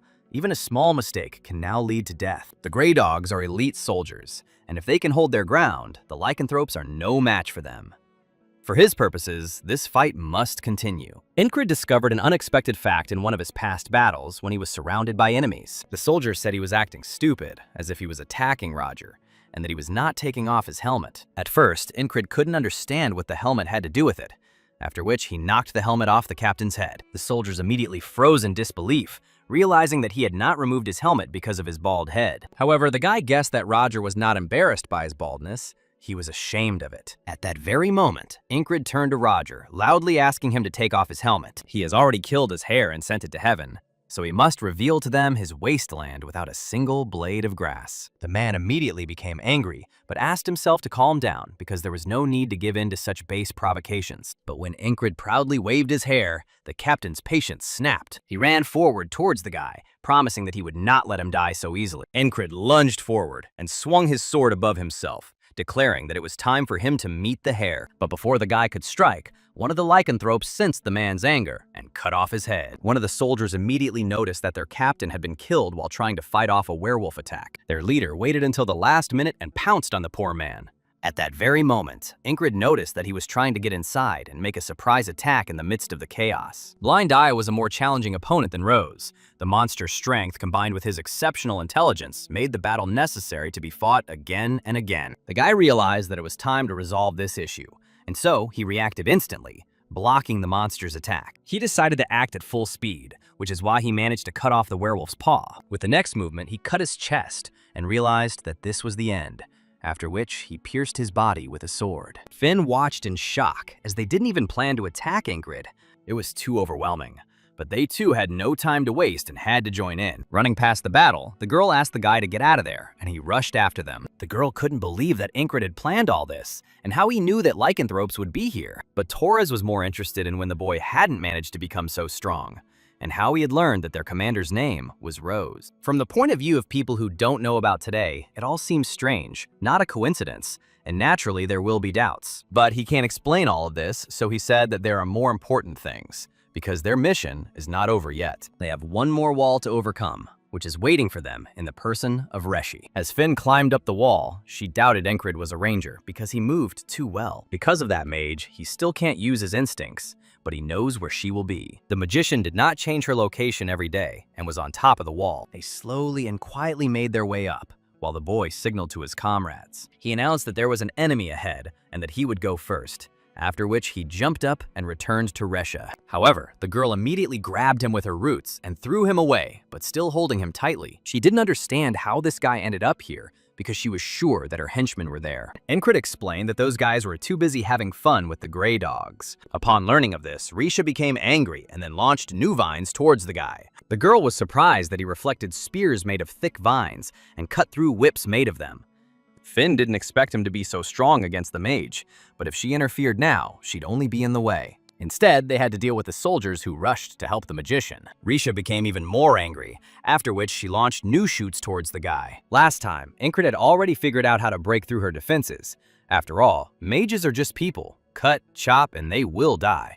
Then it's worth starting with the cut. He just happened to have something useful with him for this occasion. At that very second, the guy rushed forward, breaking through the vines, after which he used the hidden knife technique. Earlier, Kreis asked what the commander would do with the remaining magical items he had acquired. The guy decided not to sell them, but to keep them, because they would definitely come in handy someday. And it was this stone that appeared before the magician's face, falling from a secret pocket on Encred's sleeve. They are magical instruments obtained from the mage's cave that could cause severe blindness. As soon as Risha closed her eyes, the guy immediately began to chop with his sword. Once Encred relaxed, he was able to understand that he didn't have to choose just one path. All three make a beautiful wall, and he used all three to create today. Finn wanted to ask where he got this tool, but now was not the time for questions. The enemies would come in droves as soon as they saw the light, so they had to run as quickly as possible. They infiltrated them during the changing of the guard, and now, according to the plan, they must find the cat and return back. A little later, they found the right place. Here, they had their last contact with the cat. Inside, they found evidence of an attack. It was obvious that they had found out that the cat was a spy. All this is proof of that. The cat is dead, and there were enemies at every approach here. Ingrid realized that this entire mission was a trap set up by Aspan. Even that message about the important data that Cat received was all fabricated to lure them here and kill them. They were completely outmaneuvered, and at this time, the enemy soldiers were still trying to find them. They had to search every corner, but the small detachment hid quite skillfully. All they had to do was get out of here alive, considering the guards all around. Moving around this place was a real lottery. Then Encred announced that he knew a surefire way to do it, and suggested they try it. A few minutes later, the enemy soldiers stopped pursuing to put out a huge fire. By doing this over and over again, Encred had become good at it. At this rate, he would soon become a pyromaniac instead of a knight. I'll need to practice my swordsmanship more once he gets back. But for now, I need to get back to the border guard. A little later, a subordinate reported that this was how the invaders escaped during the fire. All the traps they had prepared were destroyed in one night. It was hard to believe that Risha actually died in such a place. It was a perfect plan. Kill the enemy spy and ranger before the war. It would crush their will. However, the guy said that everything was fine and they still had many opportunities. The brilliant tactician Aspan Avner ordered his subordinate to follow him, because he needed to prepare for the next step. Closer to the morning, a detachment of 3 people crossed to the other bank in a boat. Torres and Finn were depressed, while Ingrid offered the man another sparring session after landing. He decided that the guy had gone crazy because they had already fought 10 times on the way here. When they reached the shore, the man declared that the task was completed and there was no rest. Then he remembered that for the guy, training is rest. The girl noticed that even though he was trying to seduce her, it was still clear what the training demon was trying to achieve. Suddenly, they noticed a man who declared that fate would definitely bring them together, with some crazy squad. Incrid asked his comrades to go and report first, because he knew this bald man. Recognizing the commander, Gilpin immediately ran to him and fearfully declared that Mr. Kreis was in danger. A frog appeared in their guild, and Incrid immediately remembered the man's words. The dead captain turned out to be just an assassin hired by Aspan for money. So every spring, Aspan sends out a check. 3 days ago, Kreis was thinking about how he would soon be leaving on a mission, and he had a lot of work to do. The bosses Vitya will also benefit from the fact that he delivers them rare supplies, so it's not scary to leave for a while. At that very moment, a bald man entered his office to report the latest news. The owner stood in the yard, alarmed, saying that he saw someone who looked like a spy from Aspan. Now the guild calls itself the Night Watch.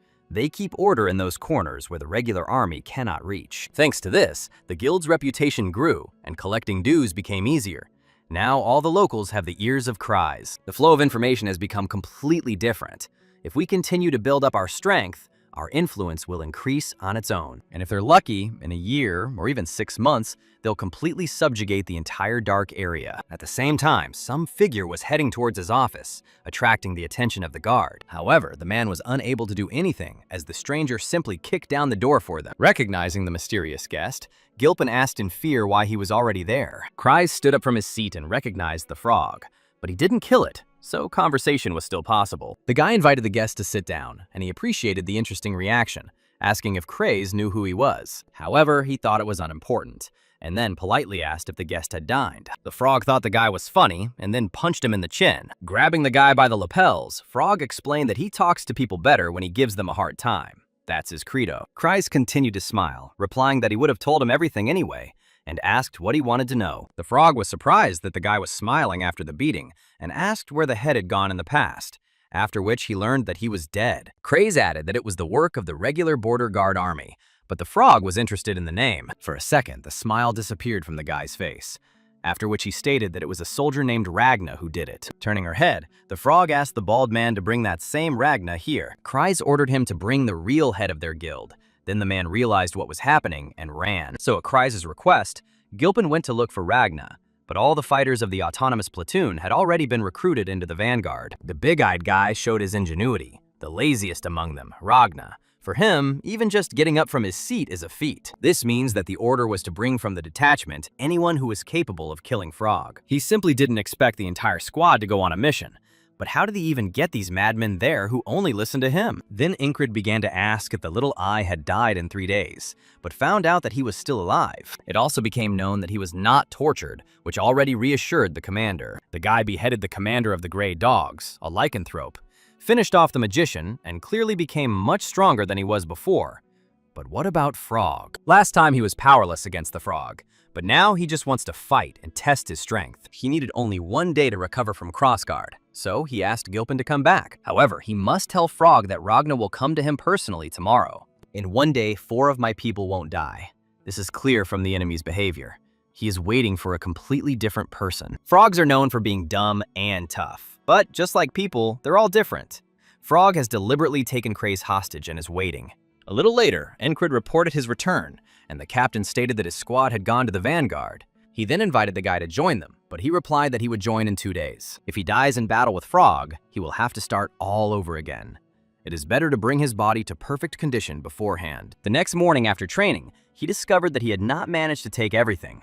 There were only 2 whistling daggers left, and he needed to find a way to get more. Suddenly, Esther came up to him, who, surprisingly, was gentle. Perhaps she was bored while she was alone. Then the guy suggested that she go with him, just to watch and not interfere. But Incrid himself had been impatiently awaiting the moment to meet this toad for a long time. Meanwhile, Frog had waited long enough, and since he had promised to come today, Ragna had to keep his word. Meanwhile, Kreis served him by bringing fresh worms, which the guest was sure to like. The frog was surprised that the guy understood this too, and he felt sorry to kill someone like that. Kreis concluded with a smile that this was too much, and mentally asked one of the fighters to come here quickly. He smiled, but inside his heart was pounding with fear, and the guy was sure that he would die here. He didn't understand what these lunatics were doing if they were so late. He wanted to go and look for them himself. Meanwhile, the frog asked to bring more worms, to which the guy happily agreed. This crazy toad hardly sleeps and was always available. They just need to hold out a little longer, then they can crush him. Kreis hoped that one of their psychos would come as soon as possible. At that very second, Ingrid broke down the door with his shoulder, running sharply into the office. Kreis was shocked, because he did not mean the commander, since he is the weakest. However, Ingrid threw 2 whistling daggers on the move, simultaneously swinging his sword. When they started exchanging blows, Kreis couldn't believe that it was indeed their commander in front of him. The guy didn't expect that Ingrid could fight the frog on equal terms. You can't just block his power. If you're not careful, the dice will just fall out. He also noticed that his opponent was striking without a sword, which made the fight even more difficult. You need to aim for his weak spots. You need to hit the heart with the first blow so that the damage becomes irreversible. However, he failed to do so, causing the frog to not only dodge, but also strike back. Kreis thought that everything was right, because if he lost consciousness, like last time, he could avoid death. Meanwhile, Frog began to approach the enemy. Surprised that he dared to aim at the heart, able to recognize the talents of others, this frog was known as a talent reader, but he couldn't understand the guy in front of him at all, because he had already reached his limit. But he could show even greater strength. Rising to one knee, Ingrid was pleased, because now he could withstand Frog's blows. The frog was stunned by such impudence, and declared that he would die here. But the guy was the first to rush into the attack. Frog immediately noticed that he was aiming for the heart again, and couldn't let him do that. Of course, you can stop regeneration by hitting the heart, but this is not the only way to win. He won't have the strength to restore his arm during the fight, so he needs to hit the right spot. But when Ingrid cut off his opponent's hand, he declared that he would kill him with one hand. Having knocked the guy down, the frog was about to deliver the finishing blow, as the opponent lost his balance. This time Ingrid made it this far, so he would try to survive again today. But suddenly, Frog stops just before killing. The thing was that he suddenly felt a powerful magical energy. The panther issued a warning that if it killed the man in front of it, his life would also be in danger. However, he wanted to kill him, a man who had surpassed the boundaries of talent, an unpredictable man. He was supposed to die, but it was no more important than his life. So the frog turned around and headed for the exit. But before that, he asked the man to remember that his name was Milan, and next time he would definitely kill him. Then he simply walked out of the office, leaving the 2 people and the panther confused. Kreis still couldn't believe that he was gone, because inside he was terribly nervous. He really thought the commander would die, and he wondered when he had started fighting on equal terms with frogs. And his last attack resulted in his right wrist breaking, and him dropping his sword. He could definitely win for the 3rd time if it were today. A little later, Kreis said that no matter how long he waited, no one came, and did not think that these psychos would attack from behind. Ingrid was also surprised by this, but in any case, it was some kind of gift of fate that Frog just left like that. However, one wrong move and they both would have been dead. But for some reason, Malin decided to leave them alive. The guy assumed that this was Esther's doing, and Kreis was surprised that the commander was now talking to the panther. At that very moment, they met the commander of the first company, who asked Ingrid where he had been and why he had only returned now. Suddenly, the man discovered that his friend was wounded, but he explained that he had simply fought with the bandits. In any case, they don't need his powers, but if it's possible, he should take part in the fight. This was a request directly from the company commander, who wanted to see him specifically. Looking at Ingrid's squad, the girl understood why they were called crazy. When Rem killed a certain number of enemies, he declared that the limit had been reached for today, even when there were still enemies behind him. Other soldiers noticed Ragna covered in blood. They thought he had disappeared during the last battle. He said that if they changed their position, they should say so, and then handed over the enemy's head. The soldiers were frightened, because it was the head of an enemy commander. He really had gone into enemy territory and returned alive. At the same time, the opponents screamed in fear when they noticed Auden, who advised them to learn good manners. At that very moment, he broke his arm as if it were a tree branch, causing even the allies to begin to retreat little by little. Elsewhere, soldiers tried to hit Jackson, but he skillfully dodged. When his opponent was exhausted, the guy decided to simply walk away, leaving his enemy in despair. The captain was surprised that the company commander had managed to attract these unruly guys, although it had not been difficult to deliver them. She had previously invited Andrew, stating that he was there to replace their platoon leader. Rim asked why she first took their commander without permission, and then ordered them to take the empty seat. However, the platoon commander is responsible for the disobedience of the platoon members, so now he is trying to cause problems for Ingrid. After thinking for a bit, the barbarian declared that she would kill only 3 people a day and no more. However, the girl was grateful that these psychos were doing at least this, but not in the eyes of their superiors. Their unit is on the front lines. The outcome of this battle will determine the outcome of the entire skirmish. Aspan continues to provoke the soldiers. Before, in the war, everyone fought face to face, but then they resorted to dishonest methods. The method itself consists of only the strongest fighters from the enemy forces entering the duel, and they do not win a single battle. As defeats repeat, some soldiers worry that they may lose the battle because the skill gap is so great. If things are left as they are, the soldiers' morale will fall. They too must send someone who fights well. But it's dangerous to even just bring these psychos onto the battlefield, while their good skills are wasted. The man asked if there was a way to effectively control them, and then the girl realized that she needed to bring their commander. Aspan's guys turned on their brains. Initially, they didn't use this technique as a strategy. Lately, there have been rumors that a young, brilliant strategist has arrived in Aspan. Perhaps this is his doing. Meanwhile, Andrew, the eldest son and future founder of the Gardner family, was walking through the camp. He bears the serious responsibility of supervising the platoon members in place of their permanent commander. Henry suggested that he stop sparring with Rem, but then no one would satisfy his deadly desires, and he feels his skills improving every day when he spars with him. Matt confirmed that it was annoying, but that didn't mean it didn't help at all. Luckily, the three psychos are all busy with their own work, so there are no questions. But there is a problem. They didn't care who they were, an autonomous platoon or a platoon of psychos, because they weren't going to work at full strength. The rest of us are here fighting and risking our lives, but for them, war is like some kind of joke. Andrew noticed the new commander talking to Ram and assumed he was about to take his own life. The guy decided to take his side and stated that the authority to command their autonomous platoon belonged to the immediate superior. The soldier pointed his finger at him, asking with displeasure if they were going to continue to simply be lazy. Sensing Ram's murderous intent, Andrew couldn't think of anything better to do than grab the soldier by the lapels. He offered to fight him if it bothered him so much, and whoever wins decides everything. Rem watched calmly as the two men walked into the arena, threatening each other. He was trying to tease the guy to finally start a fight, and this kid stood in his way. There was nothing interesting here at all, and he had no choice but to return to the barracks. Suddenly, he decided that he would have to give up his role as a soldier, looking at his comrades. Ragnar thought about the commander, about whom there was no news. If he was so late, then perhaps he was dead. Auden wondered if it was time for him to return, if there was no point in staying here any longer. Jackson believed that it was ineffective. The purpose for which he had originally joined had already been achieved, and there was no need to waste any more time here. Meanwhile, Encrid returned to camp, where he was met by the company commander, who ordered the groom to return to his platoon. When the guy returned to the barracks, he noticed the sour faces of his subordinates. Suddenly, Andrew opened the doors loudly behind him and, in tears, asked why he had only returned now. He ran up and hugged the guy he had been waiting for a long time, and he couldn't even imagine how much he had suffered. Trying to pull Andrew away, Ram noticed that he had gotten ahead of him. Everyone was terribly glad to see him, but they complained that he was terribly late. Judging by the current situation, he was sent here in such a hurry to control these guys. Encrid asked his comrades to follow orders from above, but of course, no one was even going to listen to him. It didn't matter now, because Rim had a much more interesting question. He was most interested in whether his skills had improved,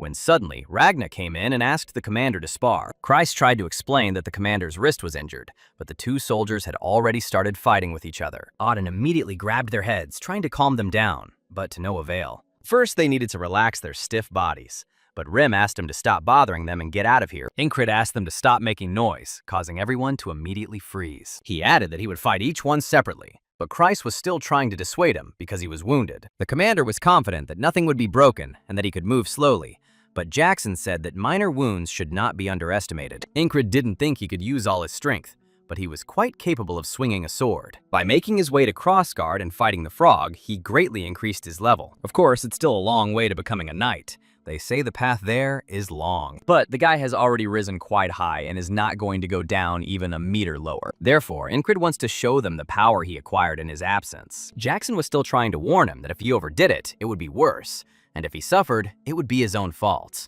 However, after a few minutes, he was already standing in front of Rem and looked quite confident. Varvora became curious about how strong he had become and wanted to check it as soon as possible.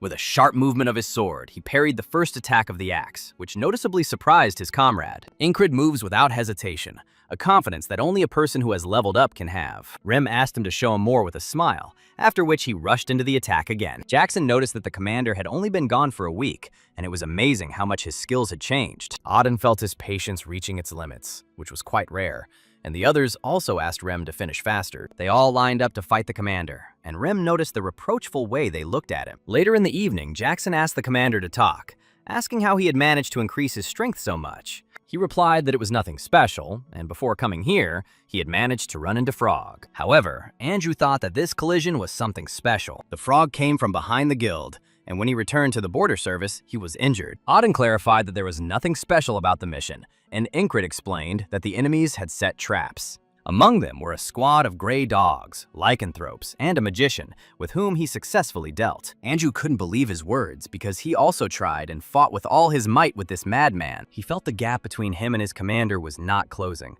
and yet Incred somehow managed to survive. Although today's training session taught them a lot, they were a bit cautious because of his injured wrist. Incred wants to recover quickly and fight with all his might, and he is interested in how far he can go with his fighters. Suddenly, Rom suggested that they no longer let people like Frog push them around. They have a lot to learn. The only way is to study and practice.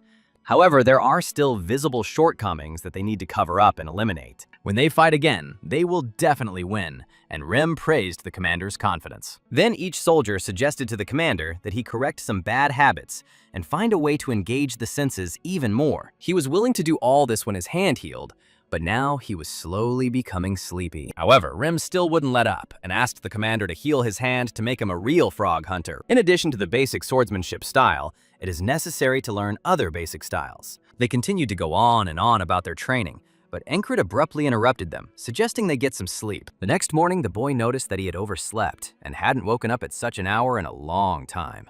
And Esther hadn't woken up with him. All combat-ready personnel went forward, leaving only supply units and a platoon of soldiers guarding the positions in the rear. A little later, Incred noticed that he felt worse after training and that he had apparently overdone it. But the boy simply could not ignore the determination of his comrades to fight him, although he wanted to take up the sword again. This long sword is two-handed, but if you have enough strength, you can try it with one hand. In fact, he swung the sword only with his right hand, but if he trained his left hand, everything would work out. It looked awkward, even the trajectory was unsuccessful.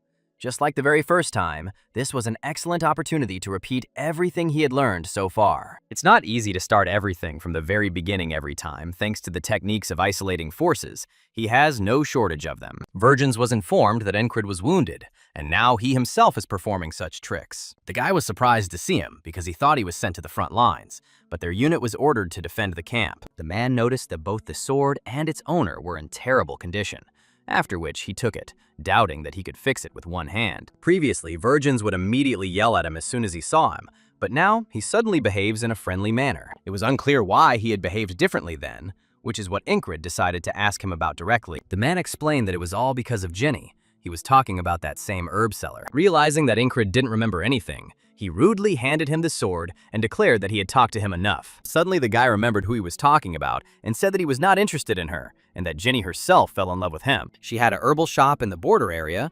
Her herbs worked very well, so he often went there. Perhaps over time, she developed feelings for him and tried to be closer to him as often as possible. However, Encred had no idea that Virgins was not indifferent to her. In fact, he was interested in her product, not Ginny herself. That's the whole story. But the man already knew that he took swords much more seriously than women, but he was more upset that he was not a good face. Ginny wouldn't have even looked at him, but she immediately fell for this guy's face. Virgins was unhappy that Encred was born happy, although he didn't quite understand what the man was talking about. He turned around and asked her to take better care of her sword, but the boy noticed that his mood was changing 5 times a minute. A little later, while in the barracks, Encred noticed that Esther was too sluggish today. However, the guy was the only one to blame for this. His wounds were serious, and she couldn't leave him. She tried to relieve the pain with magic, but she overdid it, and it seems she will have to do without it for a while. Since they are now in the rear with you, there is time to rest, so he advised her to gain strength. Meanwhile, one of the patrol soldiers stopped by this, and it seemed that there was. Suddenly, something hit him in the forehead,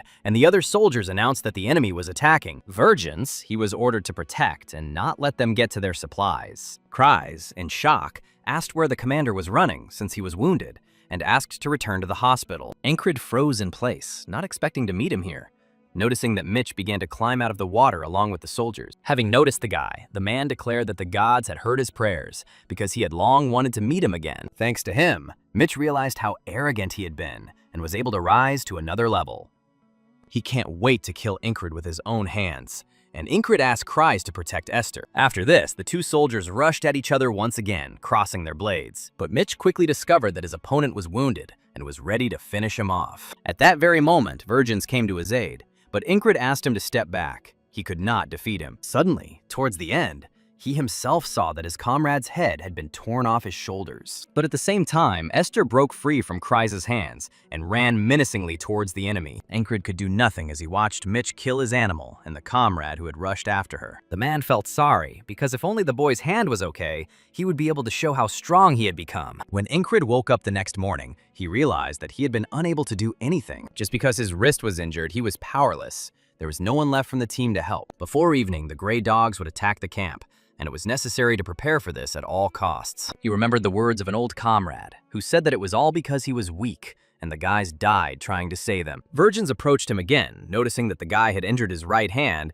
and was now waving with his left. In this situation, training is his weakness, and is unlikely to lead to anything useful. However, if something doesn't work, you have to make it work. So Encred promised to protect his comrades. Suddenly, the guy apologized for the situation with Jenny, and Virgins was surprised that he figured out why he was angry with him. The man calmed down, because Encred did not do it on purpose, and the guy asked him to cheer up, because there are many women who do not care about their appearance. Virgins' face immediately changed as he replied that the guy relied on his face and acted so arrogantly. After some time, it was announced again that the camp was under attack, and Encred again came forward. Mitch had always been an elitist, and now that they met again, he was even more attentive. Encred cannot fight with both hands, and he has noticeably less strength than his opponent. His skill with the sword keeps the boy trapped in his pace. When Mitch knocked the guy to the ground with a blow to the neck, he noticed that his arm was injured. This was quite unfortunate, because the man wanted to defeat him using all his strength. Encred didn't care how strong he became,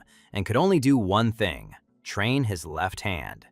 How to hold, how to swing, how to move, diagonal strike, downward strike, thrust, everything he learned from the village teacher as a child. The techniques he learned from Ragna, and even the basics of other swordsmanship styles. There is nothing that he doesn't know, and therefore he won't lose, no matter how much time he spends on training. He's already gone through this process with his right hand, but thanks to the repetition, today the guy is quickly improving his skills. But even if after 40 today the trajectory is still unstable, it is unlikely that it was because he was not used to it. But one day, Virgins approached him and offered to spar. Such a development of events has never happened before in any of today, and it is unclear which wind is blowing. Encred had no reason to refuse, as he was critically lacking in real combat experience in fighting with his left hand. He's the squad leader after all. Virgins is strong, so it's hard to fight with just his left hand. However, the guy managed to perform a maneuver that allowed him to knock his opponent to the ground. The man noticed that he was using his left hand, and the boy explained that he had been training it gradually over a period of time. But he wondered why he decided to offer sparring. He replied that watching him made his blood boil. However, Encred added that he was only practicing the basics, but that was precisely the reason. It reminded the man of the moment when he first picked up a sword, the desire to become stronger, the pleasure of swinging the sword. However, Encred's sword felt strange, and the boy didn't understand what he meant. Virgins tried to explain that it seemed like a dead sword, but that didn't clarify matters. It sounds like a lame excuse, but the guy was genuinely curious about what the dead sword meant. Then he began to suspect that his blows were too weak, or that the reason was something else. Suddenly, he noticed that he was trying to follow the path he had taken with his right hand, and was blindly copying its movements. The sensations in his right and left hands were different from the very beginning, but Encred decided to ignore it. In reality, he had to find a trajectory that would be suitable specifically for the left hand. The direct path from the sound to the cross-section was a completely different experience. Realizing his mistake, Encred thanked his comrade, because thanks to him, he found the key to using his left hand. Awakening the feelings of the left hand will give you a hint on how to use it more effectively. Christ didn't notice that the commander always ate with his left hand, but since his right hand was damaged, the less he used it, the faster it would heal. The comrade thought this was too much, since Encred was using his non-working hand too carelessly. Eating, dressing, exercising, everything must be done with the left hand, despite the inconvenience. And to further awaken her feelings, he remembered another rather difficult training session. Torres said that the essence of this technique is that the blade comes out thanks to the subtle feelings of the hand. So the guy started sharpening the hidden knife using only his left hand. The move he learned from Torres should work. His 50th day had arrived today too. Virgins approached him again and offered to spar. Encred defeated him once again, and the man noticed that he fought well with his left hand, but his sword was somehow strange. The guy realized that it was still a dead sword, so he had to fix this situation. Another 30 days passed, but the result remained the same. But Encrid was not going to give up. Once again, virgins noted with displeasure how well Encrid fought with his left hand. Looking at his expression, the guy asked what he was thinking about so hard. He replied that on the battlefield, he thinks that he will have to work several times harder. But now he no longer spoke of the dead sword. Perhaps because it was no longer that way. Encrid suggested that he try, adding that sooner or later he would let Jenny go. The man got angry, saying that it wasn't because of his skills, but because of his appearance. The guy knew everything and was joking about it. His reaction is always good, I must admit to Jenny, but then he can't die here. Suddenly, Encrid thought about what talent is. It cannot be defined in one word. This ability to use your body, even for me to forget about everything and concentrate, is also part of my talent. But now, for the first time in his life, the guy felt it directly, which had never happened before. Every day I trained my left hand more and more diligently, and in just 100 days, I caught up with the 30 years of progress my right hand had made. The 112th day arrived today, and at that moment, the guy promised himself to overcome this wall. Kreis, having grabbed the panther, again began to complain that the commander had gone to fight wounded. Mitch should be grateful to God, because he wanted to see his old rival again. The guy gave him inspiration when he was in a stagnation, so he will do everything to break him and rise even higher. Encrid felt a little sorry, because he had already seen this power in all its possible forms today, so he knows he can't defeat him in a sword fight no matter how hard he tries. Encrid tried to attack first and damaged his right arm, causing Mitch to claim he was a coward. In the endlessly repeating today, he always wanted to defeat this man in a sword fight and would like to fulfill his wish. But he didn't think that his left arm would become even stronger if he stayed in this day any longer. The sword fight with Mitch was interesting, but despite that, Encrid must pass today. As his opponent's friend grabbed him with his own, he declared that the guy's fighting style was useless. The thing is, Mitch was ambidextrous, but from now on, Encrid is too. The battle to defeat him, and so that tomorrow is not fencing. It's too desperate, so the guy has to use the last resort, the sword technique of the mercenary Valen. At that very second, Encrid ran forward and threw his sword towards the enemy. Mitch didn't expect this, but he reacted in time and deflected the blade. However, this hesitation was enough for Encrid to grab his opponent by the chest and throw him to the ground. Now he needed to pull himself together and fight the way he knew how. Instead of fighting with blades, he needed to switch to close combat. He must gnaw or tear his way to victory if he has to. However, all methods must be used to achieve victory, even if they are not entirely fair. This is what is called hand-to-hand combat.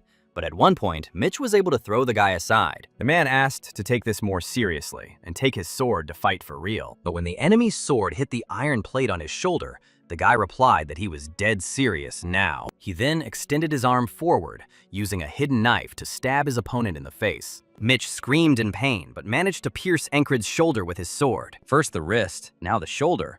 If it drags on, he might lose, even though the man has just lost an eye and his depth perception is gone. Encrid was sure it was time to finish, so he threw a hidden knife towards his opponent. Mitch managed to put his sword out to block the blade, but the guy again fell on him, knocking the sword out of his hands. Having knocked him to the ground, Encrid immediately grabbed the man in a painful hold. Mitch wanted to break free, but the guy's grip was too strong and he wanted to break his leg. When he succeeded, a loud cry broke out, and the other soldiers could not believe that it was their commander who was shouting. A genius who didn't try. A man consumed by apathy despite his natural talent.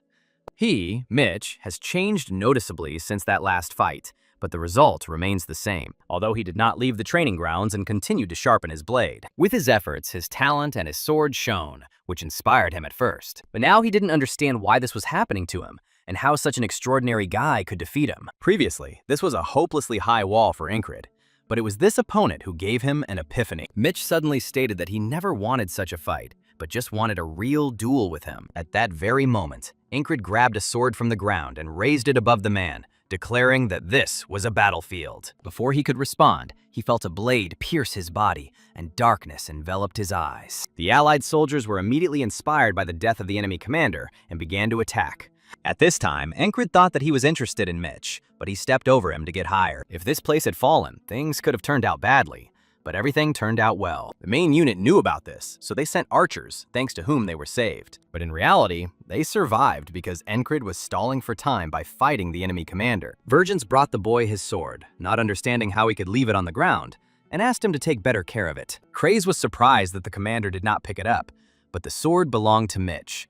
It was the sword of the enemy he had defeated. The blade looked really good, and Kryze asked to take a closer look. When light hit it, it emitted a blue glow and looked as if it was forged from Demp iron, the famous Aspan iron mine.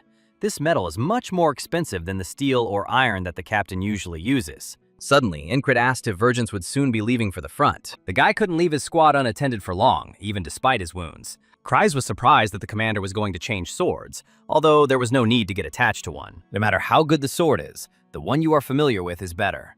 But this does not prevent you from using both at the same time. Meanwhile, the squad was heading towards the battlefield, and Rom thought that their captain was ready to move on to the next level. He never thought he'd be attracted to a guy from the continent. A man like their captain could be worthy. The man was ready to tell him the secret of the art, born in the heart of the beast. Auden thought the muscle modeling was complete, and now he could move on to the joints. With posture correction, the body would also change. This is how you build a body that won't fall apart under blocks and blows. Doing everything at once will simply destroy it. So he decided to take things step by step. But suddenly he stopped, and Rim crashed into his back. The disgruntled barbarian decided that the brute was glued to the ground, after which he asked him to move faster. He managed to provoke his comrade, which is why he immediately had to grab his axes. Auden told him that it was not normal to wave a weapon just because it made him uncomfortable. Ragna, who passed by them, was thinking about training to make the sword a part of his body. Not just wield it freely, but move the blade as if it were a part of him. But before that, you need to sleep. Jackson was thinking that it would be great if the commander worked on his leg movements. He doesn't expect the assassin to move silently, but if he moves efficiently with minimal movements, it will definitely be useful in combat. But should he even be giving advice, since he has never done anything like this before? Suddenly, he noticed that Rem had grabbed Ragna. He was heading back toward enemy lines, mind you. The other soldiers noticed with horror that these lunatics had started fighting again, and that a new fight was brewing. The squad leader couldn't be allowed to turn into one of those idiots, so Jackson decided to fix him himself. At this time, the company commander, walking on horseback, gave the order to all the soldiers to stop. Suddenly, Aspan's soldiers came out to them, and one of them asked if there was anyone brave enough to fight him in a fair duel. It was a dirty tactic that involved demoralizing fighters in one-on-one duels. An unsuccessful tactic, but with the mounting losses, the mood has definitely changed. If they ignore us, they'll pretend they fled. The enemy soldiers began to taunt her and say that the commander would not come out to them. This was a clever trick to lure her in. If you win a duel, you can change the soldier's mood. But if you send someone, you need to use the recaptured squad. They would most likely behave decently in the presence of the commander, so the girl suggested that Rem deal with him. Taking his eyes off Ragna, the man immediately smiled and declared that it would be fun. Gripping his axes tightly, he headed towards his opponents, who continued to mock him. But before they could react, the head of one of the warriors immediately flew into the air. The allied soldiers smiled, as they expected nothing less from the psycho, even though he was damn good at fighting. The mere presence of a strong fighter raises morale, but Rem still overdid it. The commander's face darkened as she watched her soldiers' brutal actions. The rest of the allies were also in shock, not understanding how long Rem was going to beat him. At this time, the barbarian hung over the soldier and punched him in the face. The poor fellow's comrade asked him to stop and begged him to let them go, since they had already surrendered. However, Rem only smiled, stating that he had not heard until his frightened allies wanted to be on the same battlefield with him. The company commander was upset because their morale had dropped again. She shouldn't have sent him. Of course, the only one who can deal with these psychos is Incred, whom they at least obey. Later in the evening, Jackson recalled that he had told the commander to rest, but for some reason, he returned even more beaten. He again asked him not to think about battles for at least some time, and not to overexert himself. The company commander who entered added that her fiancé had a habit of working too much. Then she threw a bottle of elven medicine into his hands, something you couldn't buy for a fortune. Jackson suggested it was better than his ointment, and Rom noted that the girl really cared about their commander. Incred didn't understand why it was giving him this, but she realized that although they had promised each other a future together, they had never exchanged gifts, so he can consider it a small engagement present. The girl was actually glad to see him back, and before leaving, she asked him to rest. Suddenly, Kryze announced that the commander should open the salon with him, but he told him to get lost. While his squad commented on what they had seen, Incred didn't understand why she kept calling him fiancé as if it was funny. But the more he tried to think about it, the more he realized that he didn't understand what was going on in the elves' heads. Several days have passed since arriving at the front. Aspan is only repeating small incursions and has not entered into a full-scale battle. Thanks to this, Incred managed to gain time to recover from his wounds and begin training. Auden noticed that the commander had been busy since dawn, and it seemed that he was already feeling better. Incred replied that it was thanks to the elven ointment.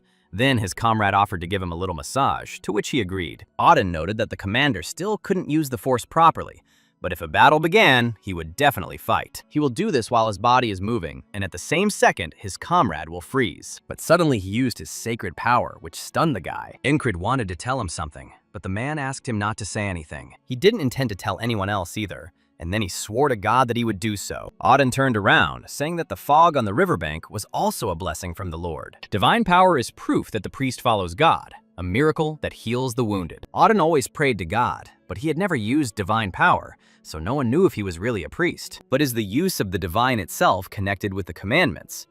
It seems to him that he took a risk and did for him what he shouldn't have. But if he is caught using sacred power, the Inquisition will come. The body that has imposed many restrictions on the church. They imposed the ban on the demonstration of even the slightest sacred power. Even if Auden could withstand the pain of a needle piercing his heart, he could not look at it anymore. God was always there, but never answered. But when he met the commander, he believed that the word of the Lord was in him. Therefore, the soldier was ready to do whatever his heart told him to do, even if it was strictly forbidden. Meanwhile, Christ offered to help the commander apply the ointment, but he decided to do it himself. Although it is not yet a complete recovery, the wound has healed quickly, and if he wants to keep everything secret, he cannot show this part to anyone. Incred asked when the battle would begin, but they say that the opposing sides are just observing each other for now. Their battalion, under the command of Commander Marcus, took the initiative to block the bypass, but their main forces are waiting in Green Pearl. In the last war, they even used sorcerers and squires, breaking the unspoken rules. The Templars will be stationed there, preparing for a full-scale war. They should have gone this route. It's endless one-on-one duels, which is no fun at all. You just have to wait a little. This battle of endurance will end soon. A little later, they noticed an army of enemies approaching them. 3 enemy soldiers stepped forward and began directly insulting their opponents. Rim noticed that these blockheads, who had nothing better to do, were opening their mouths again. However, it was a battle of public opinion, unless there was an asymmetrical force like the Knights. They have roughly the same number of soldiers as Aspen, and their forces are almost equal. This strategy is aimed at breaking them psychologically before the battle. These guys will die if you just shoot arrows at them. But in the situation where their morale is already broken, if they start a battle, they will lose. The commander also knows about this and does nothing, which was quite strange. They may be ready, but in this situation, using a repulsed detachment to boost morale turned out not to be the best idea. However, just one explosion would be enough, if only something changed the atmosphere. At this time, the enemy soldiers continued to insult their opponents, waiting for at least some kind of response. Incred asked Andrew to calm down, as he would still have the opportunity to vent his anger. They need to put all their anger into the battle, and he needs to know that there is no shame in being innocent. Hearing this, the others immediately began to laugh, and Auden advised the boy to turn to God. This stunned Andrew, but the others assured him that he would still have a chance. At that very moment, his own allies began to make fun of their comrade. However, this made Andrew even more angry, even though he said he wasn't angry at all. Jackson wanted to know why the commander was making fun of him, but the guy was only trying to comfort him. Christ didn't know whether he was joking or serious. Perhaps he sensed the atmosphere and acted on instinct. In any case, he is an unusual person, so the guy suggested that the commander come out and speak out. He had nothing to say, but his comrades suddenly came up with a plan. Their commander with the devil's tongue can definitely change this battlefield, and the flow of changes brought about by the commander will spread further like a wave and pave the way for their victory. The other soldiers were surprised to see Incred move forward and immediately fell silent. He must show courage to his enemies and provoke them by approaching within arrow range. Virgins decided to find out what he was going to do, and the guy replied that he was lucky to be rushing forward without even having time to arrive at the front lines. The boy was warned that if he went there, he could be hit by arrows, and his behavior was not clear to others. At this time, one of the 3 soldiers noticed that some idiot had come out to them and hastened to laugh at him. At first, he didn't know how to provoke them, but Christ decided that an idea would come to him when he got out there. He definitely had a talent for it, and when the guy stopped, he declared that the soldier's head was spinning. The allied soldiers immediately started laughing, but Virgins simply froze in shock. Incred apologized because with his narrow outlook, he could not even imagine such a thing. He then suggested that his mother was a ghoul, which visibly angered the enemy. Rim immediately burst into laughter, while the others waited intently to see what would happen next. Andrew also laughed and added that whatever he had there, with a face like that, it wouldn't be possible to use it. Mac looked at the gentleman sullenly, not fully appreciating his joke. At this time, Aspen's soldier drew his sword from its sheath, ordering Incred to come out so that he could cut out his vile tongue. The enemy, having succumbed to the provocation, demands a duel. Now, if they win with an overwhelming majority, everything will be over. The commander's comrades immediately approached him, and Jackson reminded him that he had not yet fully recovered. Care must be taken to ensure that no one suspects anything and tries to exploit it. Rem asked Andrew to go and kill them, although before, the guy lived for his family, and he didn't need anything else. And he wasn't even ashamed that they teased him innocently for no reason, but it was all because of this soldier. However, the enemy asked to stop this idiot and bring him the one who said this. Suddenly, Andrew told him to shut up and swung his sword, wanting to rip his mouth apart. Then the guy lunged, wanting to kill the enemy as quickly as possible. The Aspan soldiers who challenged them to a duel are highly experienced and capable of destroying most of their allies.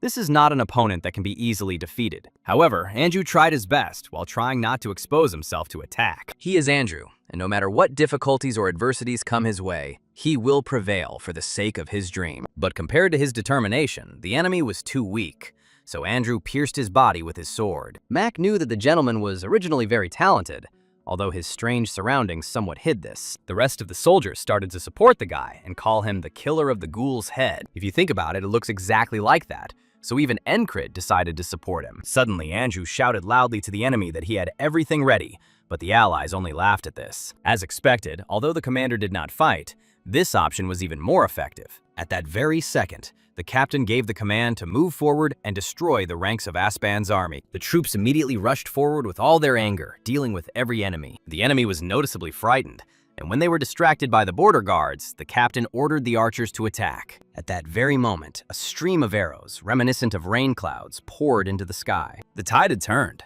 No matter how much psychological warfare tactics they used, in the end, the unchanging truth was different. The one who fights well wins. And in this regard, the army of Nerelia was stronger. At that very moment, the commander of the Grey Dogs Company arrived to the enemy captain, reporting that they would soon kill them all one by one. This was wonderful news, while the other army noticed that Aspan was retreating, thinking that they had won. However, cries tensed up, because even if the situation had changed, it was strange that the enemy was retreating so easily. The captain also noticed that this was suspicious, so he decided not to pursue them and also retreat, because they were definitely up to something. Later in the evening, Harrier reached the place where the secret meeting was to be held. The man conveyed to the others that they should not show themselves yet, but wait far from the camp. The Nerilians' methods are still as obvious as ever. They don't know how to do anything other than attack the border garrison. However, Abner's strategy was completely different and consisted of cunning. That the battlefield is controlled by a small group of elites is already proven by the existence of knights. However, these few elite members do not necessarily have to be knights. Victory on this battlefield will be Aspan's, as they have a secret weapon in store. The next day, Kreis thought about returning from the battlefield and waiting 2 days, contrary to expectations that they would immediately rush into the fight again, like the calm before the storm. In the current situation, Aspan has 2 options: retreat or deploy its forces asymmetrically. The battalion commander declared they were prepared for the possible use of magic. The number of scouts had also doubled, but they hadn't discovered anything. It is unclear what these bastards are planning and what they are thinking about, being so peace-loving during the war. Suddenly, the company commander came to them, saying that there was nothing strange, and looked at the soldiers who could be useful in the battle. However, Ingrid did not understand why the company commander was doing this personally. Over time, recovery becomes more and more natural, so you can start sparring again. Last time Ragna gave the commander a head start due to an injury, but that won't happen today. However, the soldiers had no intention of fighting half-heartedly, so they immediately crossed blades with the commander. Ragna's sword is magnificent. It makes you feel beautiful, but he, on the contrary, is rough, and his sword is just as rough and unkempt. But he had assembled all of this himself, a skill he had mastered, and was now ready to show it to others. The swordplay the commander originally used was crude and unpleasant, but the mark he left behind was something Ragna had taught him. But it also opened up new possibilities for him. And now Ingrid decided to try fencing with both hands. Ragna was surprised by this outcome, but did not resist, because the duel was not over yet. Rim noticed that Sonya was very serious today, and he felt sorry that he had lost the bet while waiting for his turn. Jackson doesn't like being in the front, but with the commander, he would like to fight in the front ranks. But suddenly the guy asked himself to calm down, because this was not like him at all. Auden noted that the commander could be even bolder and crack his knuckles next time, but he was not yet that well trained. Watching him, Kreis realized that common sense had completely evaporated, then remembered what kind of psychos he was dealing with. Looking at the soldiers, the company commander compared them to impatient children. Even this lazy soldier only shows motivation in front of his commander,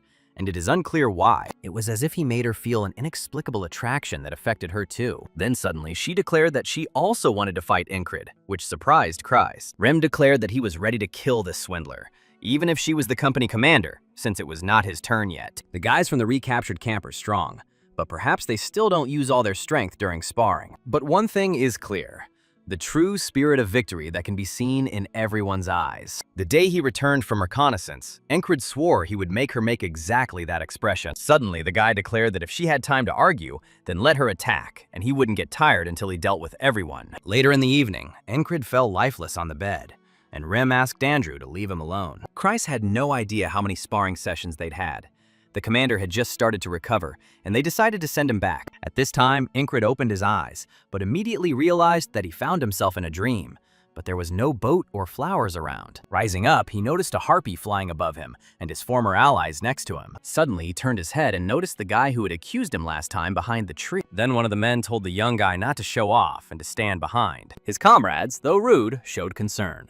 It was a group of mercenaries who had picked him up, despite his lack of skills. But suddenly, the same suspicious warrior ran up to the leader from behind and stabbed him with a blade. This second was enough to distract the rest of the soldiers and allow the harpies to break up their formation. They were supposed to retreat, but the strongest among the mercenaries decided to stab them in the back. Using force, he brutally killed his comrades, declaring that they could not escape and they all had to die here. He was given a better offer than staying with this lousy group of mercenaries. He needed to clean up so there would be no consequences. These worthless weaklings are annoying when they interrupt their comrades' conversations, but when the man spat on the dead man's head, Incred could not stand it and ran at him with a sword. The mercenary easily saw his weapon and knocked him to the ground, holding him by the throat. Even if he left him alive, the boy would not be able to do anything since he was just a poor child. Incred was very weak and powerless. He could only watch his comrades die. But what tormented him most was that this dirty deed had saved his life.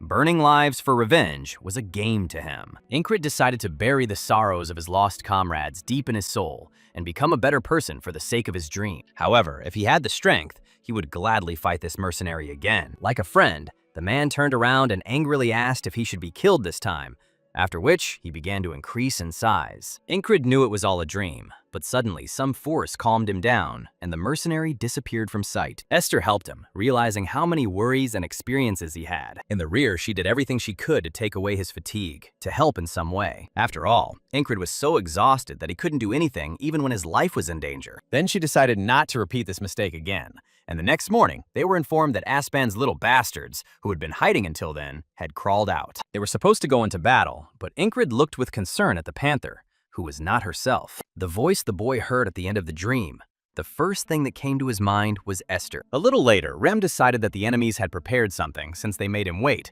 and that today would be interesting. The commander was also interested in what they had prepared this time and what trick they were hiding. But a few minutes later, the soldiers opened their eyes in horror when they noticed a giant in front of them. The archers immediately opened fire and began to shower him with arrows.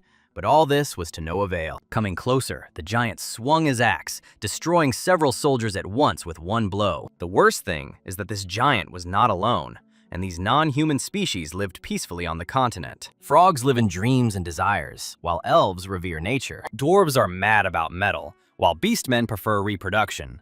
Dragons live alone, while giants are intoxicated by the thirst for carnage. They enjoy violence, which they carry out through their bodies, which is why they are called blood devils. Jackson noticed that they were attacking from two sides, and were indeed breaking through from both the right and the left. Kreis shouted to the captain that if they couldn't stop them at the front, they would all be surrounded and killed. This meant that they had to be stopped, but the soldier was stunned that the commander was too calm. At that very moment, the company commander approached them, noticing that the view on the left was similar, and decided to go on the attack. She then asked Incred if he would kiss her for good luck, but he immediately refused. She found this answer cruel, and the guy was surprised that even in such a situation, she managed to joke. The commander went left, leaving only the giants in front and to the right.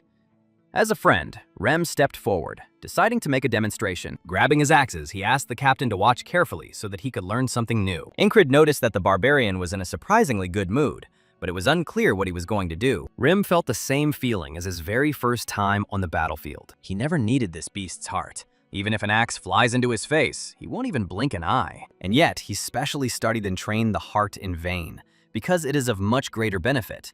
The heart beats faster than usual, driving blood throughout the body, which provided its own bonuses. The remaining soldiers could not understand why they were not receiving the order to retreat. A giant had already approached them and swung his axe, but Rem was rushing to their aid. He ran incredibly fast over a huge distance to take the blow of the huge carcass. His blood vessels immediately began to expand, and his muscles began to swell, changing their density. A magical technique originating from the heart gives strength to the entire body, turning the user of the technique into a superhuman.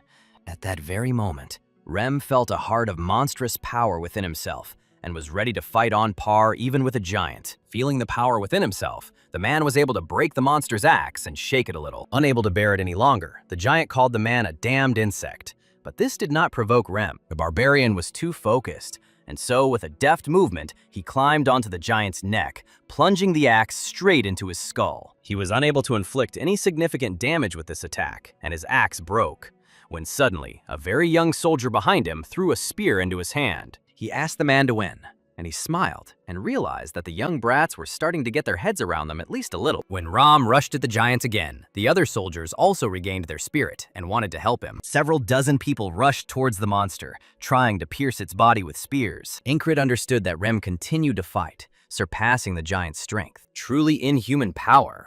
And perhaps that's what he'll teach him next time. Ragna advised the commander to stop staring from the sidelines, since Rem was just fooling around and playing. If they clear the right flank, they can completely turn the situation in their favor. Since no others were visible, it meant that the squad's fighters went into battle on their own, and Ragna decided to go with the commander. Ingrid decided to put aside his excitement about Rem's new technique for now. He needed to achieve victory in battle first. Meanwhile, Virgins was seriously wounded while fighting one of his opponents. His friend helped the man to his feet, but he asked him to shut up and step back. The hooded man smiled before rushing forward and asking how much longer he could hold out. But just as he was about to deliver the decisive blow, he noticed that another soldier had jumped out in front of him. Virgins looked pathetic, but these were honorable wounds received while saving his subordinates. And when the man called his name, the enemy repeated it in surprise, and Ingrid immediately recognized the voice. It was that same mercenary who was sure that the guy had not forgotten his friend's name. There were times when he had to grovel before this scum against his will. Then he would not have been able to object to words about friendship with this guy. But now things are different. Ingrid would rather call a friend someone who is willing to risk their life to save their comrades. However, he will never name someone who betrays and kills comrades for pleasure. So the guy replied that he remembered his name, and as far as he remembered, his name was Gnaida. But then he corrected himself, clarifying that it was a nickname, and his real name was Traitor. While fighting off the mercenary's attack, Ingrid remembered that he hadn't managed to pass on something to him when they parted. But instead of words, the guy deftly knocked the sword out of his opponent's hands, stunning him. Now the unexpected moment has come when he is able to avenge his fallen comrades.